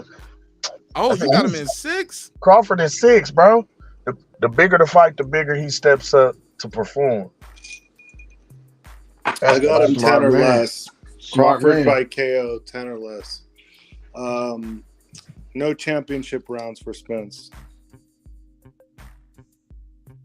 I agree. Come on, y'all gotta break it down. Y'all can't just stop there. I'm in here with y'all, man. But go ahead and break it on down. Okay. Spence fights one way. He comes forward behind a jab, tries to go to the body. Going to the body on Crawford is a fallacy. The guy has the shortest waist in the world and the longest elbows ever. It's very hard to hit him in the body. That's why you've never seen anybody have a sustained body attack on Crawford. Crawford, he finds openings in between punches when guys are throwing combinations, which is what Spence does when he comes in behind the jab and he gets somebody against the ropes. He'll throw combinations to the body and head. And when you do that, you're basically leaving yourself open to the best counterpuncher in the business with knockout power. I mean, really, there's no chance in hell that Spence is going to win this fucking fight. And I don't get why people don't see it. It's just weird to me. It's like a blind love for another man that isn't deserved at all. Yes, he is a good fighter. Yes, he's great at doing the one thing that he does. The one thing that he does. But he does nothing else. Can I ask you a question? And when you back him up, hold on, I'm not done yet. My fault. You asked me a question and I'm answering it right now. Okay, I got you. So when it comes to throwing body punches to Crawford, that is a stupid move. The guy's elbows are sharp as a razor blade, and he's got the shortest waist since Tommy Hearns. I mean, basically, his belly button is like 2 inches below his, pecs. So, like, you can't hit him to the body. So he better have a fucking plan B. Right? And, if he doesn't have a plan B, he's just going to get eaten up, bro. I mean, I don't see anything that Spence does really, besides body punching, maybe better than Crawford. That's it. But Crawford is impossible to hit to the body. Go ahead. So I'm trying to figure out why you think he fights one way. Because he fought Mikey from long range. He fought Danny Garcia from mid range. He fought Ugas from close range. He turned Ugas and Danny Garcia to the left the whole night long. He fought Kell Brook. Kell Brook negated his jab for the time being, and then he turned up the speed on his jab in the later half of the fight and broke his eye socket. Now, what you thinking Crawford's gonna win? I don't have a problem with that. I don't, like I told Mark before. I don't think anybody's opinion is far fetched because both of these guys are elite. But to say Errol only fights one way, I don't understand. With your boxing knowledge, Haplo, because I've been on other panels with you, and you know your boxing. I just don't understand why you would think that he only fights one way, whereas that's just like Crawford. When he decides to knock somebody out, he stays in the pocket and he turns southpaw and he pretty much knocks you out. That's like me saying he only fights one way. Oh, when he want to knock you out, he only gonna do one thing. But that's not necessarily true though. To get some pushback to that, because even in going, hold on. He was asking me though, bro. Hold on. Let me answer it. I wanted him to finish the question. Sorry, not to interrupt you, Cam. But no, you good. But finish the question and I'll answer it for you. Okay, so basically what I was saying is I don't understand with the different types of ways that he's beat people with Shawn Porter, with the dog fight, with Mikey Garcia, with the boxing lesson, with him negating Danny Garcia's counter ability and pretty much outboxing him and just beating him up for 12 rounds. Nobody has ever done that to Danny Garcia, right? And then for him to do Ugas like that after Ugas got his best shot or probably his career on the best fighter that he's fought, for him to turn up and break him off too, I just don't understand why you would say that he only fights one way, like he's just throwing a jab and coming behind it. That's not what he's doing, man. He's jabbing, he's gauging range with his jab. He will work his way in with his jab. He'll disrupt your rhythm with his jab. He has a good left hand. Good left straight. He got good hooks to the body. He got an uppercut to the sternum. His footwork. He doesn't. They asked him the other day, why you don't move around like everybody else. He said that's a waste of energy when I could just stand in the pocket and catch and shoot. So I'm trying to figure out why you think he fights one way. Okay. I'm going to try to break it down for you. And, of course, this is all a matter of opinion, and I'm not trying to take anything away from Spence. I think Spence is very, very good at what he does. But I do think he's a one-dimensional fighter. And here's what I'm going to tell you, based on what you just said. With Mikey, with Ugas, with Porter, with all those guys, he was trying to do the exact same thing to all of them, which is come in behind the jab, work the body, get the guy up on the ropes, and knock him down, wear him out. He's a fucking swarmer, bro, with a good jab. And he does that one thing possibly better than anybody else in the sport. Now, depending on who he's fighting, whether it's a Porter or an Ugas, you know, that's a big difference. So what the differences that you're seeing are, to me, dependent upon the opponent, not upon what he's doing. He never does anything different. He always tries to do the same thing. So that's why I say he's a one-dimensional fighter. And look, being great at one dimension is great, bro. Like, dude, he's a fucking unified champion. He's undefeated. He's gone through windshields and fucking rolled on fucking pavement and smashed his face, and he's still fucking kicking ass, bro. Okay? He could take a punch. I'm not trying to say he's not good, but the fact is he fights one way. And Crawford is a jazz musician. He comes in, he can fucking, if you're playing a different beat, if you're playing a bossa nova, he'll dance to that beat. If you're playing a fucking hip hop beat, he'll dance to that beat. That's why I think he's more versatile than Spence, and also has better power. Okay? He's knocked out everybody at welterweight, right?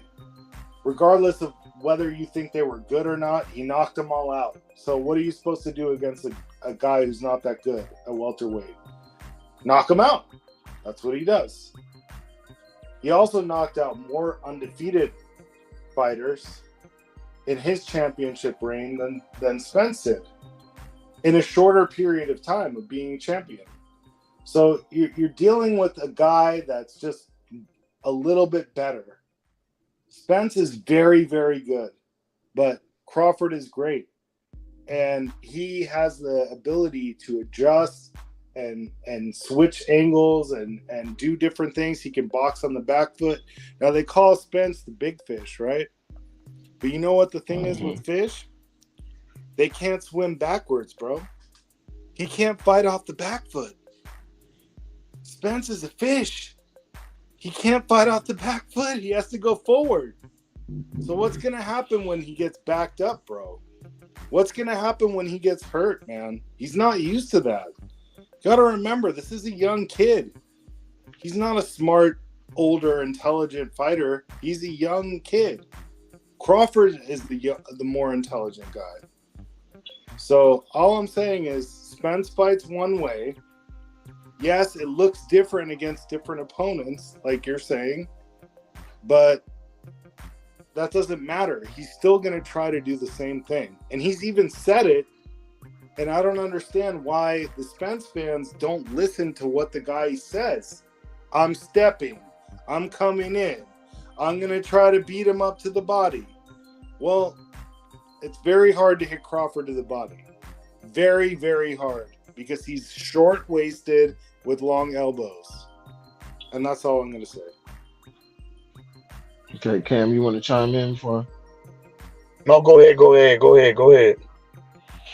So, you pretty much just said he adjusted his opponent, basically what you just said about Spence. So, that's No, I said it looked different because he was fighting different opponents. That's what I said. Right. So, are you saying so in Kell Brook, he didn't adjust to Kell Brook in order to take the fight? I think he does the same thing against every fighter. That's what I said. Well, yeah, we could just agree to disagree on that. But yeah, at the end of the that's day, okay. That's no big deal. No, it's all good. I just think with Bud, I think all of those tricks and all of that stuff, it works until you got somebody that's in your chest and it's time to fight. I think Adrian Broner and Gervonta Davis broke it down pretty much the best Adrian Broner was basically saying, like, man, if you think you finna go in there and box Errol Spence and stick and move, you finna be in trouble, bro. You're not finna have time to do that. And Gervonta Davis said, you know, if you was finna go to war and one guy had a shield made of steel and one had a shield made of glass, who would you take to war? They like, okay, the guy with the shield. And he basically summed up everything he was saying, like, yeah, that shit gonna look pretty. And once Errol get his hands on him, he is gonna break him up, bro. And I'm of the mindset that both of these guys are good enough to get their hands on each other. You know what I'm saying? And when they do get their hands on each other, But I do you feel hear like what you just said? You what's up? just said exactly what I was saying.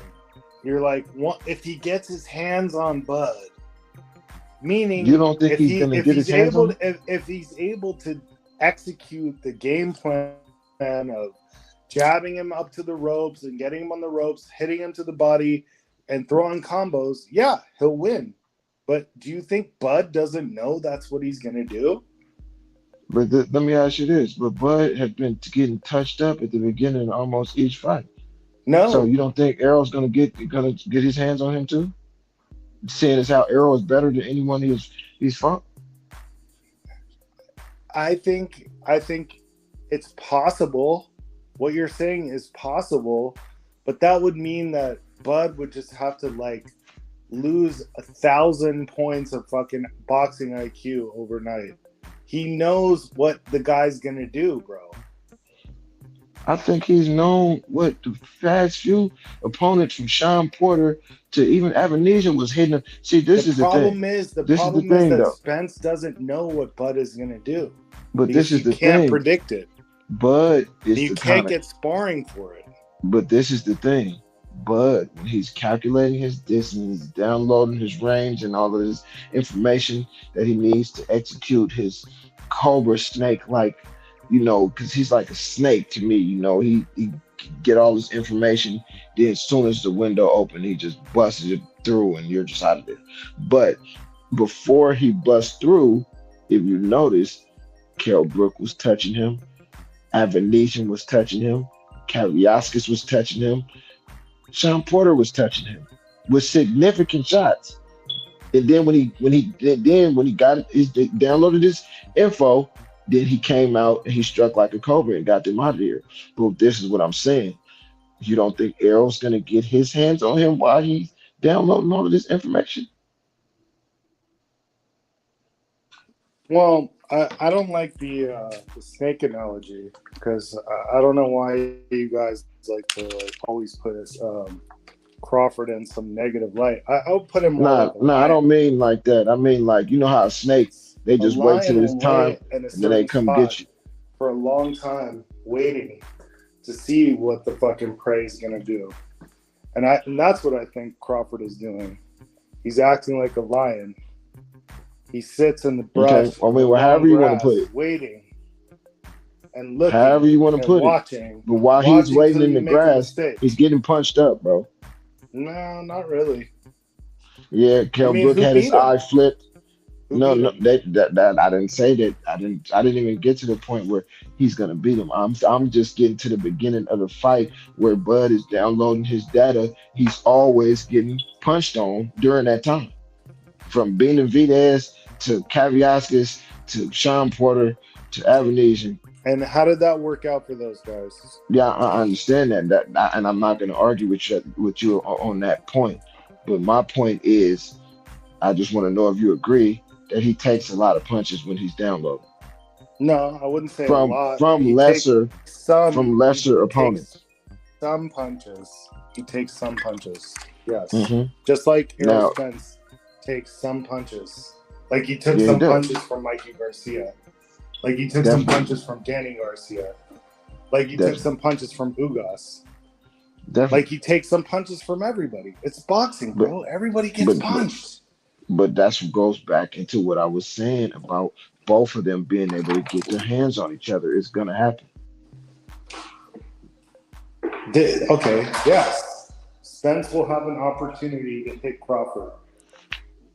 But does Spence have one punch knockout power? Or is he an accumulation guy? In my opinion, yes, he does. You watching Boom Dude go to sleep right there, and I believe that Bud's chin is not the best, and I believe that if Errol catch him with something like he catches Sean Porter with like that, he can send Bud to the canvas, bro, with one Okay, shot. well, I Yes. think you're living in a fantasy world, but we're gonna find out. Hmm. One of us will be right, and the other one will be wrong. Yeah, That's and I all. don't mind. I don't mind being correct. I don't mind being wrong. I Look, mean, if Crawford loses and Spence wins, I'll salute to fucking Spence. You know, but I really honestly think there's no way. He's just so much better. Crawford is just way better than fucking Spence, bro. And see, I Spence don't is feel like like, that. he really is, bro. He really is. Like, boxing IQ, abilities, power, I strength, mean, in my opinion, all of everything. that looked good against his competition, yes. But you put him in Okay, there and with you somebody think like and you think Spence. Spence's competition was better than Crawford's? I'm gonna tell you why. I'm gonna tell you why What I was feel like better that. about Spence's competition than I'm gonna tell you. Crawford's? I'm gonna tell you why. I would love to know that. When you fight somebody who is the reasoning for them fighting. All right, for example, Kell Brook. When he took his first shot from Crawford, he folded up. You know what I'm saying? When he took his first shots, when his eye initially broke against Spence, he kept fighting, bro, because he was fighting to keep his belt. Sean Porter, Crawford knocked him down twice. His daddy threw in the towel. He wasn't spaghetti legged or nothing. Sean Porter has admitted that Errol Spence hurt him worse when he knocked him down, but they didn't throw the towel in. You know why? Because they was fighting for a reason. He was trying to keep his belt. Jordanis Ugas, his eye was fractured in the 7th round, and the fight went to the 10th round. You know why? And even after in the 10th round, when they stopped the fight, he was pissed. You know why? Because he was trying to keep his belt. So when you fighting people that have more reasoning to keep going and fight teeth and nail, then you get a better fight. You get both fighters going balls to the wall to try to win. So Dwight ain't what want to do happened with that, Danny though. and what happened with Danny and Mikey then? Because they made it to the end. They weren't fighting to keep no belt. They were shelling up. I was just explaining. I don't know how long you've been on the Shelling panel, up, but bro. Mikey shelled up. Mikey shelled up. Danny started shelling up too. Yeah, they did, bro. They started fighting to make it through the Oh, bro. 12 rounds. All But I right, was just explaining. look. Hold on, let me finish what I'm saying, and I'm gonna give you No, the go floor. ahead. The I respect I your was just opinion, explaining. Yeah, no, so I but respect yours too. you're No, hold allowed to on, just have an look, listen to opinion. this. I'm allowed to have an The opinion. people who fought him back, Doesn't mean you're like right. Kell Brook, I think like you're wrong. I think you're the very people who wrong. Yeah, fought but let him him back, finish though. he Let him broke. finish. I want to hear it. The people who fought him back, he broke something on their face or body. Does he have 100% KO ratio in his title run? Does he have a higher knockout percentage than Bud? No. Does he have 100% KO ratio in his title run? No, but does he have a longer Okay. knockout streak than Bud though? Yes. Why? Bud's entire welterweight reign has been a title run. That's cool. Errol got 11 straight knockouts before he fought. Listen. Mike. You wanna when it comes time to like talk about just welterweight, you want to talk about just welterweight. But then when we talk about the 100% KO ratio, you want to go to, but Spence has a 1% more knockout ratio than Crawford. It's two, but I Bro, what about at welterweight? Who has a higher knockout percentage at welterweight? Since you guys like to talk about welterweight. He's been fighting better people at You welterweight. guys like to talk about welterweight. No, he people hasn't. that don't get knocked out. No, So who knocked Mikey Garcia out? Who knocked out more undefeated guys at welterweight? Who knocked out Danny Garcia? Who knocked out more undefeated guys at welterweight? Exactly. Danny Garcia was not undefeated, bro. I didn't say he was undefeated. I said who knocked him out before. Who knocked out Mikey Garcia before? Why are you moving the fucking goalposts? We're talking about welterweight. One guy has a. He fought them at welterweight. What are you talking about? He fought them at welterweight. Okay, but he didn't knock out Danny Garcia, motherfucker. Yeah, cause come on, man, don't call me out my name, bro. Okay, so literally what's really No, that it's all like good. all you guys It's are all good. arguing Look, about like Sorry, huh, what? what? I'll let That's someone Rachel. take over. I've been talking too much. You guys go No, you ahead. good. You good, Haplo. You know you my All boy. right. punches. No, salute us. No hard feelings, brother. We No, just see you it good. different. Yeah, You going agree in to and out, disagree. Rachel. We couldn't hear you. Oh no, I just said what I said was like it's interesting like when people say, "Oh, well, he got touched." Right? It's a boxing match. You have two hands, you have 8 punches that you can throw. You're going to get touched. So we was debating because my bro Haplo was basically putting it like Errol was going to get walked through and there's no way in hell he could win. And I was asking him, so are you saying like he's not going to get his hands on Crawford? And then he was saying like if he does, and I'm like, no, he's going to get his hands on him. You know what I'm saying? And that's where we was got to talking about people getting touched. Because to me, they both get touched. To me, they both have weaknesses that only the other one can exploit. That's what makes this fight as good of a fight on paper as it looks, Yeah, as it is. 100%. And I think like that's like one of the weirdest things because when styles make fights, right? Right. You have a boxer versus boxer. If you have a boxer versus a brawler, if you have a brawler versus brawler, right? There again, we only have 2 hands in that fight, and you're going to get touched. Even if you get touched by a jab, you're going to get touched. And it for me, like I feel like um it's disrespectful, at least for me to be like, oh well, he got hit with a jab. Like, okay, he got hit with a jab. He got hit with a jab twice, right? Let's just say he got hit with a jab 5 times, but what he did on the 6th jab, he actually countered and because he timed the jab in the way that the jab was going out from the execution, start to finish, the exact same way, in the exact same momentum and the exact same trajectory, right?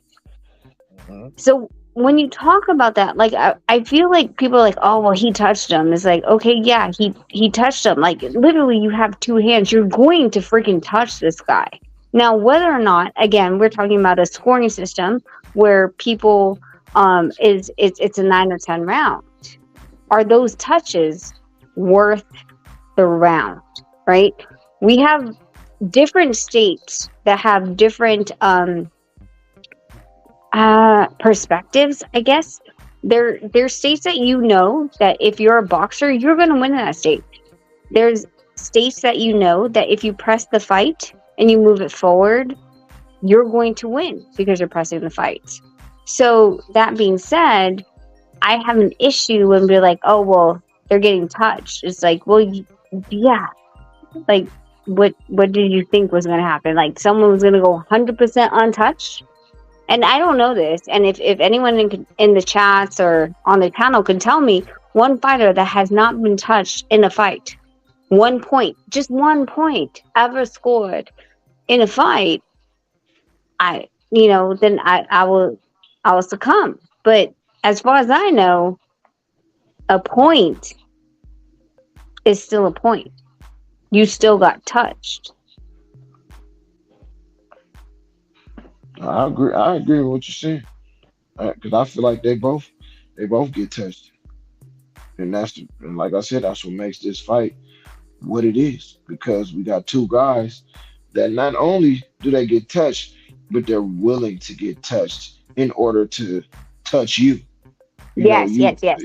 Whereas you got a lot of fighters that's like, oh well, I want to swim in the water and not get wet, and you have all of that type of stuff. But this time, we actually got 2 guys who are good enough to, make it a boxing match and try their hardest not to get touched at all.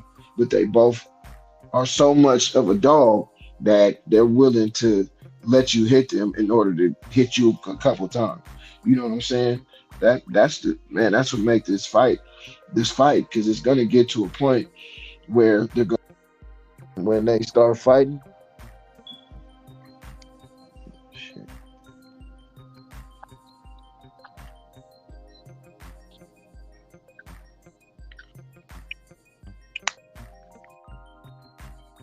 Panel, did he cut out or did it Mike? Yeah, no, I ain't cut out. My bad. Can you hear me now? Hello? Can y'all hear me? I don't know if it was me or if it was you, so I don't know. No, that was me. One of my earpods died, and I had to put the other one in. But yeah, when it turns into a fight, I just think, that the durability factor is going to kick in both fighters, and I just feel like Errol is more durable.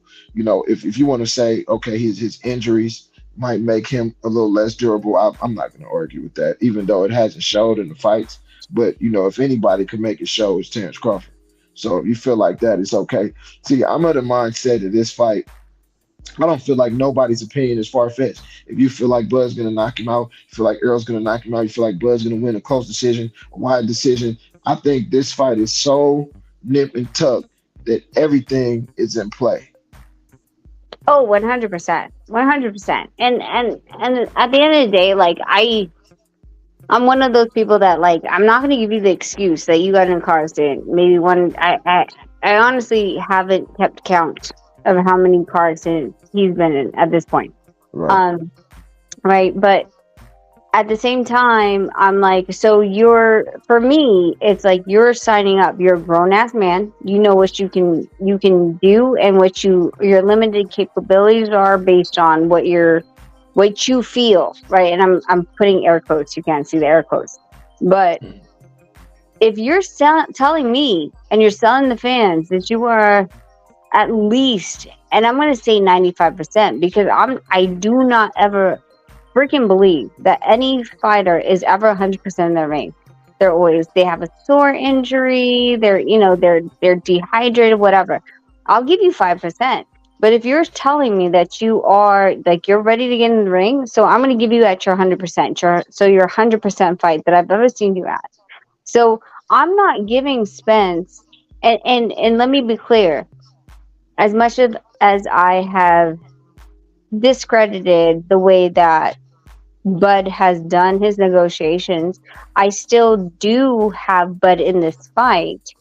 I do still feel it's like you're teetering on a 60-40, 65, right? Like it's not like I'm at any point that I'm like, nah, it's an 80-20 freaking wash. These are high-level tacticians. And Right. within that being said, it's going to depend on their ability to adjust and to listen to their corner, because that's what the Right. 1 minute is for, right? So I think they're both highly IQ'd, and it's going to it's going to come down to the factor of, like, okay, so does your corner see something? Can you adjust in the amount of time to be able to expose what they're seeing? And did that guy adjust because of his lack of? And because he knows you're going to come for that lack of, right? It's a fast-paced chess match, and I love this. I think it's such an amazing fight. Like, I'm so excited for it. Like, I don't, of course, wish any harm to either of the fighters. I again, leaning more towards Bud because of what I've seen, but that doesn't give any discredit to what Spence has and his IQ and who he's fought. Let me ask you this, and you two have both. Did you watch the interview with Kell Brook and Breadman and Shawn Porter? No. Oh man, you gotta watch that, because I learned some new stuff about Spence. Even with him being my favorite fighter, I learned some new flaws that he has, and I wanted to know what you thought about him. So basically, what happened is Kell Brook and Shawn Porter both came out and said that in their fight with Errol Spence, he not only showed frustration in the ring from some of the shots that they was catching him with. Shawn Porter said he even said something. He didn't say exactly what he said, but he was like, man, he said something. And I'm like, oh, I got him. But, he felt like Errol wasn't as smart as he thought he was going to be when he got in the ring. And then Kel kind of agreed, like, man, yeah, he did show frustration in our fight too, you know. And I thought that was a key point because he can't do that against Bud Crawford, man. He cannot do that. Again, I'm going to go back to the chess match. Like, you will be in a high level, and I'm not talking about, like, you know, amateurs or prospects or anything like that. When you're talking about the two best in the division, there is going to be frustrations, right? And even when they're coming up to that, when they're building up to that, there's going to be rounds, and you're like, okay, so his corner came back with a better plan than my corner did. And we saw it play out, right? It's weird to me when anyone says, well, he beat the man who beat the man who beat the man. Because it's not the same. It's not the same when you're in front of that person. It's a different game because you're having to adjust on the spot, and he's forcing you. His corner is forcing you to adjust on the spot. So I don't, you know, I don't know. I feel some type of way when people, yeah, like I just feel like, you know, when people say like, oh well, you know, he was frustrated in round 5 or 6. Okay, well, what did he do in 7, 8, 9, 10, 11, 12? Right. How did you lose? That he took the win, right? Like, can right. Here's the thing: it's at the end of the day, like I feel like there's an unfair perspective about fighters, right? And we go back to, well, he got touched. He's gonna get fucking touched. I'm sorry, anyone that's listening to this, they're gonna get fucking touched because they have 2 hands. They're gonna get fucking touched. Number 2, are they gonna get frustrated? Whether it's in round 1 or round 4 or 5 or round 7, 8, whatever, when they start to figure out the game plan of the other opponent, yes, they're going to fucking feel frustrated, and they're going to have to. This is the fastest chess match ever. So when people think that it's going to be a wash, if you're watching it to be a wash, you're watching it because you're, I'm sorry, a casual. Right. But I'm watching this fight because I feel like Spence, his corner is going to say, hey, he's doing this. And Crawford's corner is going to say, hey, he's doing this. Who is going to have the better game plan and who can execute it at the end of the day? Because, yes, you could lose 2 or 3 rounds because you're trying to figure out, okay, wait, sorry. They moved their queen to the south end. I wasn't expecting that. And now I have to adjust. Right? Right. We're expecting these guys to blow out competitions. And here's the funny part. At the end of the freaking day, if Spence or if Crawford blew out competition in the first 2 or 3 rounds, everyone's going to say what? Well, he was just fighting tomato cans. So there is no winning when it comes to a fighter. And it's hurtful. And I'm going to say it from this side. It's hurtful because no matter what, they're like, oh, well, you know what? He knocked him out in 10. But, 5, 6, and 7, he was losing. Does it matter at the end of the day? Because on that scorecard and on BoxRec, he's going to be the winner by TKO or KO, whichever it is. But you're going to discredit. You're going to try to hurt the mountains he had to overcome within a minute. It's disgusting. I'm sorry, it is. Yeah, I agree with that. Now that you break it down like that, that's a very good point of view that you just came from, and it can only come from somebody who is that close to their game. You know what I mean? You kind of open my eyes. No, it's like I said, it's really easy to be like, oh well, he should have. Right. He should have, right? And he shouldn't have given away 5, 6, 7, even though he knocked him out in 10. Shouldn't have given 5, 6, 7. But he needed maybe there was a what is it called? A adjustment on the distance and timing, and he needed to figure that out, right? Because a coach can tell you, "Hey, look, I'm seeing this. You need to step a half foot back."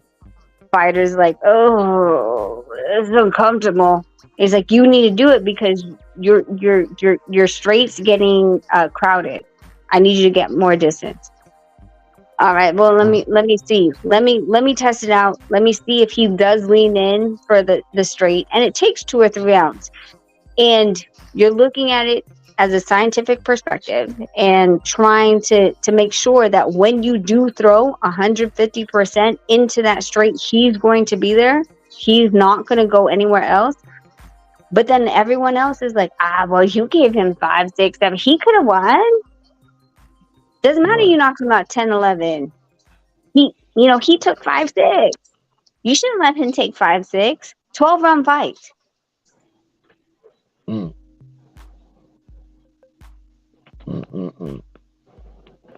So when you look at the fight, you just see Bud as a better tactician, just more special, or do you see him just being the smarter fighter, or I what's feel the like edge that you give him? I give him the more Arsenal edge. Now, here's the problem with the more Arsenal edge fighter. The more Arsenal edge fighter means like, okay, so if I was to give you a box and I give you a 9, I give you a 45, I give you a 50 cal, I give you a shotgun, I give you certain plethora of knives, right? When I tell you like, hey, I need you to execute, and you're like, which one? Good at all of them. That kind of problem is good to have because you could execute, but it's also bad to have if you weren't given the directive on which exactly you should fight. And I feel like Bud has that issue. I feel like he can move. He can go south and orthodox. I think he can throw on either side. I think he can throw bombs when it's possible to do so. I feel like he has the distance and placement. But if he's not directed into which weapon to use because of what Spence is presenting at the time, I think that it could stifle him, right? I don't honestly know, like, is Bud the guy to be like, hey, well, I hear you, but I'm just gonna do me. I'm gonna feel it. I hear you. You're saying that I should lean to the left. I should lean to the right, lean to the left to draw out. Lean to the right to draw out his left, and then counter that way by going out on his southpaw, right, to the open side where he is twisting over so for the straight. Is that comfortable for him, and can he throw that out? But if his corner is saying like, hey, I don't know. I feel like, honestly, and I don't want to discredit any of these corners, but I do feel like these corner bites, quote unquote, and I'm using air quotes right now, I feel like they're only giving you a couple of the things that the corners say. Because I feel like all the corner bites that I've ever heard is like, oh, you gotta fight for your family and blah blah, you gotta fight hard, like you have to have some balls. Like for me, I can't believe that that's what the corner is saying. I feel like that's, you know what I'm saying? Like the cut, like I feel like the cut might be bad.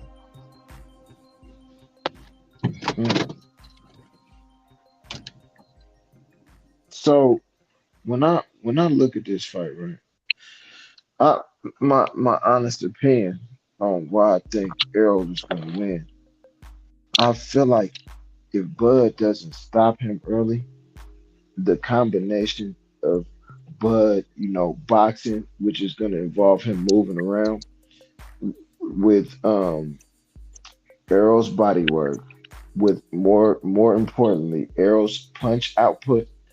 I feel like if he can get Bud to throw more punches than he has ever thrown in a fight by Errol not getting knocked out early in the fight, I feel like But a he's high gonna have Crawford in deep water.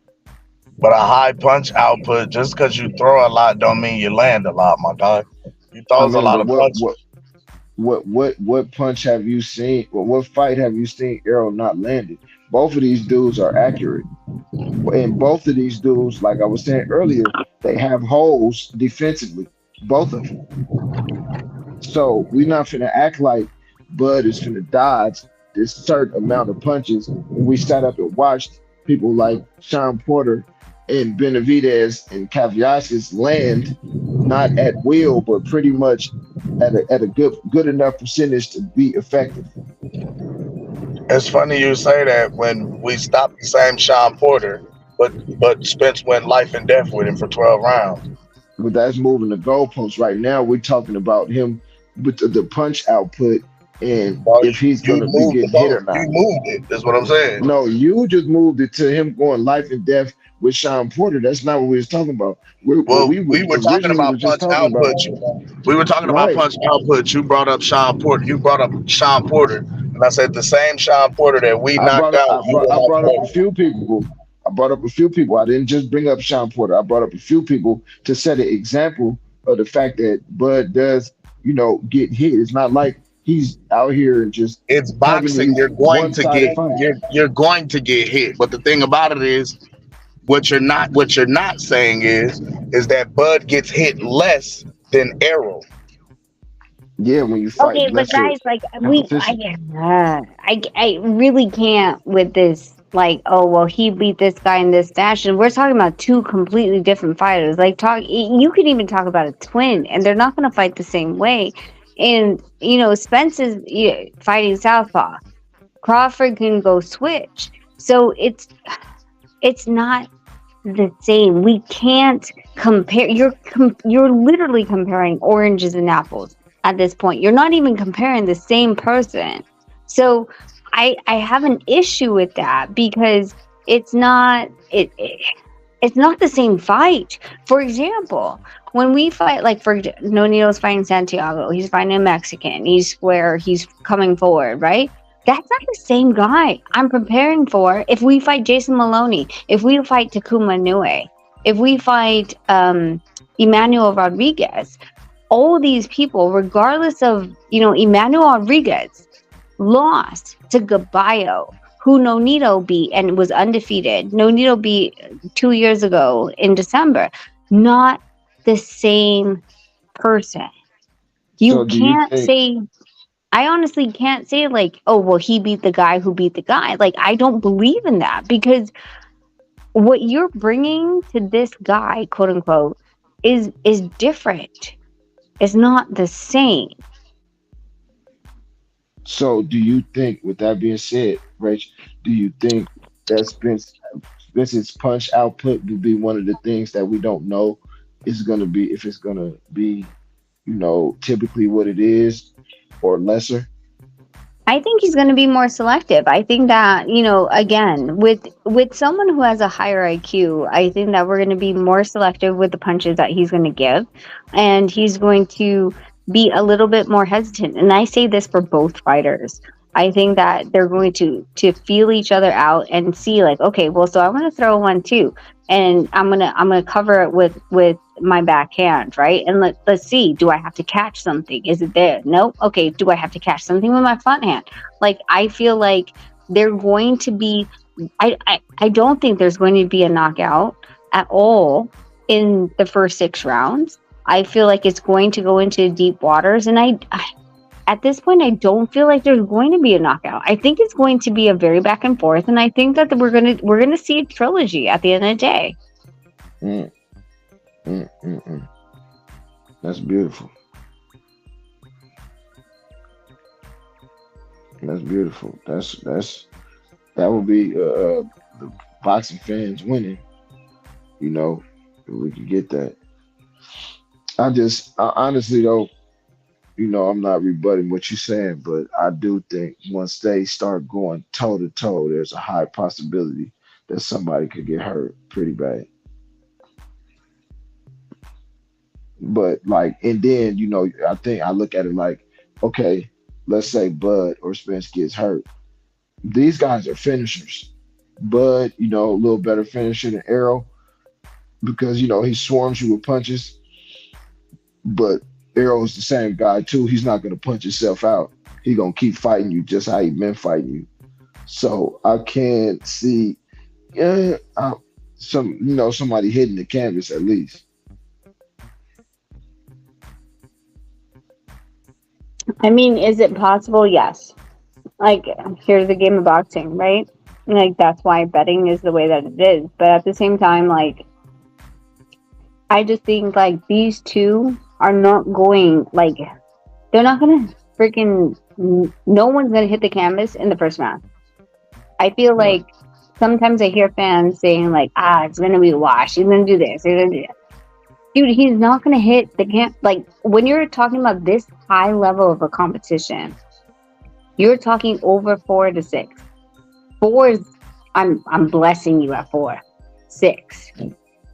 Over 6. Because it's such a high level, right? What they know, what they've done, and the adjustments that have to be made within those. Like, then after 6, when you hit the halfway point, then it becomes a mental game, because it's like, can you stick to the game plan? Are you seeing this? Can you execute the game plan we're telling you, or are you checking out?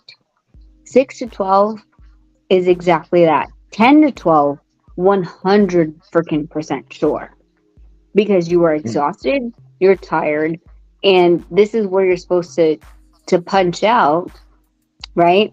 Your best. But can you, or and can you at the highest level of capacity that your corner is asking you to? And I'm not saying like, okay, well, let me give 50 punches and I look sloppy, right? Can you exactly still operate the game plan at the highest level in 10 to 12? Because that's why the championship rounds are so freaking glorified. Because, okay, you made it a 10, but can you really dig deep? Can you dig deep and focus in the next literally 3 rounds, 10, 11, 12, of what we're talking about? And a lot of people, like, and let's talk about it. How many people can really focus for 45 freaking minutes? Right. Now take away, you cut weight, you're exhausted, there's freaking lights on you. Everyone's yelling at you different freaking instructions.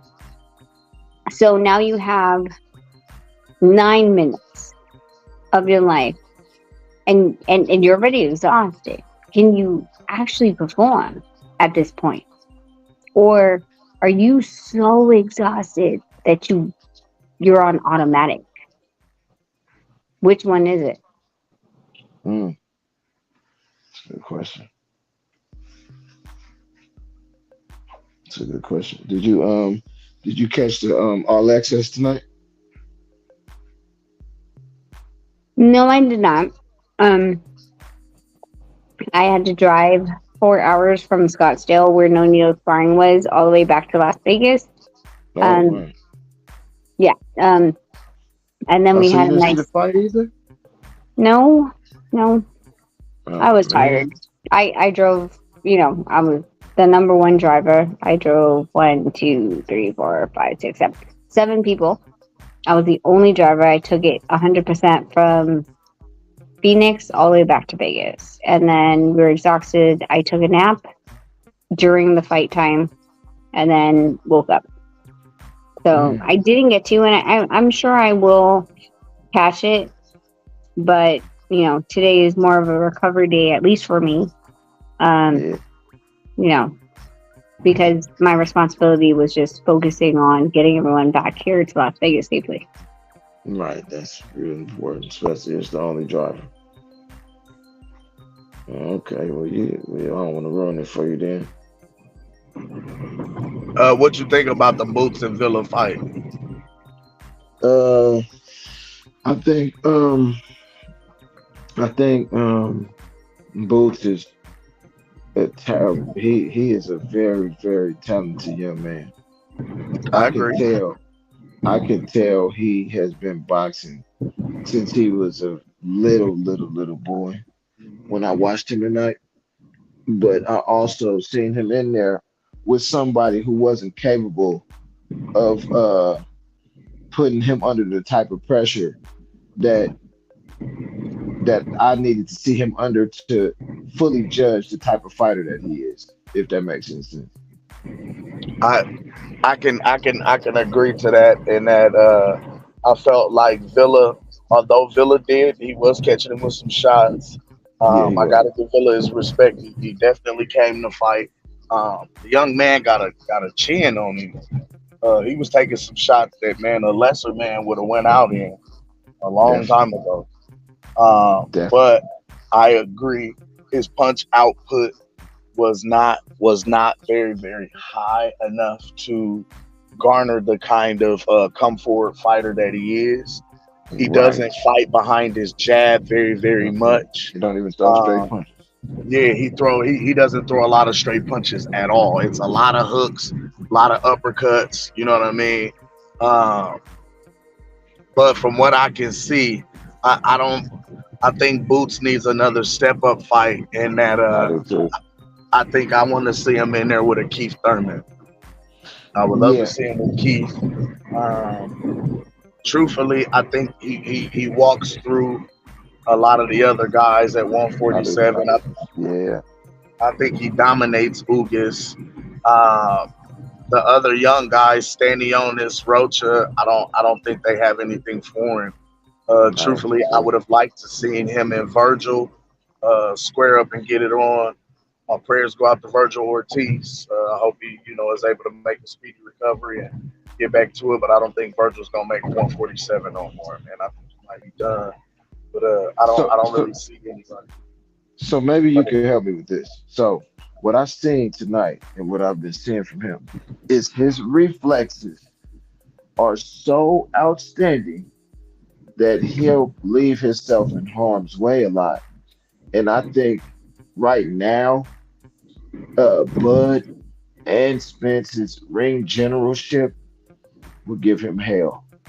I'm gonna be honest with you, bro. But I agree.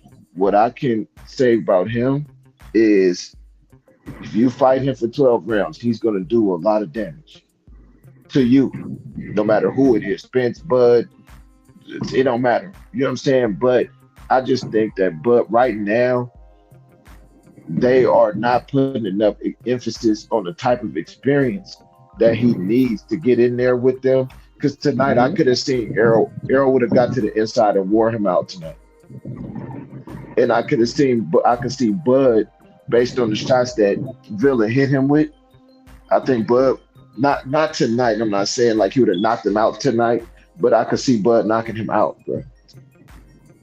If Bud could take his power. So I just think he needs some more rounds with some, and it's hard because, like you just said, man, he walking through everybody but about 3 to 4 fighters at the welterweight division, including Bud and Spence.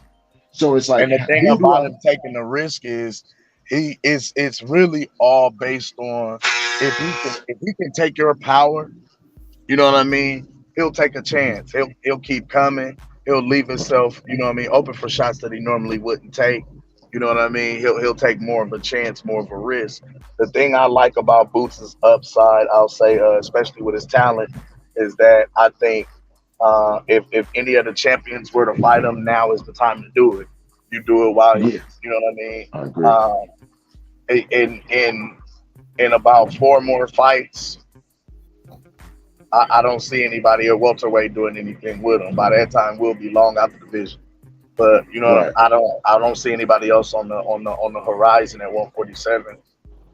I'd love to see the fight that you guys are talking about, because I didn't see the Boots fight. And I'm going to leave this chat, this panel, and thank you guys so much for talking to me, because I don't want to have. One love, Queen. I don't want to have No Needle wake up and be like, "Are you serious? It's fight week." Anyway, the thing with Boots is I like how his career has been moved, right? And I know for some people it's a little bit slow, but the thing is, at the end of the day, like Boots is signed to Showtime.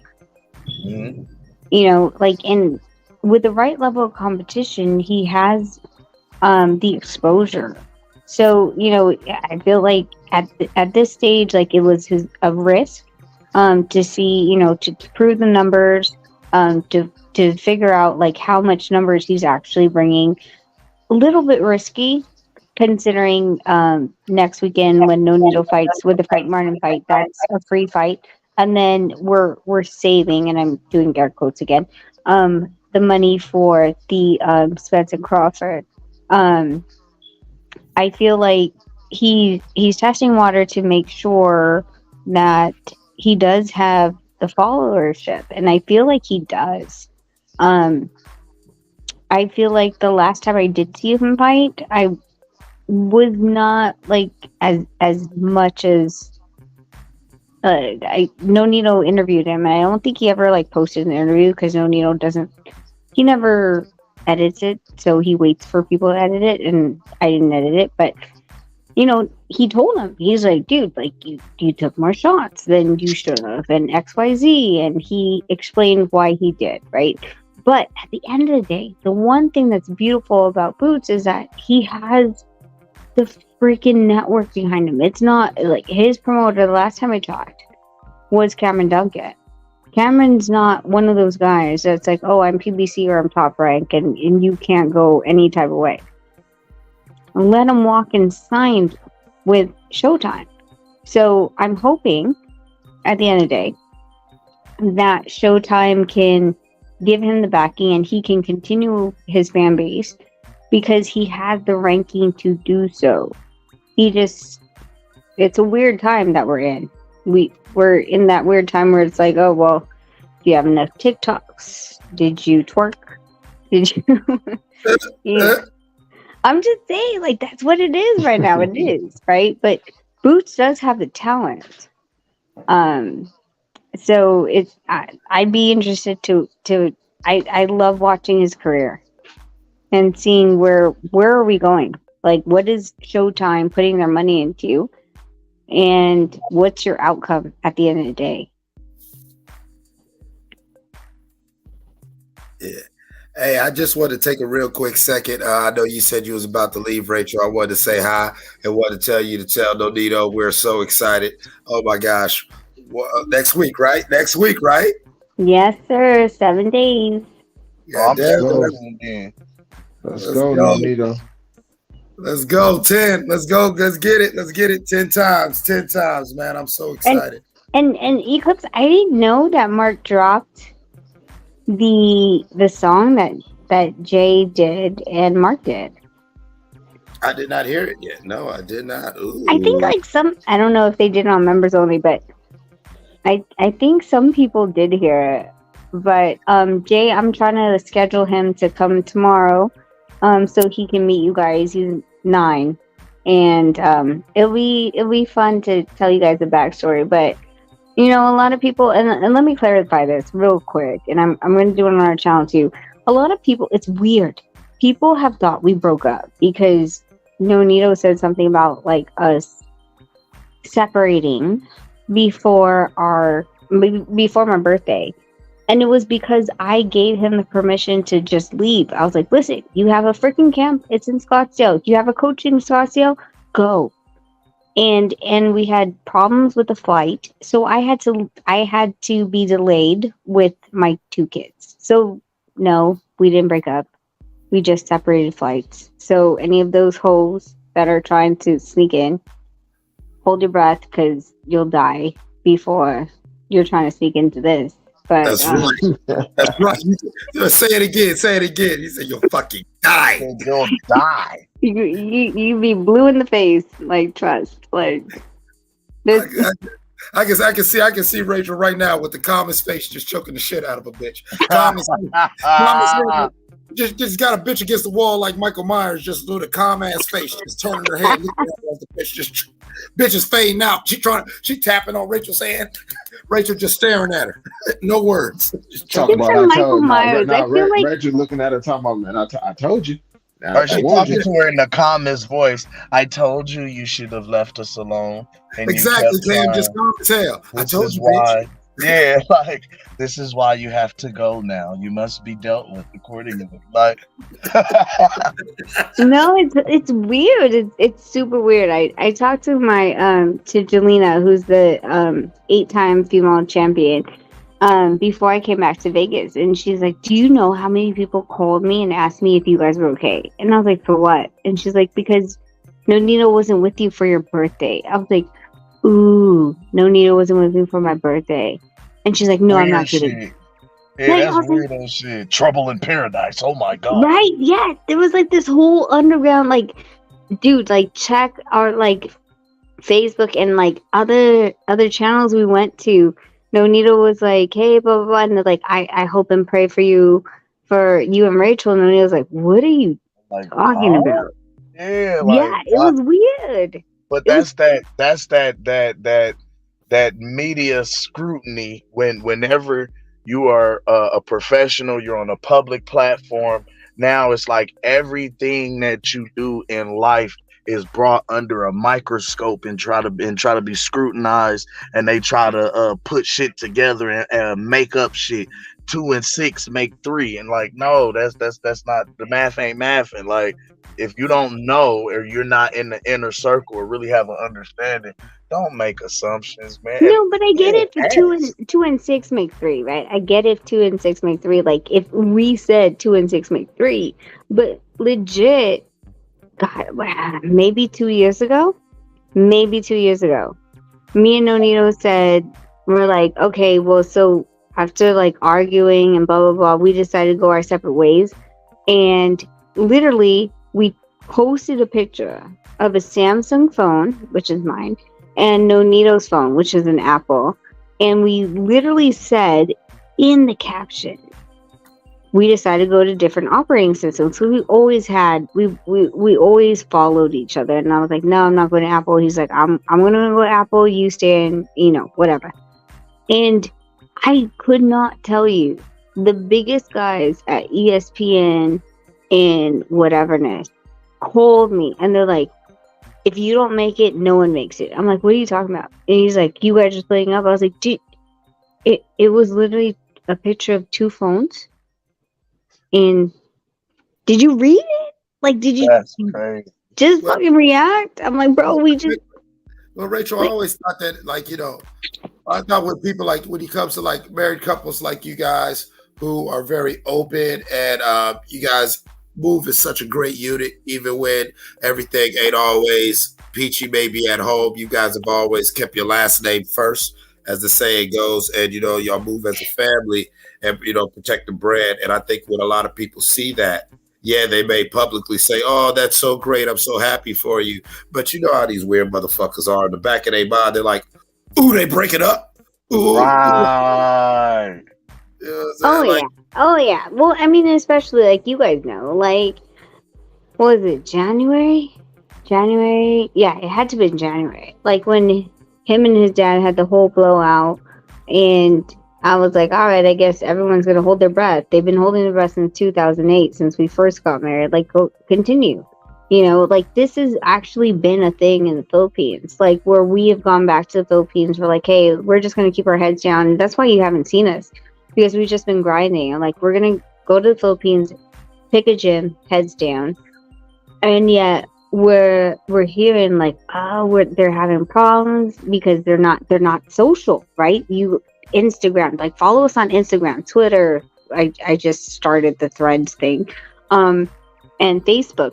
They're not posting. It's like, dude, like that doesn't mean that we're having issues. It just means that I just don't have the time. Is that such a bad thing? And like, it's weird. It's weird when like you do have a community that cheers for you, right? Like, because people are like, oh well, if you guys can't make it, no one can. right? Because they know us. They see the hardships we've gone through, the ups and downs, the media, everything. And then it's weird to see other people is like, oh, I fucking knew it, right? Every I single just don't time. think that's fair. I don't think it's fair to assume that, you know what I mean? Because I don't see y'all posting every day consistently that is problems, especially if neither you or Nonito have come out and actually publicly made any type of statements or anything of the sort. Because it's like, you are not only are you're Nonito's manager, correct? Yeah. So not only are you his manager, you're his wife. You also are a mother. You know what I mean? So your duties outside of the boxing world call for you to not have to be on fucking social media all day long, posting y'all every move. You got other moves to make. I got a brand to run, a business to uphold. We got to make sure you schedule flights, make sure you get to camp. But while I'm doing that, you know, I don't know how old the babies are, respectfully, but I'm like, shit, we got to get the kids to school still. We still got to live life. You know what I mean? Like, I still got to make sure the kids are straight here, make sure home is straight here. You know what I mean? All and while juggling this brand, I ain't got time to be fucking posting 3, 4, 5, 6, 7 times a day. Like, you know what I mean? Like, and just because I'm not doing that, that doesn't automatically mean it's trouble going on. We're fucking living life. You know what I mean? Like, Exactly. No, that's yeah. exactly what I mean. Like, you know, so in March, I had some work I had to do in a different country, and I asked the boys, I was like, listen, I was like, Mama has to go, and I don't know how long it's going to take. Like, you have been in COVID, so either you go online or you stay home with your aunt and your grandparents and go to school. What do you want to do? And I gave the kids the option. It took a couple days, and they said, Mama, we want to travel the world. I was like, cool. And so since March, the boys have been out of school. So in addition to the career I have separately from boxing, I've had to also homeschool the kids in a different country and run camp. And camp hasn't been fucking easy. Like, what was it? Okay, yesterday, Friday, I got I got the flight schedules for my guys. So I give the hotel accommodations and the flight schedule for my guys based on the contract. And they're like, oh, well, you know, they can't check into this date. I'm like, all right, well, then only check them in on that date. That's fine. Keep the same flights. And I get the flight schedule at 5 p.m. Arizona time. So, you know, we're talking about West Coast time at this point. And I'm like, no, keep the flight schedule because I need my guys in. I need his chiropractor, ART guy, his therapy guy. I need his wraps guy. I need the corner in. I made accommodations, even though you're not allowed to check them into the host hotel until this day. I made accommodations out of my own pocket to make sure that they're accommodated, keep the same flight schedule. Oh, well, the what is it called? The flight person already went home for the day. Oh, and I'm like, damn. Fuck all you people. I don't give a shit. My people are going to fly out the day. Like, and so this is out of pocket. But this is the shit that we, you know, that I deal with on the day. And O'Neill's like, no, I need my therapist. The first part of the camp, not the second part. I don't care if they're not going to be covered in a hotel. Well, this is Vegas. We live here. We will make sure that they're taken care of. Like, it's fine. It doesn't matter. But why did you, you know, do these type of movements for me to have to? Okay, well, so that's what you guys did. Okay, well, so now I have to buy them all the plane tickets that Nonito is demanding because he needs his team now. He doesn't need them on Wednesday, Thursday. He wants them. Oh shit! If you handling that and doing all of it, you ain't got time to post on damn social media. I gotta handle this. This is more pressing. Exactly. And a lot of people don't really respect that. A lot of people don't really respect that, you know, you got a lot of things going on, and as you and your husband have proven, you're real people living real lives in this world to where, and I think a lot of times in the social media era, motherfuckers really, if you're not posting everything you do and every meal you fucking eat or something like that, then something's wrong with you. Exactly. Yes. Something's wrong. Yeah, it's like, all right, first of all, I love you, I got respect for you, but I'm gonna give you some flowers too. So I'm gonna give you some flowers, like you're homeschooling your kids, you're training your husband, you're running your business, you're living your life, and on top of that, you've been doing a lot of this while traveling out of country. All right, if she misses a couple days without posting, okay, all right, just fucking cry and leave her alone, okay? Like, Come on, man. Like, that's the next post. Wait, Like, okay. Let me just vent for like 2 minutes, okay? Let me just tell you.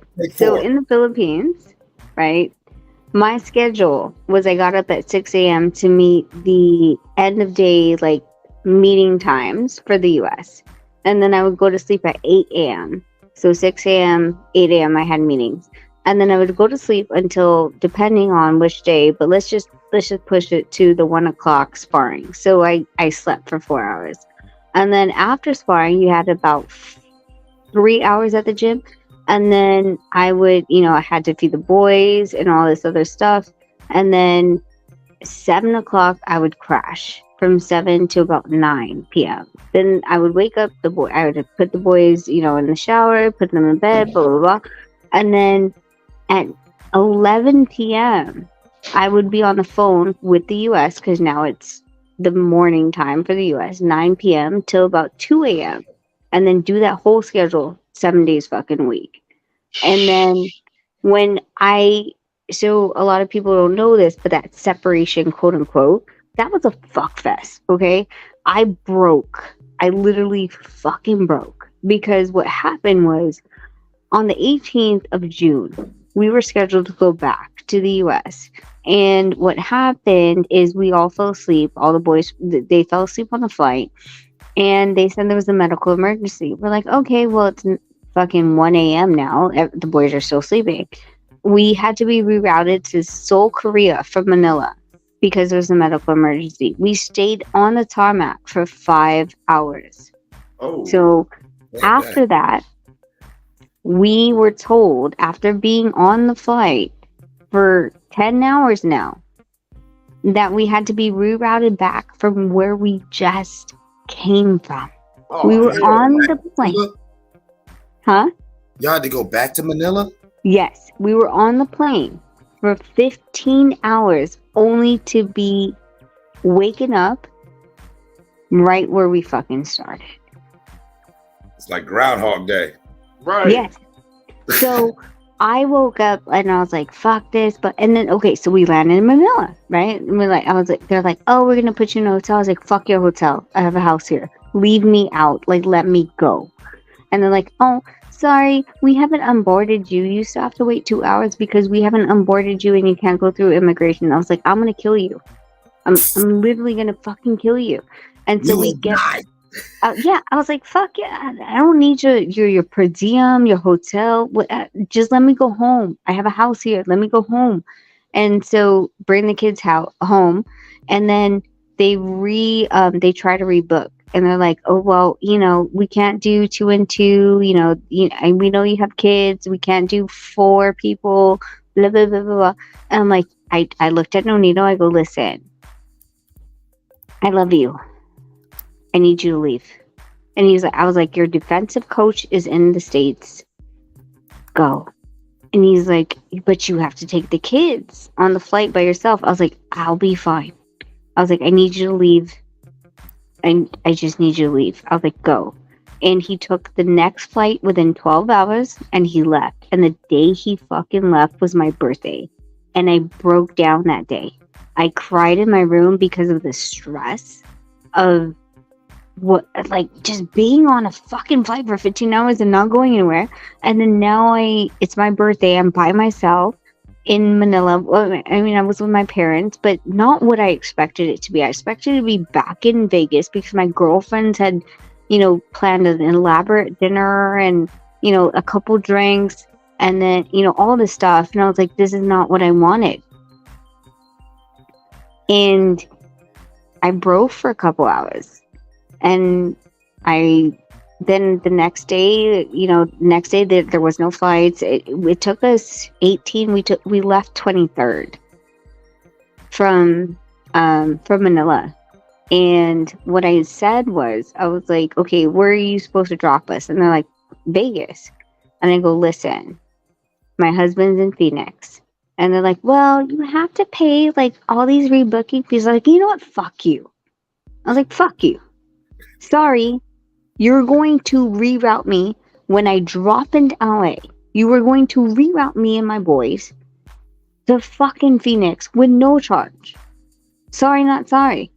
And we landed in Phoenix with no clothes. We went to Walmart. Who cares? We went to Walmart. But the stress was absolutely ridiculous. Oh, I can only even imagine. And then it's so crazy because, like, when you're playing at the highest level, which you and your family have been doing for how many years now, of course, there's a lot of stress or whatever. And I think that these people really, they tend to not respect your humanity when you become a public figure. It's like, listen, I'm making myself available, but at the same time, I've got to manage my life. So excuse me if there are moments and gaps where, yeah, I'm living life and I'm not sitting here trying to post everything that's going on, because as you've seen, you could just post you and your husband's phones and everybody's like, oh shit, they're getting a divorce. Holy fuck. What's going on? Oh my God. Dude, you don't understand how many text messages I got, like, on my birthday. Like, and again, like, that day was the one that I broke down, right? Like, my mom was like, she's like, it's okay. And she's like comforting me. And then I was like, I'm fine. And I went to my room and I was like, fuck. And I just started crying for like a couple hours. And then I was good. But like the text messages I got, like, was like, everyone was demanding an answer to my relationship status, and I'm like, I'm just trying to breathe right now, because I know once I land, I really need to make sure everything's all together. And if Nonito calls me, everything's all together. Don't worry about me. Like, this is not a thing, but just this superhuman aspect that people don't feel like you have, I guess, any feelings. It's weird. It's so disingenuous, because these are people. Okay, let's all right, motherfucker like me. Okay, I work jobs. I live a regular life. Okay, I'm not performing at the highest elite level of any, at anything I'm doing right now. So a regular motherfucker like me will sit there and judge somebody living at the elite level when, no, I can't even fucking imagine. You know what I'm saying? But I get on social media, and then, shout out to you, and take notes, women and men who are listening to this conversation within the sound of this, within the earshot of this conversation.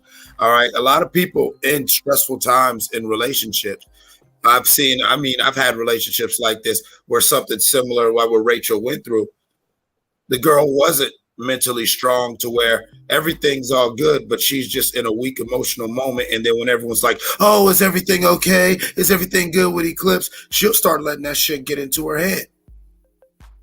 Maybe there is a problem. Maybe there is something wrong. I am alone on my birthday, forgetting the fact that, like you said, no, go ahead and get to your flight.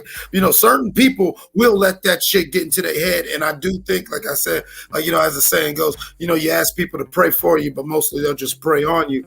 And I do, and I think that's kind of weird, and for some of the people, I know they meant well, but that's kind of fucked up with everything that's going on. You were sitting there, you already going through what you're going through. And I'm sure by the time you looked at the third or fourth message, It's like, what the fuck? Like, man, is there something going on that I don't know about? Like, what the fuck?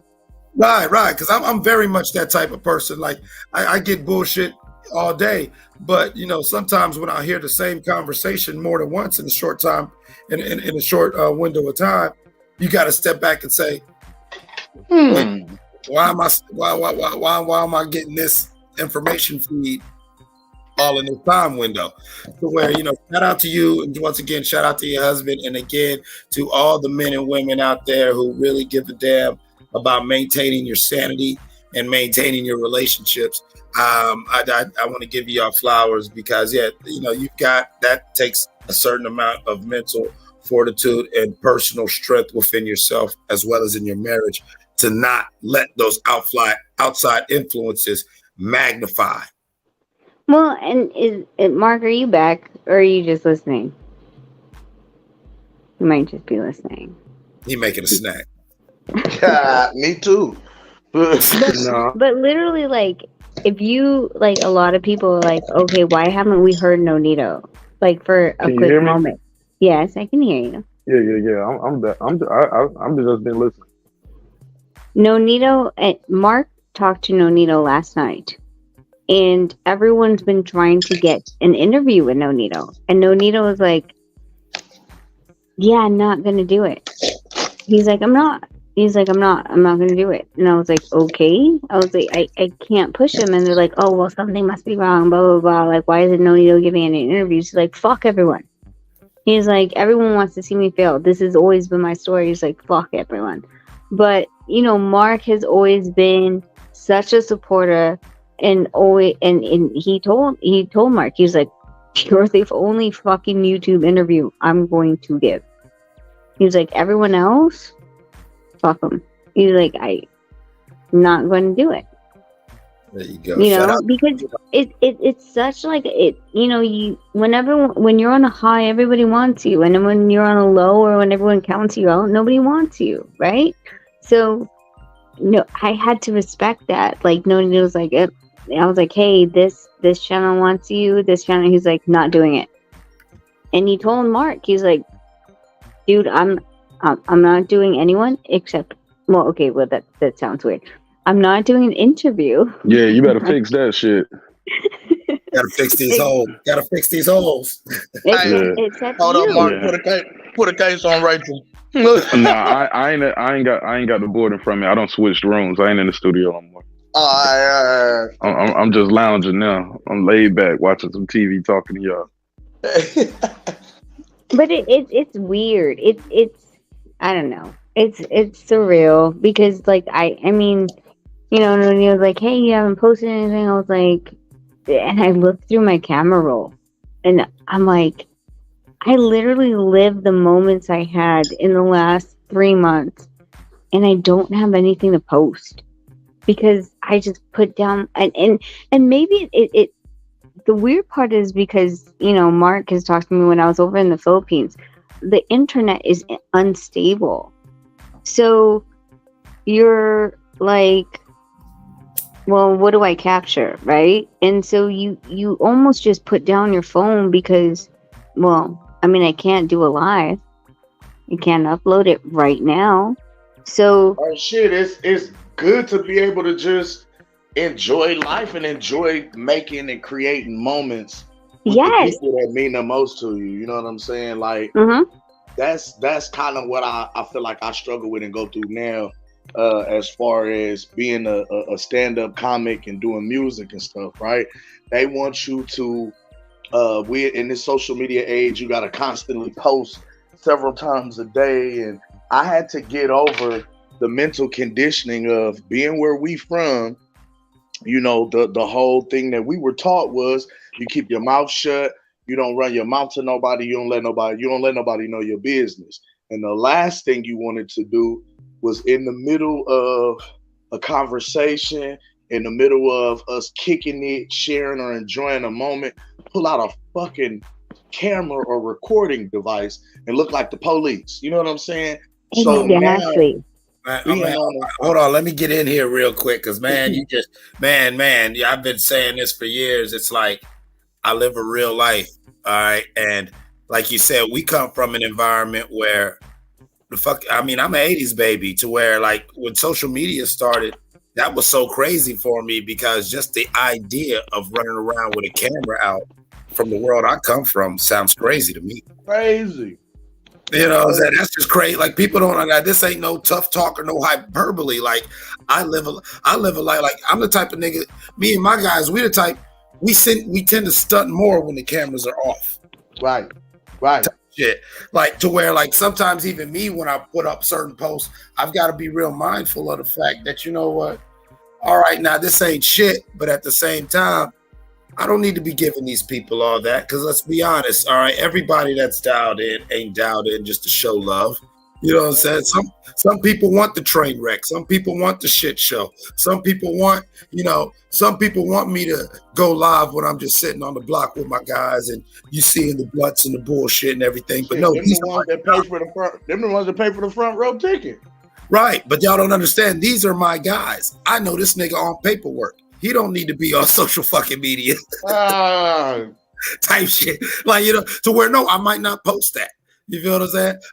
I might actually shoot the video and be like, you know what? No, I'm not posting this shit. After I think about it. Hell, I have whole albums that I did not fucking release, because when it came time to promote the album, 2 or 3 little niggas got cases pending or something like that. And it's like, is this the best look for my guy right now while he's fighting for his freedom? But even still, my thing is this: the namesake, the 𝗔𝗟𝗟 namesake, is already established. You understand what I'm saying? This man is known. This man and his family have money. There's nothing wrong with them being able to go and enjoy their life and make moments and memories with their families intimately to themselves without being scrutinized publicly. Like, they already have a public brand. They're already out here for the world to see. But if they want to take time and go and be to themselves, by themselves, there's absolutely nothing wrong with that. Like, they deserve that. They've earned that. That's what being a legend is all about. You're able to walk amongst the people and live a regular, normal life. But we know about the legendary shit that you did. You know what I'm saying? Isn't it weird right now, though? Like, it's literally like, if you don't, there's something wrong. Like, that's the weird part, right? Like, so weird, isn't it, right? It's like, it's fucking weird. Like, so like training camp. Here's my thing. Let's put back in your manager hat. All right, let's take your personal out of it, and let's say you're just a manager observing another fighter. All right, a fighter in Nonito's position in training camp on social media every day, posted 2 or 3 times a day. As a manager, how are you looking at that fighter? You don't look serious. Exactly. Well, and like, that's the weird thing, right? Like we didn't, we've gone live. Like, when we were in the States, like, we went live like almost every day, and like we would go up on panels and all this other stuff.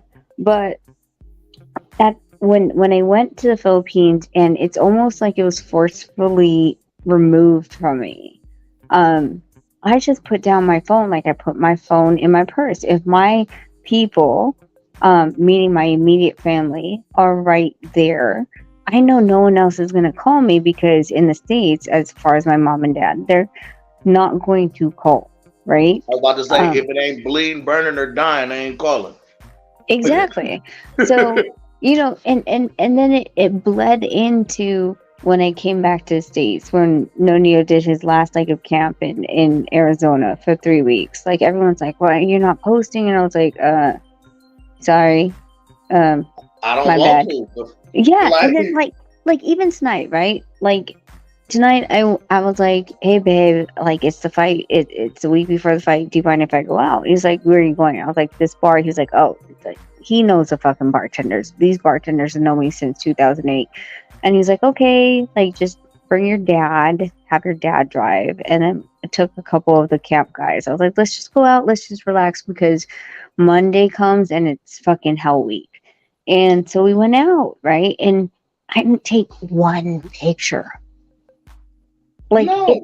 if you follow me on Instagram, the pictures you're seeing are pictures we're reposting because I don't have my phone with me. I'm just out enjoying life, enjoying the moment. Exactly. And because I'm here, somebody who's seen me and knew me took a picture, posted it, and Instagram and tagged me in it because they recognize my face. Now it's a retweet, a repost, fuck it. You know what I mean? Like, right. We're here now. Keep making memories with your family. Fuck what these people talking about. And like, I'm the same way. It's like, hell, in a few hours, I'm about to grab my daughter. Me, my son, and my daughter about to do whatever. And I'm going to tell you what, I don't know about y'all as a parent. A lot of times when I'm really enjoying times with my kids, I don't have a fucking phone in my hand because I'm enjoying. Fuck that phone. I'm enjoying time with my kids. Like, trust me, in my personal phone, yes, there's all sorts of videos or whatever, but I truly believe that certain personal moments, personal memories, personal conversations, and all like that, the power of them is that they're personal. That the power of that is that that's our moment. I agree. Like, I don't know, like, there was I had my birthday in Cabo last year for my 40th, and there was a couple, like, it was in Mexico, so a lot of people were, like, really big fans of Nonito, and there was a couple times, yes, I was straddling him in a pool, and I was making out with him and just, like, thank you so much for this, like, for celebrating me for my 40th. And that moment was captured in videos and pictures that were, shared, and it's just fucking weird. Ain't that I don't some know, weird ass dude. shit? But look, so see, this is what I'm talking about, man. This is the public scrutiny bullshit. Because the same fucking people, media outlets, whatever, right? They'll try to demonize you for public displays of affection for your husband. This ain't no side nigga. This ain't no, you know what I'm saying? Like, you and your baby. This is your husband. Y'all got a family together. Y'all got business together. Y'all got children together. You know what I'm saying? This is your husband. So y'all displaying any type of public affection to and for each other. Who cares? This is your husband. But they, Rachel 𝗔𝗟𝗟 making out with Nonito. Look, TMZ. We're gonna get a lot of views for this. We're gonna post it. Like, but then in the same blink of an eye, we'll turn around and be on some. Rachel 𝗔𝗟𝗟 didn't post any pictures of Nonito in the last 3 days. There's problems in paradise. What the fuck? Come on, man. Yeah, it was weird. Like, literally, I remember that night because, like, it was one of those nights that, like, Nonito didn't show up. Like, he didn't show up until, like, I was at this brunch spot that had a pool, stayed there literally from, like, 12 p.m. all the way till possibly 10, like, stupid. And he came and checked on me. He's like, "You good?" And I was like, "Yeah, blah, blah." And he's like, all the girls jumped in the pool. So I jumped in the pool. He jumped in the pool. And he was like, "Oh, it's so fucking cold, blah, blah, blah." And then he grabbed me, kissed, and whatever. And it was like, oh my God, like, they're making out. And I literally remember that because I told him, I was like, thank you for celebrating me. Because you also have to remember, like, where we were, right? Nonito, my birthday was June 21. He fought, I don't remember, June, let's just say 5th or 6th in Japan. He got knocked out, and he put that aside to celebrate me that day, even though he still wasn't over what had happened. And so for me, it was like, this is an intimate moment. And mind you, this is the only fucking fight that we didn't have sex during camp. We are having plenty of sex during this camp. It was the only. I was getting ready to say that, but I was trying to respect your marriage. No, we're super having sex. Yeah, listen, I don't ask those kind of questions. I don't get into that. No. We're super having sex during this. It's automatic. What don't need to be explained. Y'all don't get kids just from not doing it, okay? No, bro. Well, I don't know. This is Hollywood. Hey, Since shout out to the champ. 2008, Get it in, champ. Do your we thing. we have always had sex. And Inoue 2 was the only fight. The only fight. And we've been married since 2008. Only fucking fight that he was like, well, let's try the old school way. And, you know, like, let's not have sex because they always said, you know, blah, blah, blah, blah. So we didn't have sex. Say, baby, I need my legs. I need my legs. Yeah, that's what he said. Hey, Rachel, you're a fighter and you're a trainer. What do they always say? A fighter should never go into the ring dry. Yeah, but like, let that settle in. Hey, it is. Shout out to Terence Crawford when he said, there are ways. Look. No, okay. So here's, you know, we did an episode on this on Beyond the Ring one time, and we were talking about it. We're like, so what's the difference about you waking up, like, let's just say fight week, you haven't had sex for like 4 weeks, and then you have a wet dream. What is the difference of you doing that, ejaculating, and actually just coming? Well, it's about how much you use your legs. I get the. Okay, so I get the logic in that. The only difference is there's effort exerted, whereas in the not if I'm riding you, you're just chilling, or if I'm sucking your dick, you're fine. You ain't. There's no exert. You're fine. Yeah, you're just relaxing. Some guys like to work. And don't fucking tell me. And don't fucking tell me that after you come, you don't have the best sleep ever.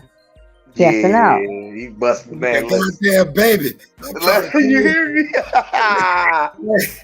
Hey, listen. Hey, I'm gonna tell on myself. I done had drunken moments where goddamn it, I done fell asleep in that goddamn thing.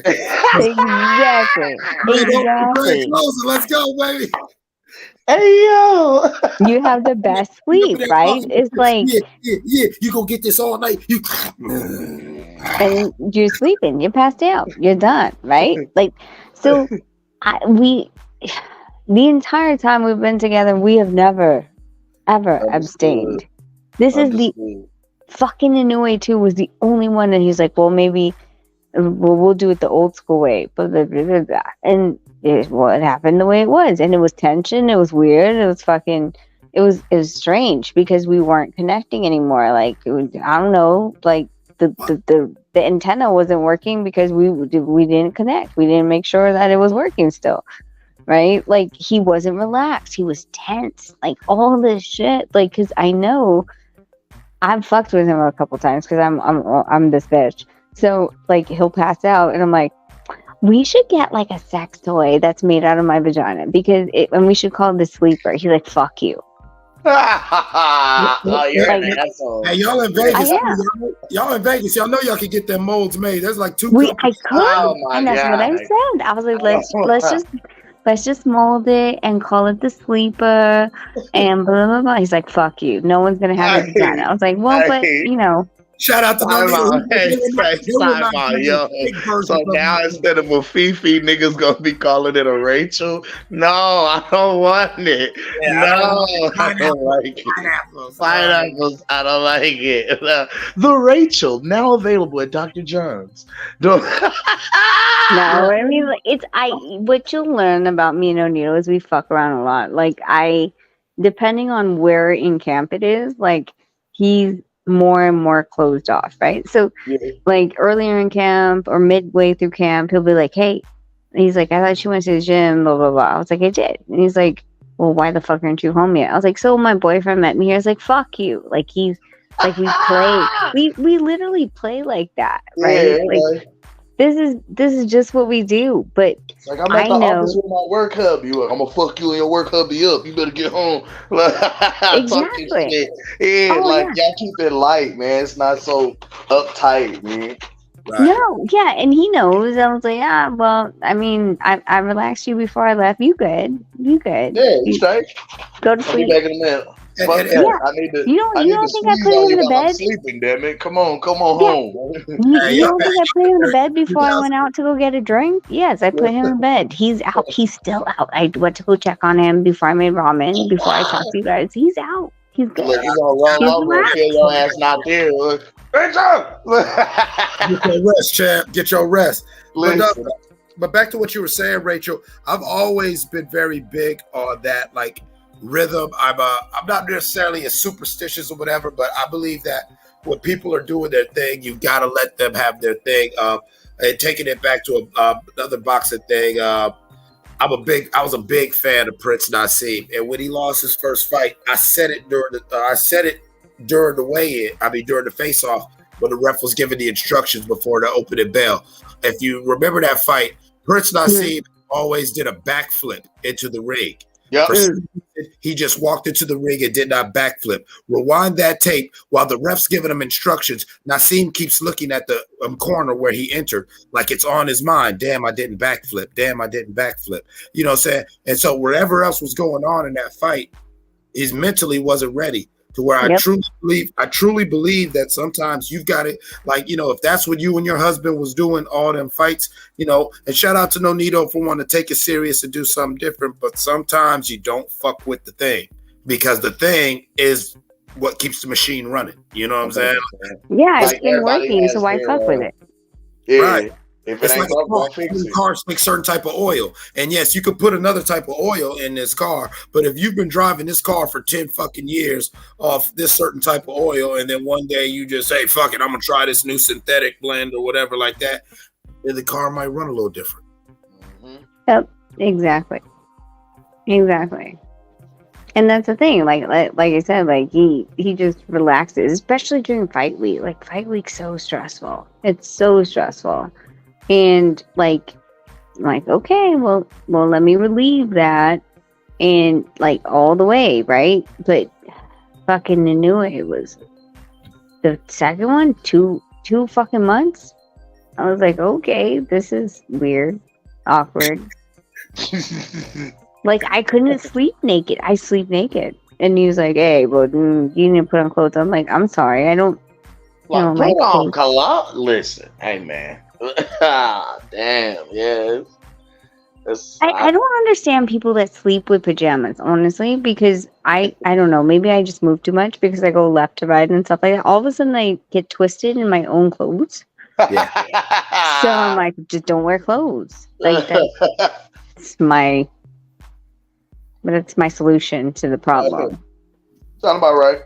Well, yeah, I mean, like, especially like if you ain't like, unless I got my kids over here and stuff like that, I'm pretty much the same way. But then I like being comfortable. I'm one of them type of niggas who, in my place, I keep the heat on Wakanda. Why? Because when I'm in my house, I like to be comfortable. I like to walk around with no shirt on. I like to, if I'm in here by my damn self or just sit here with a lady friend or whatever, yeah, you might just catch me walking around in maybe some shorts or just, That's an old player tactic. Motherfucker told me that a long time ago, to keep your temperature hella hot in your house. So as soon as she come over, she's like, taking off her jacket. She's getting comfortable. Yeah, she's already immediately start taking off clothes. Yeah.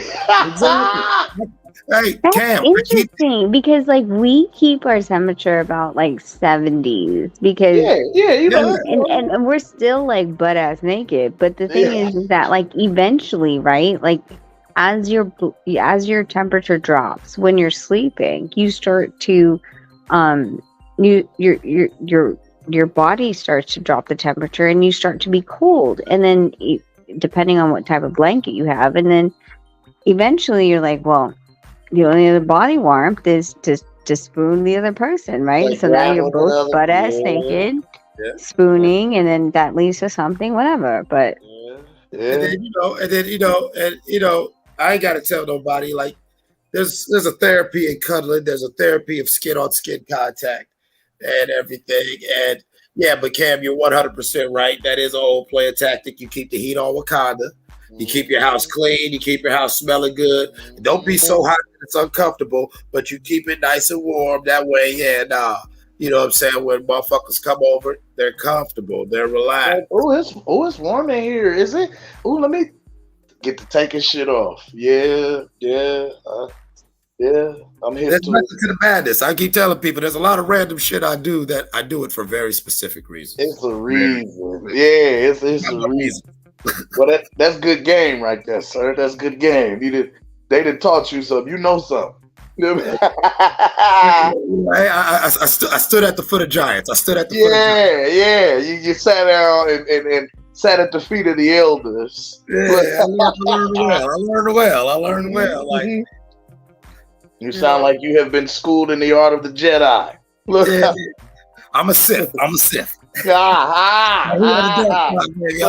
It's all fucked up. I tell foundation. Hey, listen.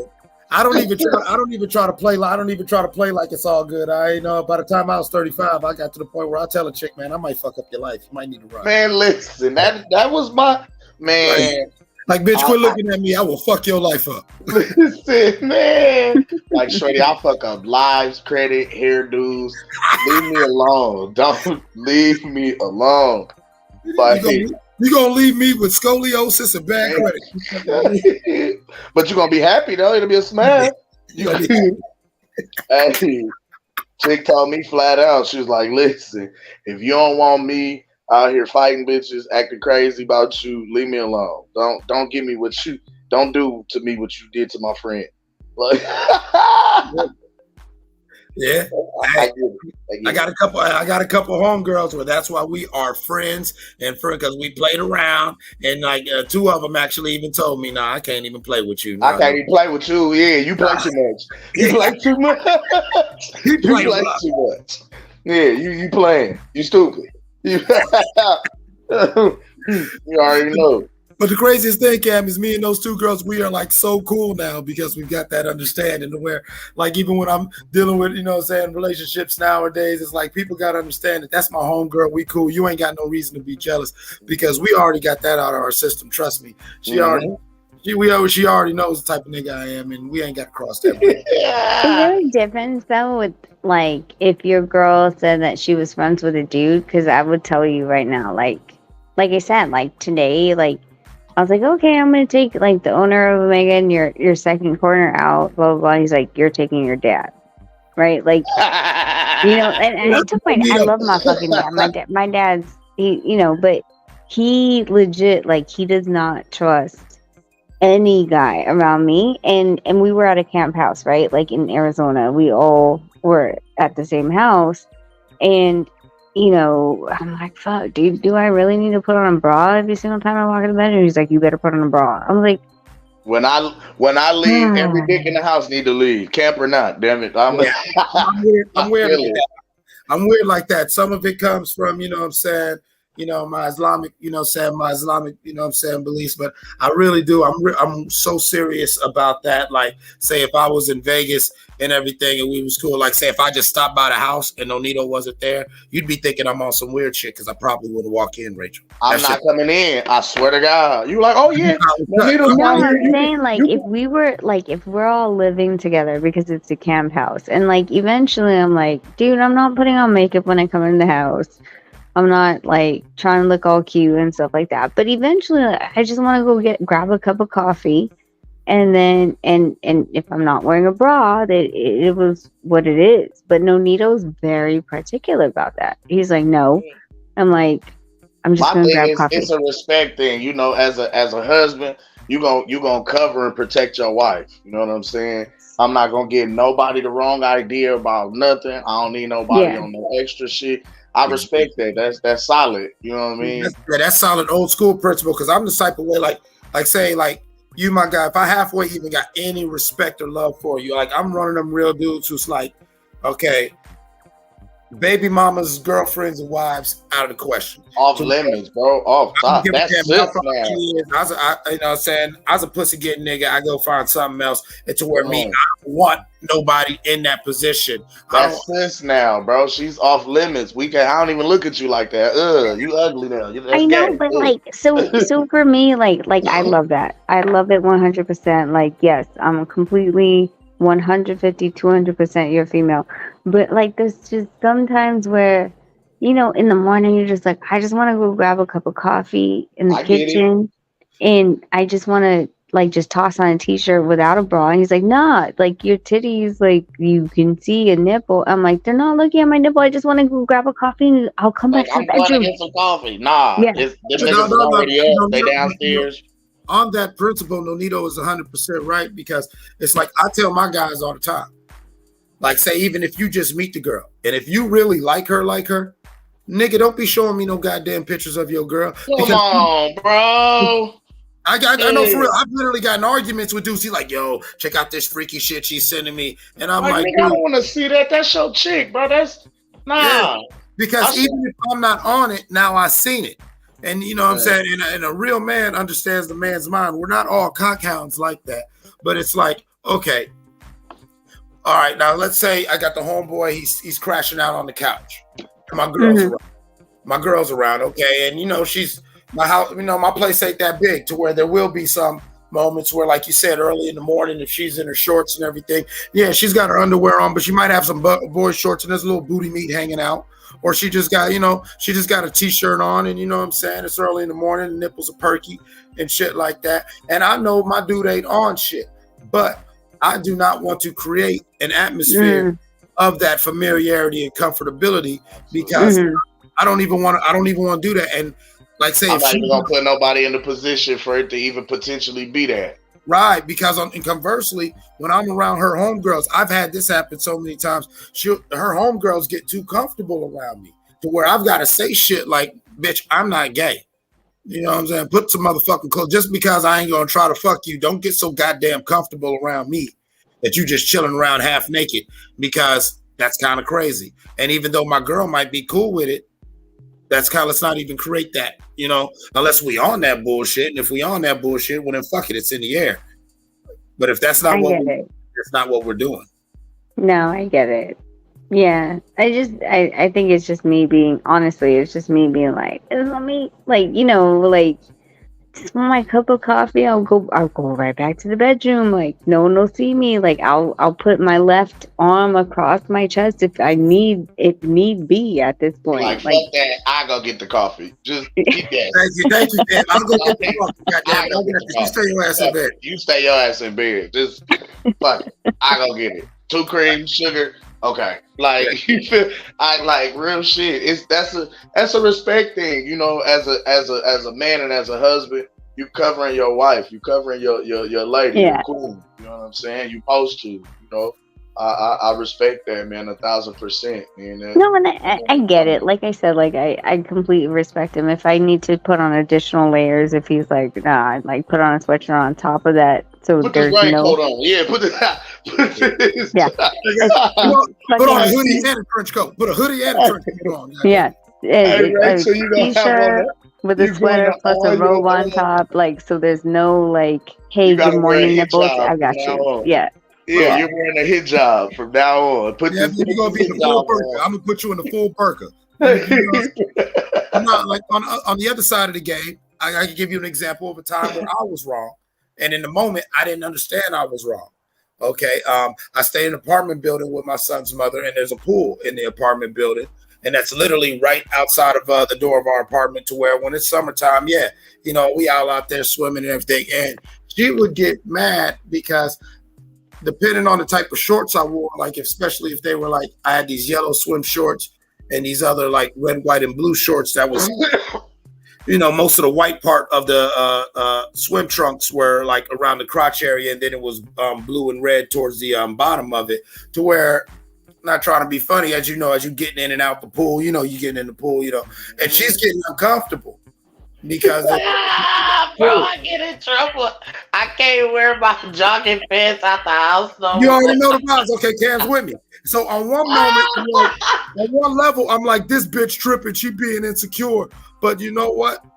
It took me about 2 incidents where I was like, nah, she's right. And straight up and down, I do not, and honestly, till this day, unless I'm like single, just out here fucking it, fuck it, I do not go swimming in those type of shorts, because I had to see what she was talking about. Because like the second or third time I was noticing, like, and first of all, women are scammers. I'm sitting there with a goddamn Calm down.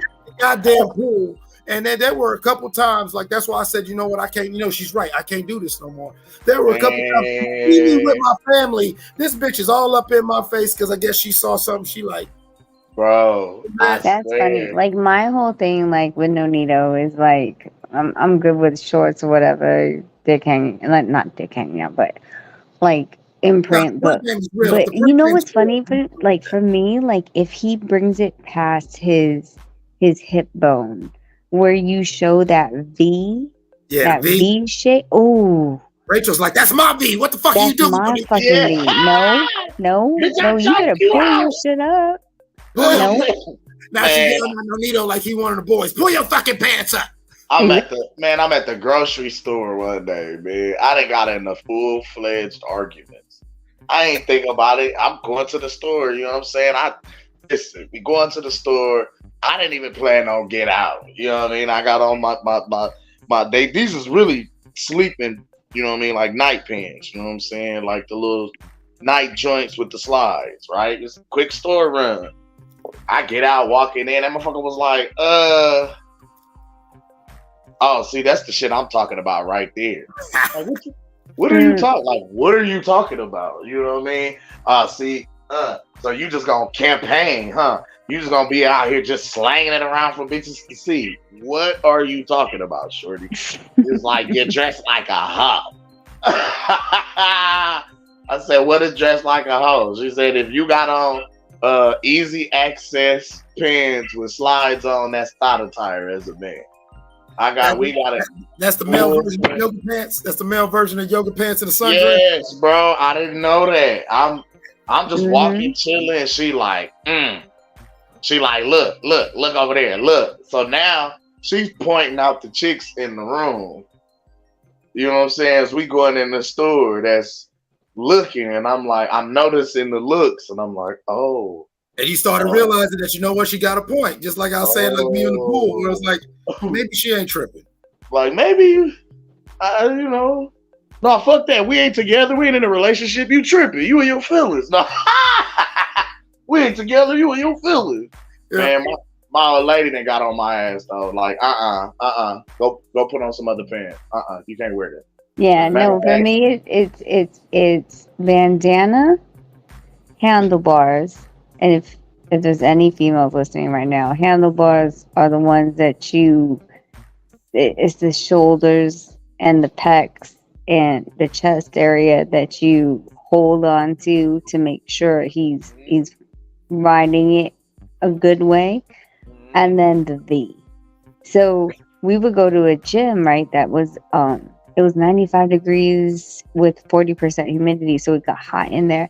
And so he always would wear a bandana, and being in class, like, he already has his V shape out. I'm like, what the fuck? And then he puts on his bandana, which shows his chest and his arm figure. I'm like, what the fuck are you doing? Like, and we're in Vegas, so any girls at the gym, like, they're all fucking strippers at this point. January through March, they're all strippers. Sorry, not sorry. Thank you, Rachel. Thank you for saying it. Because I'm going to Vegas. Like that, I'm a pig. No, because Rachel be dropping gems. Yes, Lord. January through March is pool season auditions. Oh, and my birthday in March. Okay, yeah. All right. Hey, Cam, we going to Vegas in March? Listen, March 23rd, Aries season. Let's get it. Let's go. Yeah, so like that's when all the girls are there with, you know, whatever they are, and they're getting in audition shape, and they're normally, most of these girls are already in shape, but you know, like they have to look snatched, so they're already there January through March because they have the auditions in March for usually it's the April opening, like the summer, the spring break. That's where they're auditioning for. So they're all there, and we're in a 95-degree room with 40% humidity. Like, you walk in, you're sweating, and Nonito's putting on his bandana. Like, we're fucking in Vegas. No one looks like you. Like, everyone's like, you know, just a different. When you come to Vegas, you have to be glamorized. You gotta look the part. You gotta look like you. Okay, yes, I understand that. But the thing is that the glamorized men is also, right? Like, so you have the bus servers and bouncers, like they're shaved, their hair, they tweeze their eyebrows. So the women in Vegas look for more of the masculine man, right? Like, I don't want to say that alpha energy. It's the alpha energy, right? Like I want to. Yes, I got you. You put on a fucking bandana. It's like, ooh, who is this guy? Right? I'm like, that's why motherfuckers are looking at me like I had on the do-rag. Look, I have my do-rag on tied up. Look, gang shit. They was like, who are you? Like, my girl is right here. I don't care. She could come too. No, lady, listen. Here's the thing, and this is gonna go into a different topic, but masculinity has been it's been shamed. It's been shamed. It's been shamed because any type of showing of masculinity is you're toxic, right? So the amount of men that actually are comfortable with just being a man, just being a fucking, just skim the fucking like the bottom of the barrel of a guy being a guy. Like you can't even have that anymore. So when you actually have any testosterone, that's something that oozes out for females because fuck dude, like what are we're surrounded by guys who want to be girls. They want to be bad bitches. Okay. So if any of you guys know me, if any of you guys like know me and like how I talk and what I really care about, right? It's not about fucking makeup. It's not about like dressing up. I literally right now, like I went to the bar, right? I'm wearing fucking track shorts and a black t-shirt, and I wore tennis shoes. Like. I'm like one of the girls. I was like, I just want to be comfortable, Jesus Christ.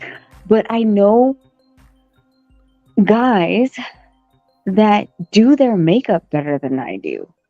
Wait, right? What? I know exactly. Listen, I got homeboys. Let them tell it. They straight. Some of them, some of them I haven't heard no rumors of, so I ain't gonna be facetious when I say it. But I still say let them tell it because I know some motherfuckers who. Yeah, their body routines and all like that. Like I'm talking, you'll be sitting there like we'll be sitting there talking about some other shit. He's like, "Oh yeah, man, I gotta, I got an appointment, man. I gotta go get a wax." And the whole room would just sit there and be like, "Nigga, what?" Oh yeah, exactly. That's what I'm talking about. What? Like it's a different era that we're in. Like that's what they call the metrosexual. No, but it's like so. Metro was probably about 10 years ago. Yeah, Metro was 15, 20 years ago. This is more. It's more than that now, right? That's spicy, nigga. That's zesty. Yeah, the niggas in that.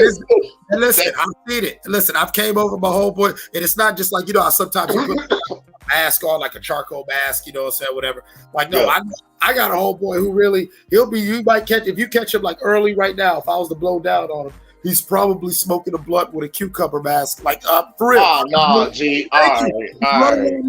He's running around his house with his fucking dreadlocks wrapped up in his towel. You feel what I'm saying? And with cream on his face and cucumber smoking. Right, exactly. Hard as fuck though. Hard as fuck. Sitting around smoking his blunt. Probably, but what is he bumping right now? He's probably bumping some Davies right now. That's what I'm saying. Like I'm sorry, but no female wants nails and shit. But no female. Okay, well, I'm speaking for myself. I don't want to see Nonito doing that shit. Like for me, like I'm like, and maybe I'm the worst person to talk about it. Respectfully, he don't strike me as the type. Like you know what I'm saying? No. But again, maybe I'm the worst female to talk about this. So take this with a grain of salt if you're listening, because I'm the girl. Like you can look at all my fucking pictures. Look at my nails. Is it manicured? It's never fucking manicured. Look at like the lashes. Like, do I do it every fucking like? No, I don't upkeep anything that's an upkeep kind of thing. Like, maybe I'll get into the quote unquote fad for like a month, and then I'm like, wait, I have to come back 2 weeks later. You're tripping. I'm not that bitch. I'm not that bitch. So if my husband is upkeeping more than I am, I'm having an issue because I'm like, first of all, damn, you have time on your hands because I don't have time to sit down for 2 hours to get my nails did. And second of all, my nails will not fit in a fucking glove, and I can't really lift correctly and close my hand on a kettlebell with my nails did. So sorry, not wasting my time. Okay. It's actually that same logic is the reason why I stopped growing dreadlocks. You know, by the time I got to my mid-20s, it was first of all the upkeep, and then second of all, like if your girl isn't the one dreading you and braiding you constantly, I've had too many situations where my girlfriend would be insecure, and it's like, bitch, you don't braid hair. And I know you feel weird, but you know, I'm not spending $100 and some every week or so to get touched up. I got a homegirl in the projects that I'll give 2 blunts to, and you know what I'm saying? And she'll just put me together. But you don't want me sitting between no other woman's legs. So right.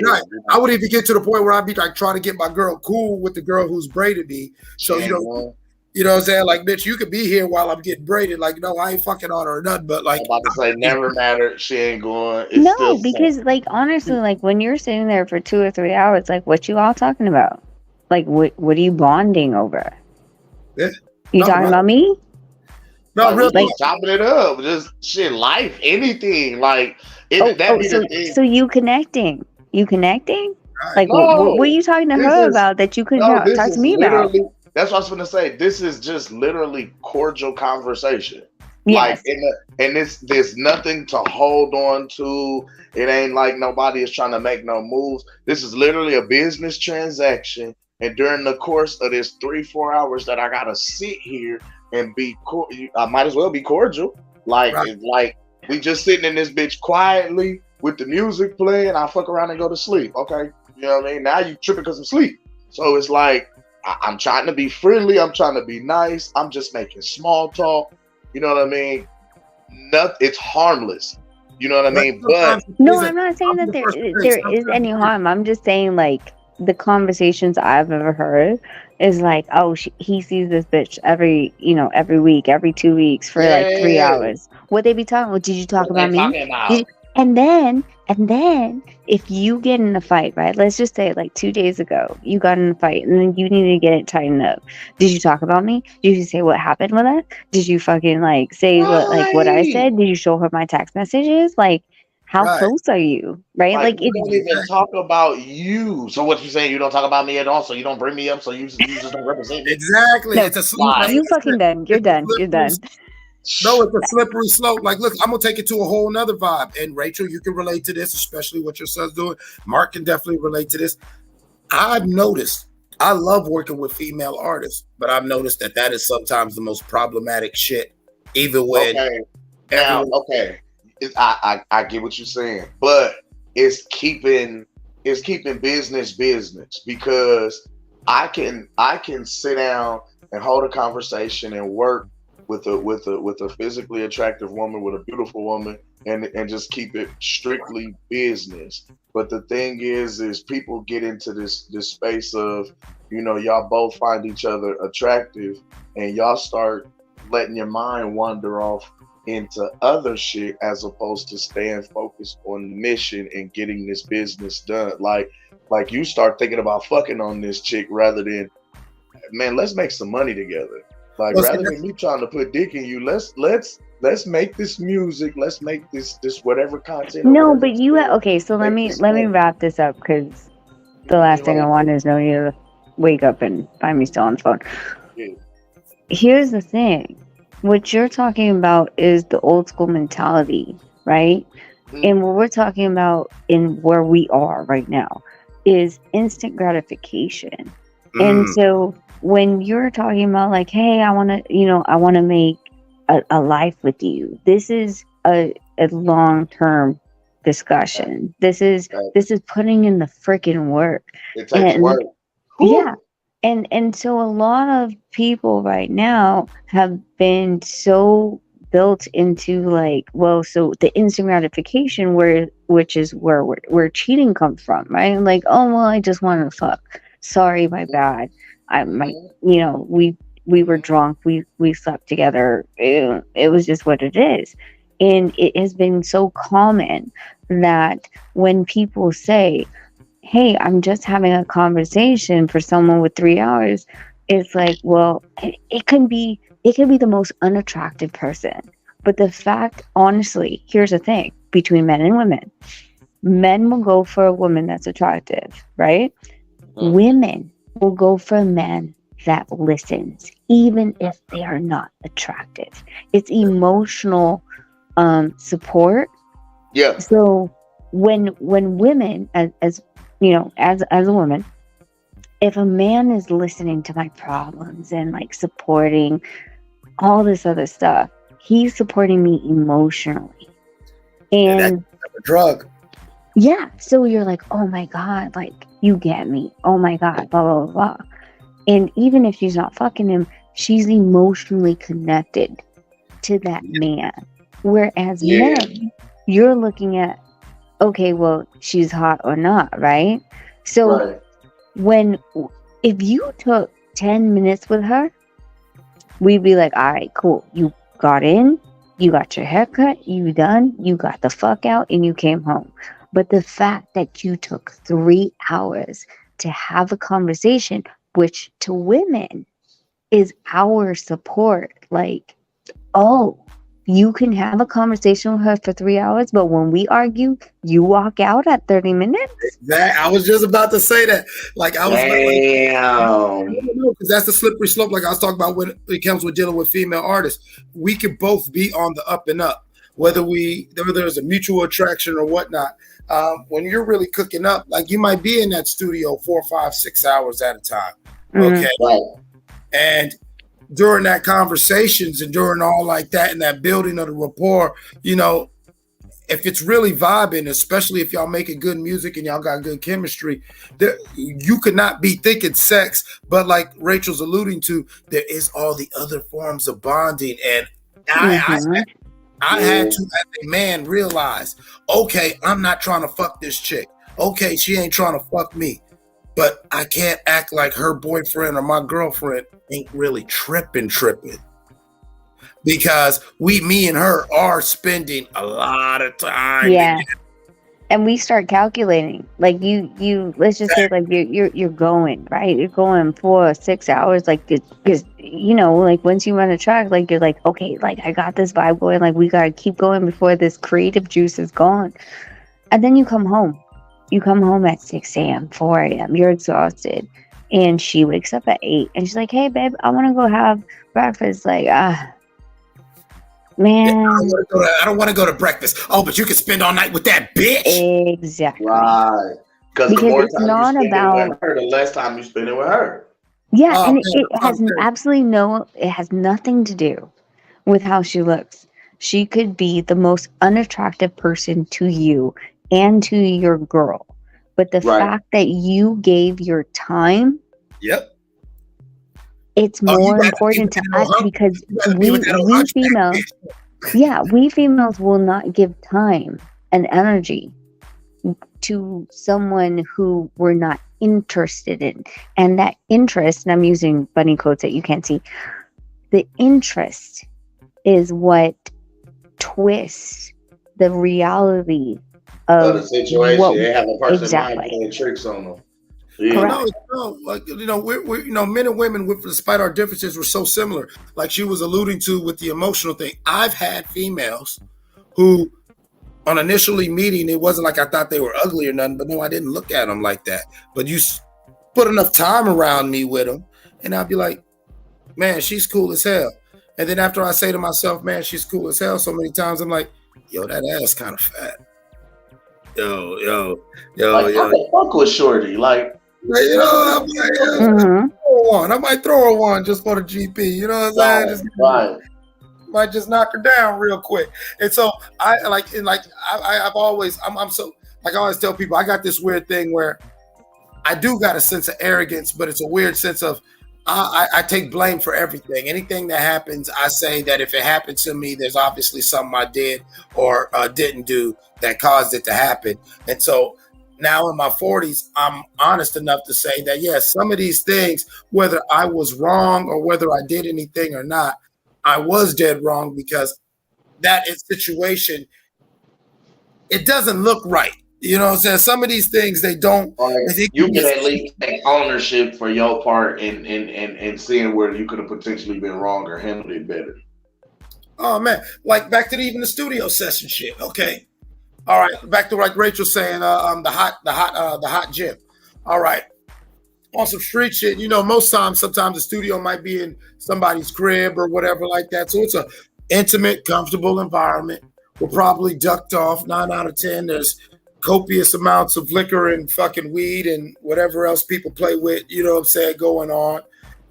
It's a very loose environment, like Rachel alluded to. Creative juices are flowing, and especially if you hit a good stride creatively.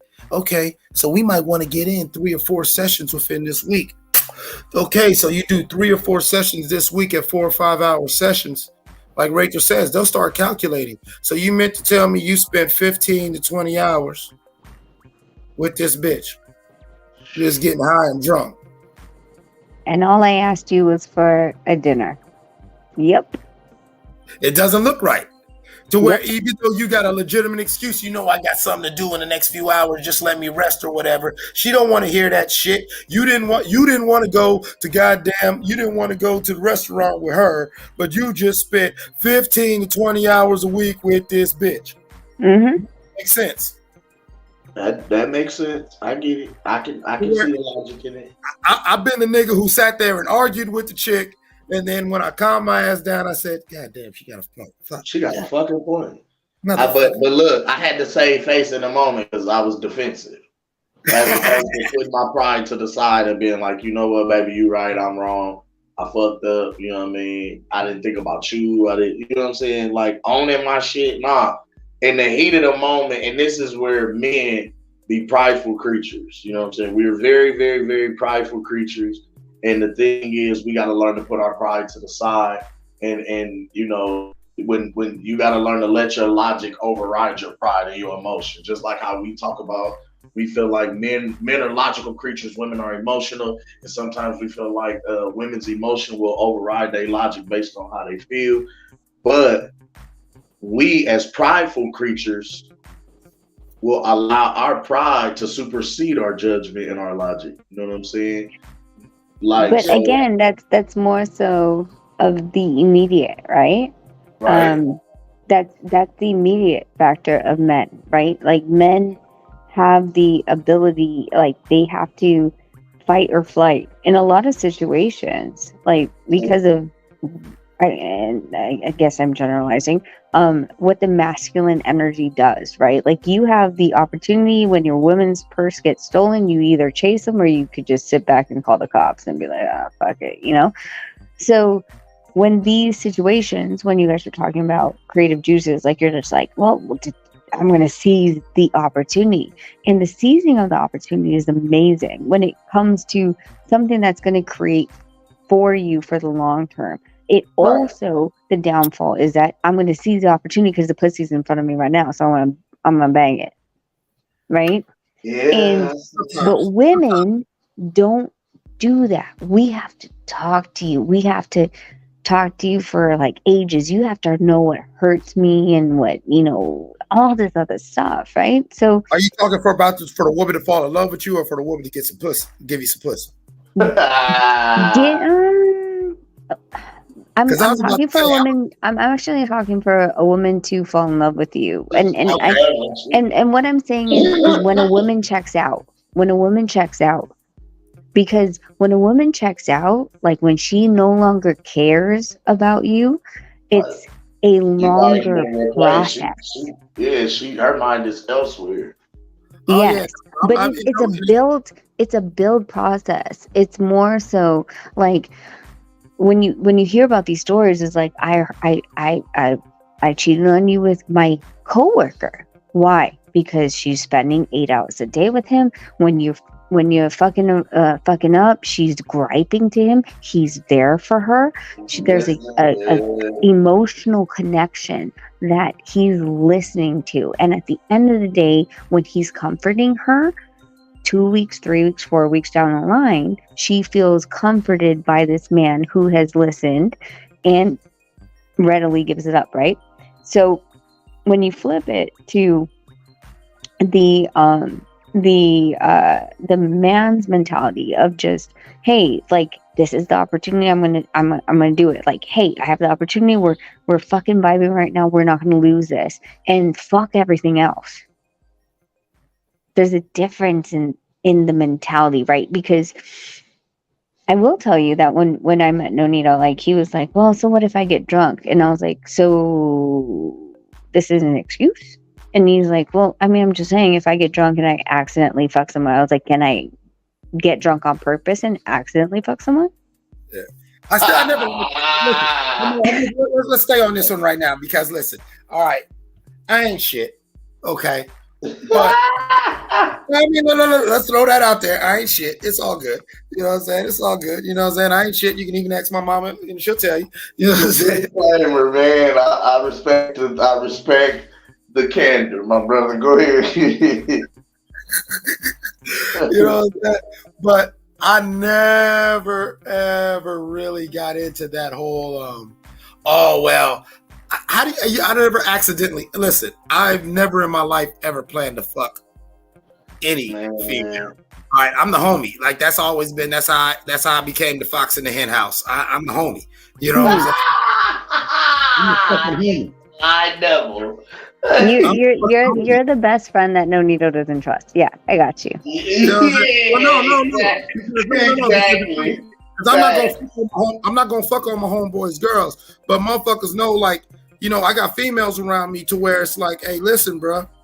Like I had to tell them, like, just because I'm cool, I grew up in a matriarchy. I love hanging out with women. Believe it or not, I'm the type of dude I'll probably call my homegirls and say, let's go to the bar before I call my niggas. You type shit. You know what I'm saying? Yeah. But I'm not, like I always tell them, hey, don't get it twisted. I ain't gay. I ain't shit now. Like, you can't just don't get on. There's a method to the madness. Like that. I'd rather go kick it. Of course, you'd rather go kick it with a bunch of women than a bunch of dudes. Because shit, logically, y'all can go. Well, no, a lot of niggas don't. I've noticed a lot of niggas, like, that's some shit I learned from the older players who raised me. But a lot of cats my age and a lot of the youngers, they don't understand that. Like, I even did songs about that when we be sitting there laughing. Like, what I say on this one song, I'm like, nigga trying to come to the club, trying to be hard with 20 niggas. That's not gangster, nigga. You want to impress me? Come to the club with 20 bitches, nigga. You know what I'm saying? Because they keep that same energy. Yeah. Like that. Dude, Nonito is the only husband in all of my girlfriends who, on a girls' night, he's invited. He'll pull up and pop out. Yeah, hey, no lie, I'm that same dude with my that's girlfriend. I'm the homie.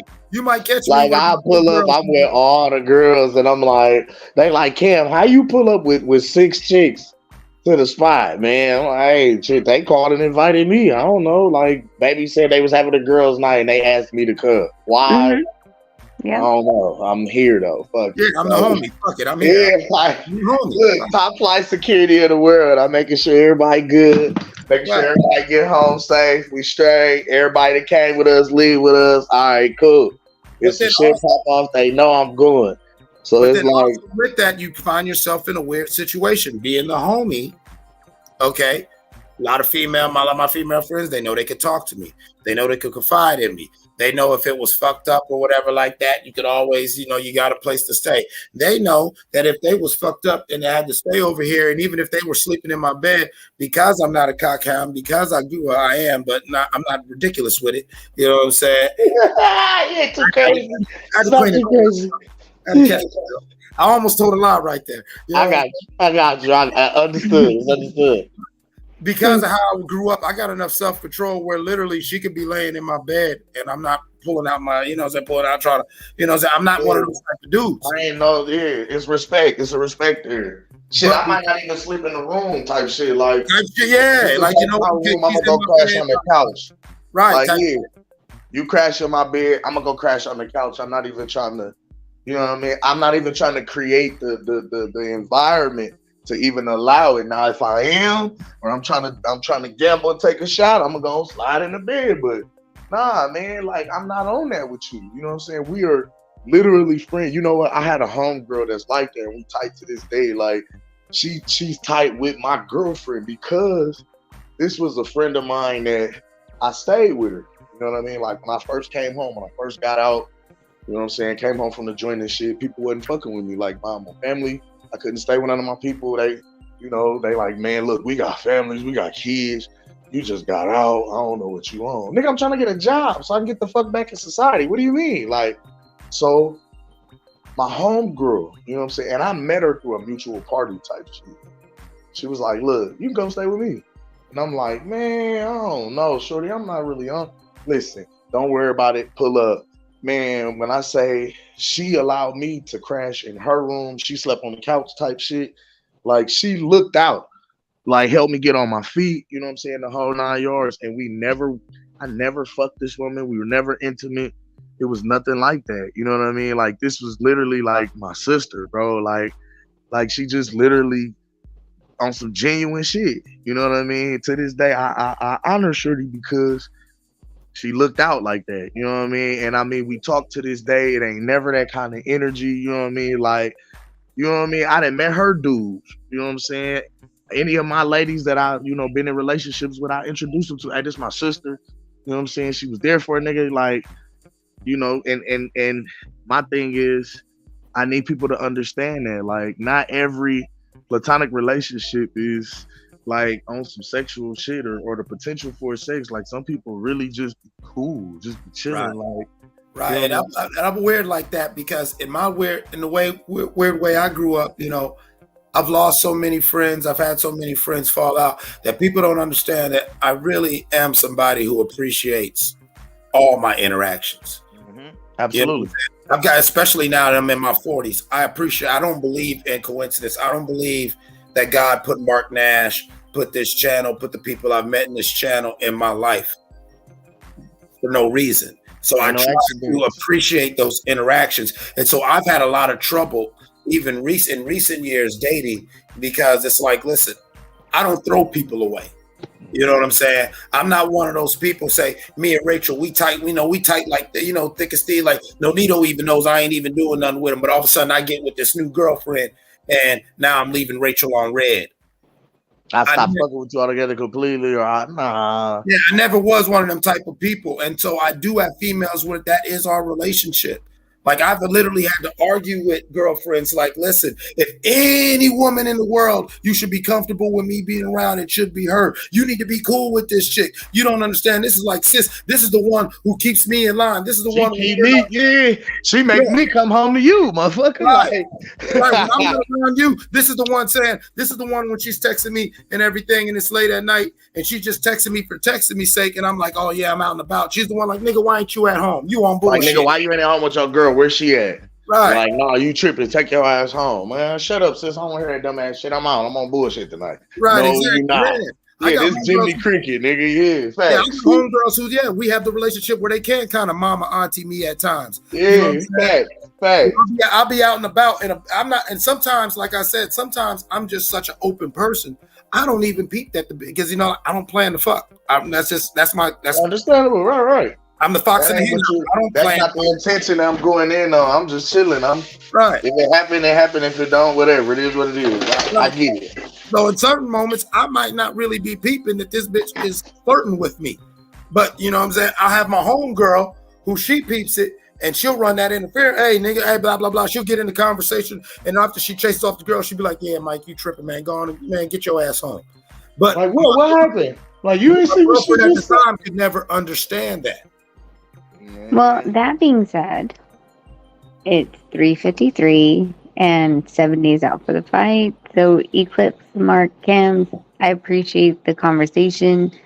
Afraid Nonito is going to wake up. Usually, and you guys have heard me, like, God knows what times at night. Like, it's all good, but this is one of those weeks that I'm not going to test this. Don't poke the bear. Yeah, exactly. We'll be here. One love to you, Queen. Appreciate you pulling up. Hey, tell Nonito, shouts out to him, man. Hey, we sending all the positive vibes. Man, go beat that ass and make history, man. 10 times. Thank you. And I hope to see you guys tomorrow. I think we're going to try to get Jay on the panel tomorrow because, you know, he's super hyped about the collab with Mark Nash. So you'll get to meet my little 9-year-old. And yeah, So I'll see you guys tomorrow. Talk to you guys tomorrow. Until then, you know, be safe, be careful, be blessed always. Same to you. Same to you. Love you, Rachel. Love you, Denito. And you know, yeah, man, go on and kick ass. I'm excited to hear what Mark and Jay cooked up. You know, I've been wanting to try to shout out you, holler at you about the music, but I know your kids are kind of young, and I'll be the first to say, as a parent, my music is not for children. Like straight up. Well, Jay normally does not, like when he DJs, he does explicit. I get it, but I try not to, like, even with my kids, it's fucked up because I don't try to feed into it, because it's like I know the type of music I make. I'm not gonna, like, sometimes I'll make cleaner music, but it's like, no. So I often tell people, like, they'll be like, "Oh, let me hear your music and everything," and I'll be like, "Well, I'll send you radio edits or something like that." And I'd be like, "Well," I'll be like, because I know you be around your kids, and I don't feed into I that. mean, Eclipse, we live in Vegas. I already know. So I mean, as long as my boys have that foundation and stability, like, you will never hear my boys cuss. Like, and they're around boxing gyms, and they're around us. They hear everything, and they hear it on the radio. They play, you know, he DJs explicit, blah blah blah. But you will never hear my boys cuss. And so for me, that makes me feel like, okay, well, so you know your boundaries. If you say something in the classroom and you know, you get in trouble for it, like, that's your responsibility. Take accountability for it. You know what you're not supposed to say. But that's gonna go in a whole different thing. But I have to get off this phone. I don't want no Nito tripping, man. I don't want no smoke. I don't want it. Appreciate all y'all. right, I'll talk to you guys tomorrow. Bye. Talk to you. Bye bye. Shout out to Rachel, man. Rachel, Rachel, one of the realest, man. She's a candle out here in this dark world. She's a fucking candle. I'm trying to tell you. I appreciate the queens. Listen, you know, we love all the queens, man. So I definitely appreciate Miss 𝗏𝗏 pulling up, man. That's dope. That's dope. Yeah. That's dope. Man, Mark Nash, you a fucking celebrity, bro. I'm on air with celebrities, G. Mama, we made it. Niggas is on Showtime. Niggas is talking to professional boxers and professional boxers' wives and stuff. I love Mark Nash. I love being in the neighborhood. I mean, man, Mark did a beautiful thing, man. I tell him all the time, publicly and privately, man. I'm so proud of him. And I keep trying to tell, I don't care whether, you know what I'm saying, whether we agree, whether we disagree. There's a certain love and a certain amount of respect that he's got with me that's not going to change. And it's so crazy. Like you said, my guy is really a celebrity. Like, you know, I almost feel like, you know, how, like, you know, certain celebrity friends, you know, hey, I'm with Kevin Hart to try to get in the club. It's like, yeah, like, now to get in these boxing circles, what we got, hey, you know, I'm with Mark Nash, nigga, you know what I'm saying? Hey, man, listen. This is I'm Cam the Baptist, one third of the apostles from this boxing to you. You know what I'm saying? We knew upcoming in the motherfucking demonstration. But you know, a lot of guys that stepped in the YouTube boxing nation fuck with us. You know Mark Nash TV. Yeah, Mark Nash fuck with us though. Mark Nash played booty swing on this song, man. On this show, man. He fuck with us though. You know blood boxing, yeah, he fuck with us, man. You know WCS, yeah, he fuck with us, man. WCS, you know Coach Malachi, yeah, they fuck with us, man. Haplotype, yeah, they know us, man.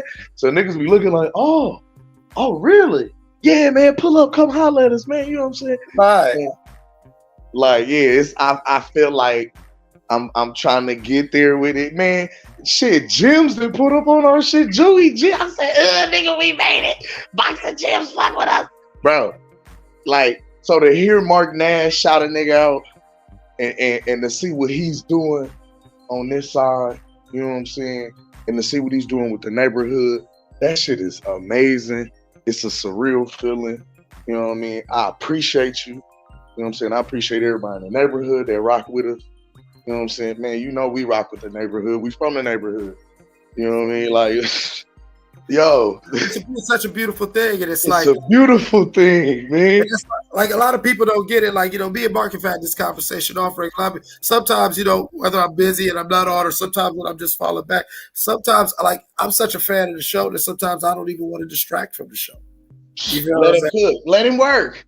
Yeah, sometimes motherfuckers be thinking I be feeling away because I be in the background or I don't call in, and like, y'all don't understand that I literally was sitting back the whole time just listening. Hey, I be laughing because I said, yeah, hey, I can't even cap. Mark Nash, and my guy Coach Malachi got some of the craziest drops in the game. Like, hey, and my nigga 𝗔𝗟𝗟, they got some of the craziest drops in the game. I can't even lie. They got some drops because when he came through with the put a case on him, he hit niggas upside the head. And now this new Ron Isley is killing niggas. Cause I'm like, what the hell is going on? I find myself randomly doing that shit now with some stupid shit. He got a couple drops that I'll be fucking with. See, my favorite drop though, I don't care. My favorite Mark Nash drop is still that Life Jennings. That's why especially when a nigga be talking crazy, that's why I always be sitting there. I'll be like, I'll give like a super chat, or I'll be in the private chat like, hey Mark, hit this nigga with the Life Jennings. Just cut your life, yeah. I fucking love it. Hey, now my new shit too is that Derrick J. Hey, stop that shit. That's some dumb shit. That's some dumb shit. Dumb shit. That dumbass shit. Hey, that's my bro. Shout out to Mark Nash, man. I love what you're doing, bro. Keep cooking on these niggas. Keep doing your shit. Please, yes, please, never stop. And please, you saw what I put in the private chat, Mark. We need that new drop. I'm telling you. if you got to get it when she first said it, when she was talking about if she catches a chick with no needle, the way she first said it. Oh, you need she that. will die. Look, she will die. She will die. Hey, yo, I felt that. I said, hey, yo. I had to look at the motherfucking I had to look at the screen. I said, oh, she's serious. I seen the serious face. I said, oh yeah, they from the Philippines too. Yeah, she a body of bitch. Yeah, with a straight face. Like I said, like Michael Myers, just choking that bitch out. Calm as hell. Just calm as hell. Just choking Cut your head off and put you on a pyre, bitch. You're going on the stick. as an example to all the other hood rats out here. Leaders for the law. This is mine. I remember that episode. Yeah, Family Guy. My babies come from here. Hey, that's what that. Hey, when Lois is whooping shit. Hey, shout out to you right there, didn't she? Yeah, for real. She will die. Yeah, she had all she could stand and she couldn't stand no more. No more. You feel me? I had a couple moments like that where I was with a chick and she wasn't flirting or nothing like that, but she wasn't peeping how dude was in her face. And, you know, she wasn't doing nothing crazy, but it wasn't even jealousy. It was on some nigga. Like, hey, yo. Like, what the fuck is you? Like, bro, you know that's my bitch, right? You know that, right? If you feel me, you realize that's mine, right? Like, the fuck is you doing, bro? I love how my queen move, because she be so calm, cool, and collected. She be chilling, be in her own zone. I'm working the room on this motherfucker. I'm walking around, shaking hands, kissing babies, rubbing elbows, talking shit like I do. Yeah. She be off in the spot where she at the table where we came in at, scrolling through her phone. And you could tell when niggas trying to come in, they trying to get a motherfucker attention. Nigga get to trying to loud talk, trying to flex, trying to pull out money. Yeah, I just bought that new Bentley. I got that new, that new Lamborghini coming next week. Let me pull out my iPhone 18 on these bitches. Because I got money. You know what I mean? Then he look over and try to say something to her. How you doing today, Miss Lady? And she don't even look up. She keeps scrolling through her phone. I'm like, I'm fine. I'm fine. Keep scrolling. Oh, I love a female who, I love a female who been outside before, to where she's not so impressed. Like, that's always a big turnoff for me. I got my own money, my nigga. Like, I don't know how long you've been in the neighborhood exactly, Cam, but I always tell a story, like when I was growing up, me and my guys, we came up with a theory, and I still use it till my 40s. I use niggas to screen bitches and bitches to screen niggas. Talk that talk. Because I like you, Eclipse. Look. I don't hang around bums like that. You feel what I'm saying? And no homo, I'm not into dudes, but most of my dudes aren't like ugly dudes or bum ass, to where if I really want to see how a bitch gets down, I might bring her around my guys to see how she's going to act. See she going. Because really go. Right, because certain women who ain't been outside enough and don't know, they get impressed by shit. And so you put her around a room with a bunch of handsome men who all got some things going. And if she got hoe in her, it's gonna just pour out. It's gonna come out. It's gonna bubble to the top. You know how they say the cream rise to the top? Right, the whole right to the surface. Yeah, the whole will surface.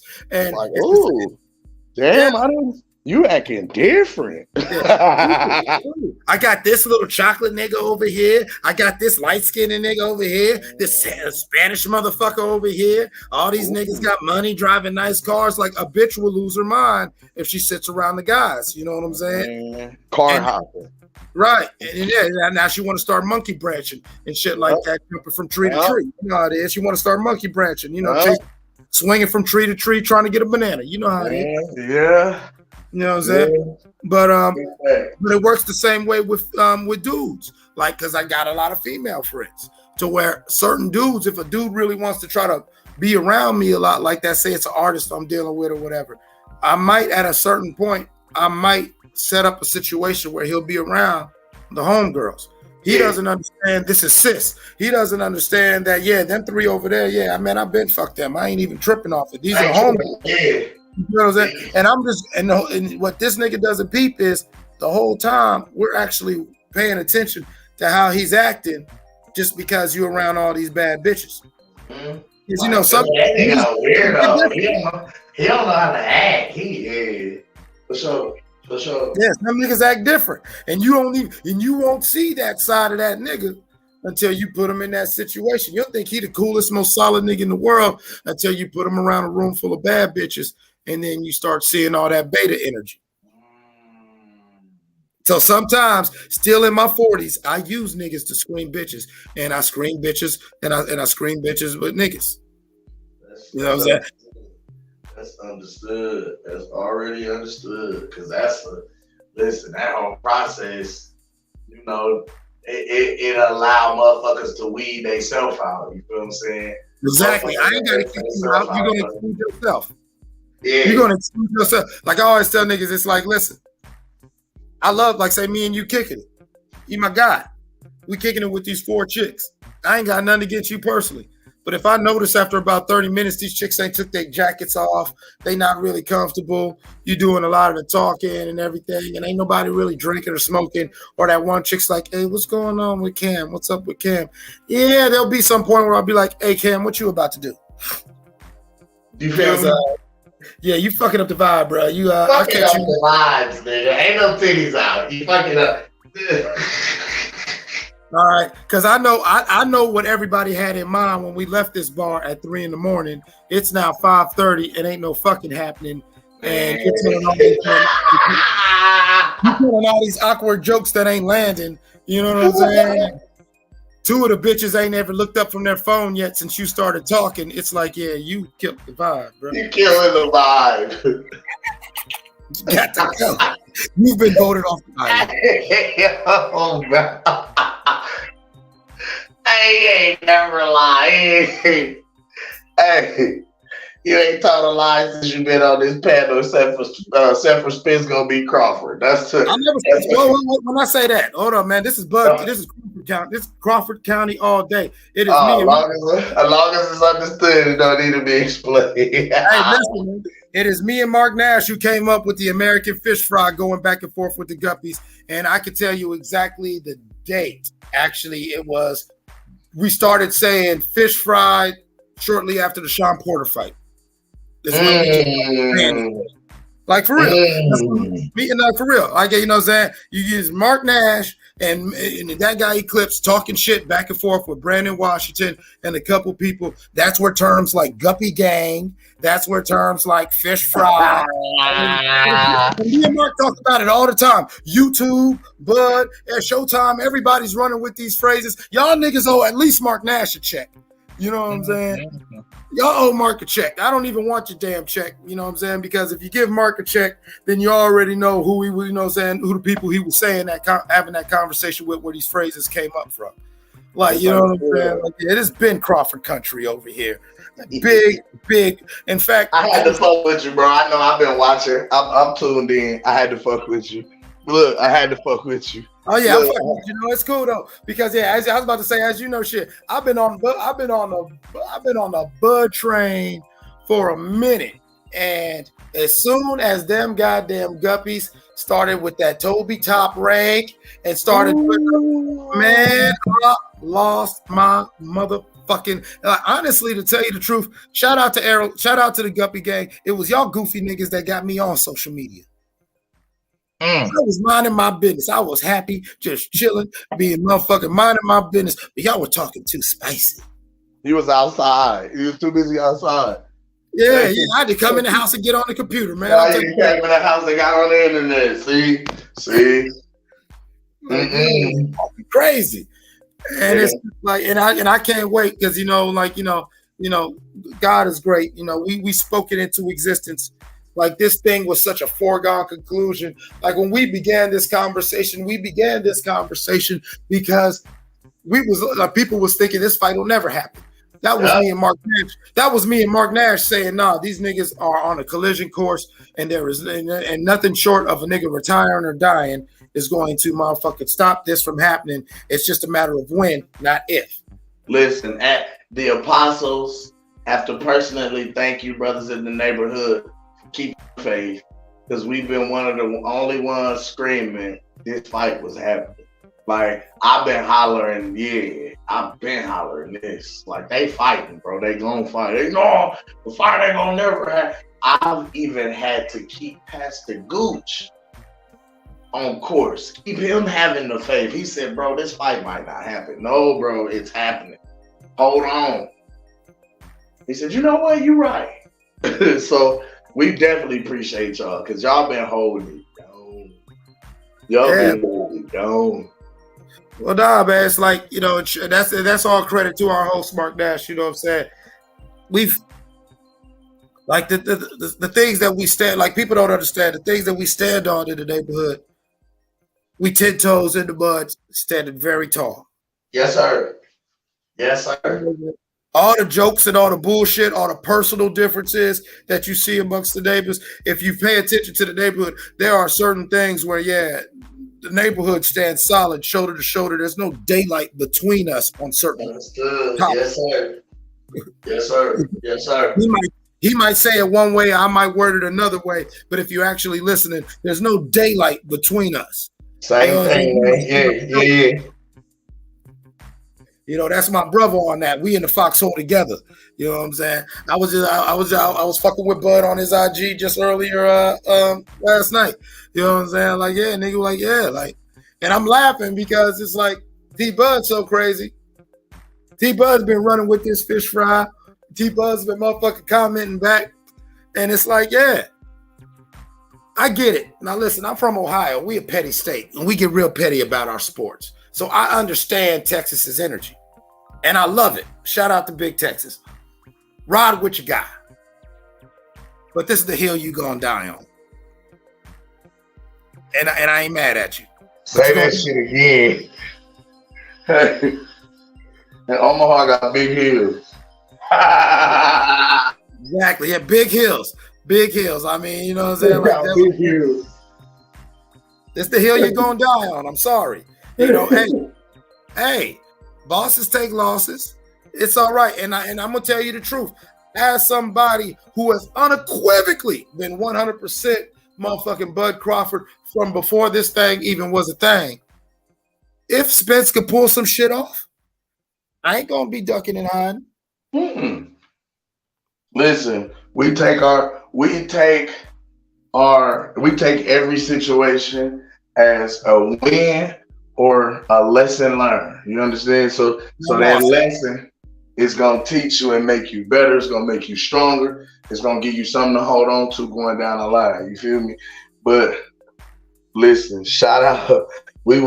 His shit is different. We gotta show the world shit is different on this side. We had a whole different coach coming in. Rest in peace, never lose. You understand what I'm saying? They call that man never lose.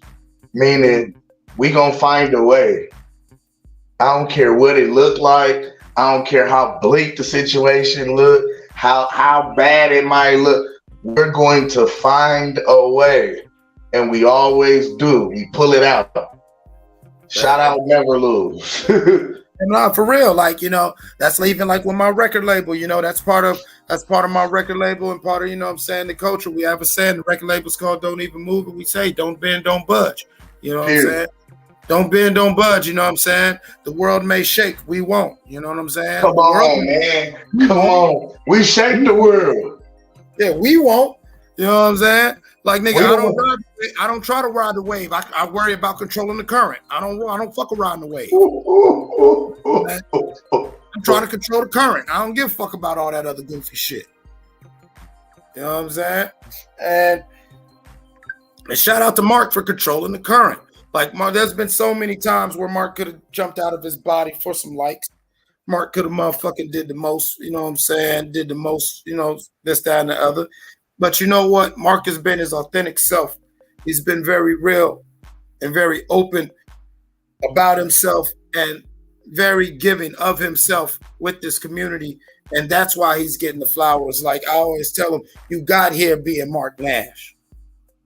Stay that. That's what's getting you where you at. You know what I'm saying? You don't engender relationships with the Donaires, with the Stitch Durans and all the different business and whatever relationships, being a character or being a personality or, you know what I'm saying, whatever, you know what I'm saying? You know what I'm saying? You engender these relationships by being yourself. And, you know, maybe some of these other channels, you know, I mean, we know they taking notes, but are they taking the right fucking notes? They want to take these niggas. They want to take the nigga slang. You know what I'm saying? Then the nigga bit Nas shit. You know what I'm saying? You see the shit, Nas and everything. Then he come out with his shit. And you know what I'm saying? And Mark a real nigga. So I'm going to be Mark's ghost face because I'm going to keep it real. I don't want niggas sounding like none of my niggas on no shit because I'm approaching niggas straight up. You know what I'm saying? I don't want niggas sounding like my niggas.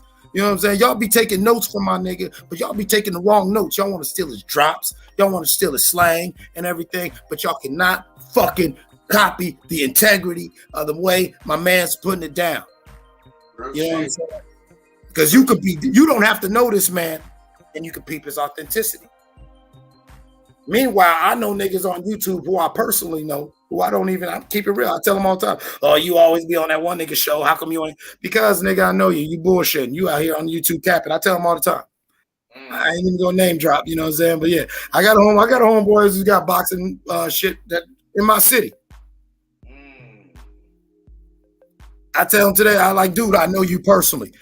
You on YouTube showing out. You on YouTube showing out. And so, yeah, I can't really rock with you like that. I rock with you, but I'm not going to sit on this platform knowing good and damn well in my heart of hearts, you showing the whole monkey ass. You don't talk like that in real life. I know you, nigga. You don't talk like that.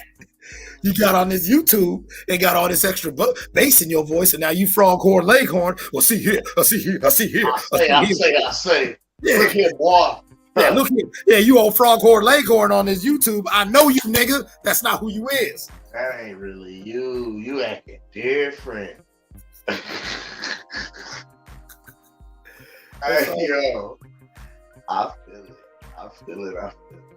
And so it's such an awesome and refreshing thing to have a safe space where, you know, you could converse and you could interact. And, you know, Mark says it all the time. People come for the content, they stay for the community and everything. And that's very true. Like, because it's a genuine space, genuine people. You know what I mean? The vibes is dope. You know what I'm saying? It ain't like nobody is y'all not pushing a narrative or bullshit propaganda. Y'all actually dropping real life receipts, facts, you know what I mean? Dropping name, dates, places, so people can actually go back, do their own research, you know what I mean? See for themselves. Like that's what journalism is and is about. You know what I'm saying? So I gotta take my hat off to you brothers. I salute you brothers. You know what I mean, for what y'all do. Shout out Mark Nash, everybody in the neighborhood. You know what I'm saying? Like I say, well, see, the main thing that I love about this neighborhood is it's not an echo chamber. You know, there's too many channels out here where, yeah, like I just said, there's no daylight between us, regardless of what we differ on different things. But at the end of the day, he could say the, and I could say the, and we don't got to argue about, oh, nigga, you said water's wet when I said water's moist. You know what I'm saying? I mean, you know how these channels be. Yeah, man. Ain't no splitting hairs, bro. It's like, fuck out of here. Like, everybody's allowed to voice their opinion. And if I think your opinion's bullshit, I could dissent without calling you 1,000 motherfuckers and saying your mama's got 4 legs and a penis or crazy shit like that. You know what I'm saying? Like, and shout out to Mark. He's done such an amazing job over the past 2 years of weaning the bullshit out. And that's why a lot of people be mad at him, go to other channels or do a whole thing and, well, fuck it, I'm gonna do my own channel and I'm gonna try to be competent or whatever like that. It's because it's like, nah, man, like some of y'all niggas like that messy shit. I get it. We was just talking about what it is. I think it's the femininity. I think a lot of niggas. Oh, thank you. Thank you. I think a lot. Find the word. I was finna say some other shit. Yeah, for lack of a better word. Thank you. And that's not even being sexist, but I just really think that, like I said, we're in an era where true manhood is no longer like what it should be or need to be, in my opinion. And men can't talk or disagree because we want to argue. We want to be the Real Housewives. We want to throw champagne in each other's tables and shit. And shit. I'm an 80s baby. That ain't how niggas do it. That ain't even how niggas rock or move at all, sir. To where, like, even if it is smoke, we ain't like. I remember on this show when we was talking about the Jeezy versus Gucci Man verses. And I remember me, Mark Nash, and only a few people were the only ones in real time who said, yeah, that was crazy what Gucci did, but shout out for Jeezy for being a man. What the fuck was Jeezy really supposed to do? Steal on this nigga right there at the thing? That defeats the whole point of even throwing this verses. Having it coming together, bro. Like, y'all said y'all squashed it, y'all was cool. Why would I? All right, now I'm gonna fuck up my bag? Yeah. Like, I like, you know what I'm saying? And I remember in real time saying, you know what? All the niggas who's like, oh man, Gucci a real one, Gucci a real one. Gucci kind of petty, and I ain't mad at him, but you know what? Shout out to Jeezy. Because you know what? I know a lot of men who wouldn't have been able to do that. I know a lot of men who, when he's like, yeah, put your homeboy in the dirt. I don't know a lot of homeboys who could be like, you know what, homeboy, you know what? Fuck this versus nigga. Bro, I'm going.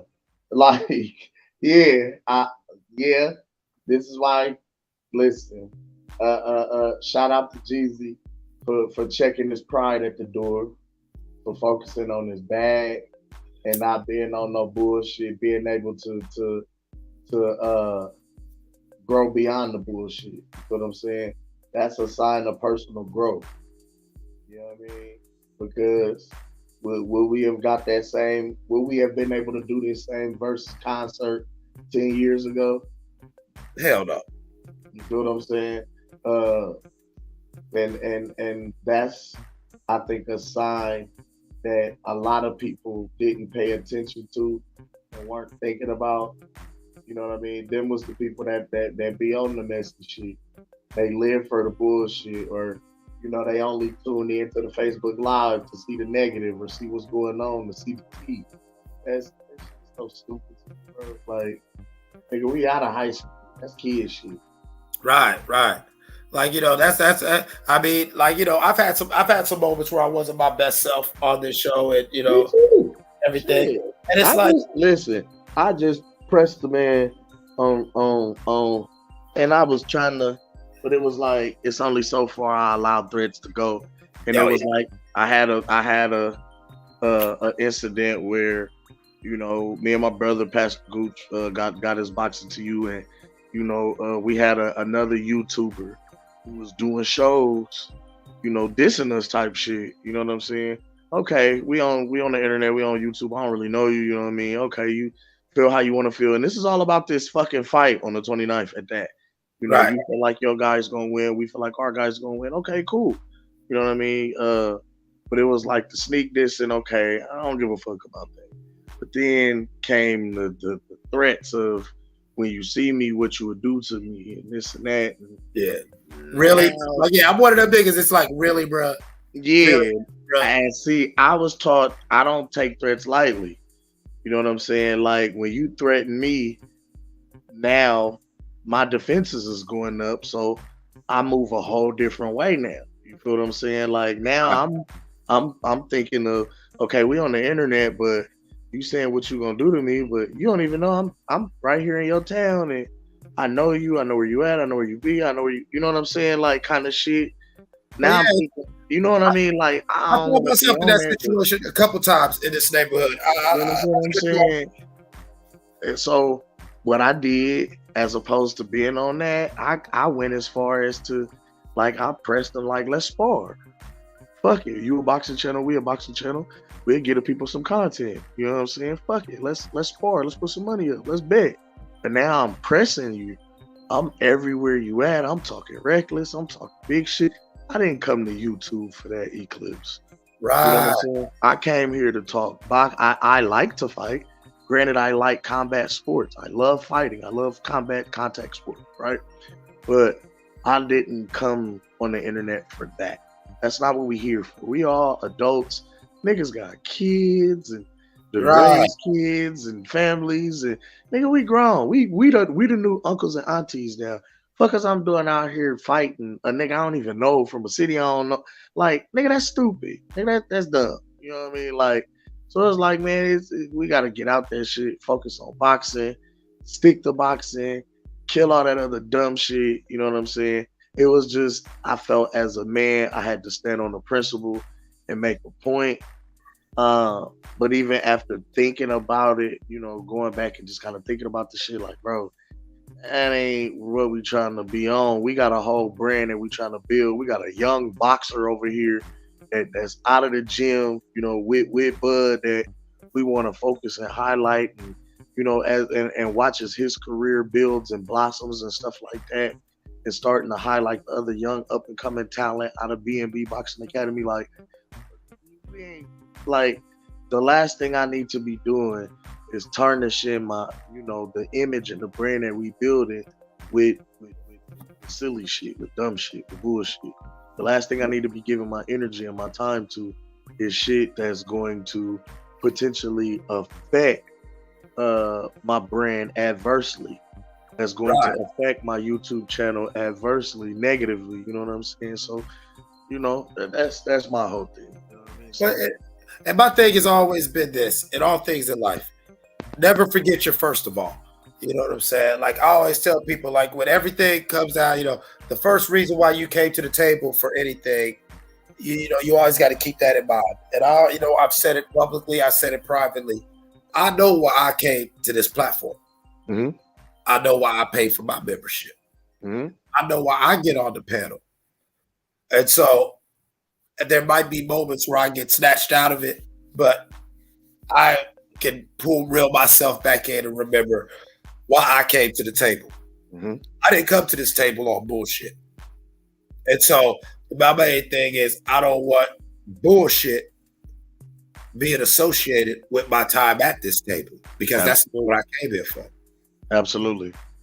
You know, and, you know, now with that said, I'm about to go on and get up out of here.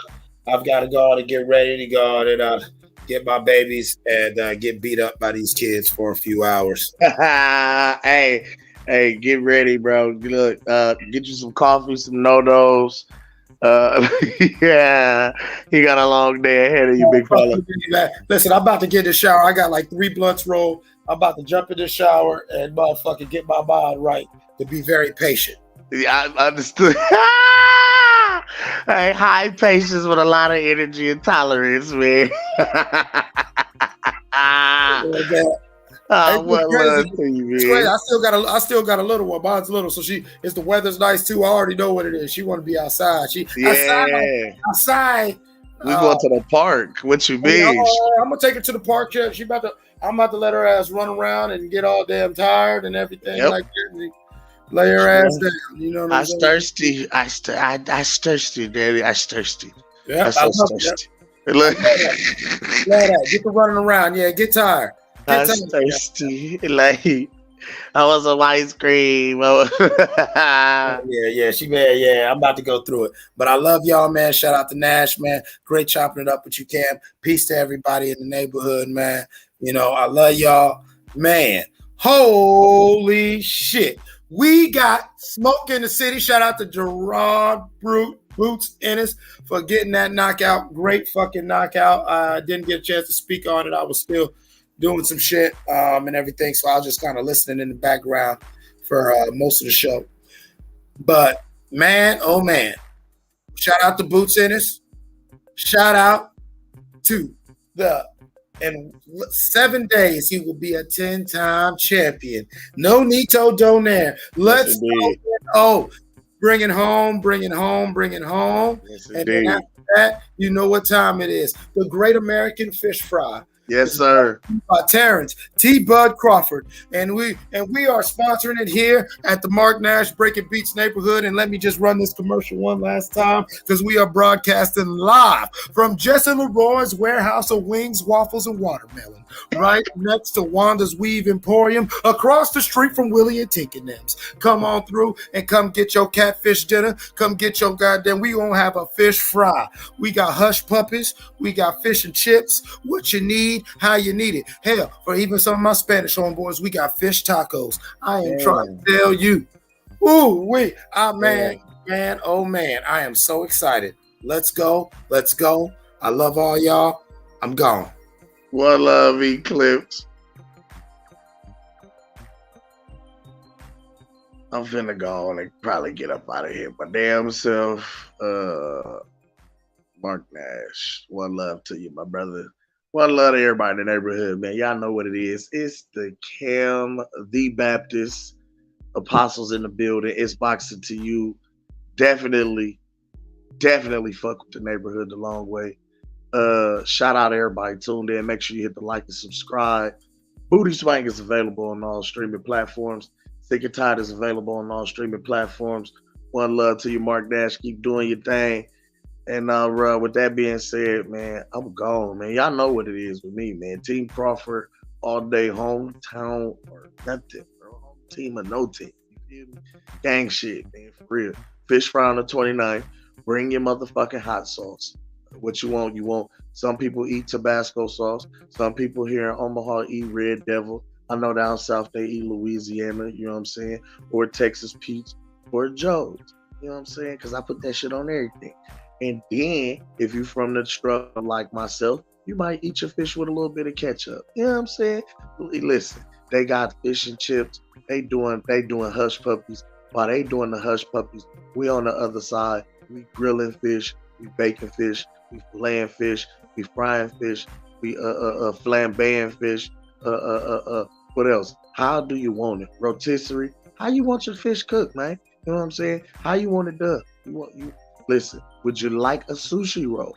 You know what I mean? We doing a lot with the big fish, this big megalodon, because y'all do understand, as big as this shark is, killer whales eat motherfucking sharks. Free Willy on you whole ass niggas. I'm going, Mark Nash. One love, man.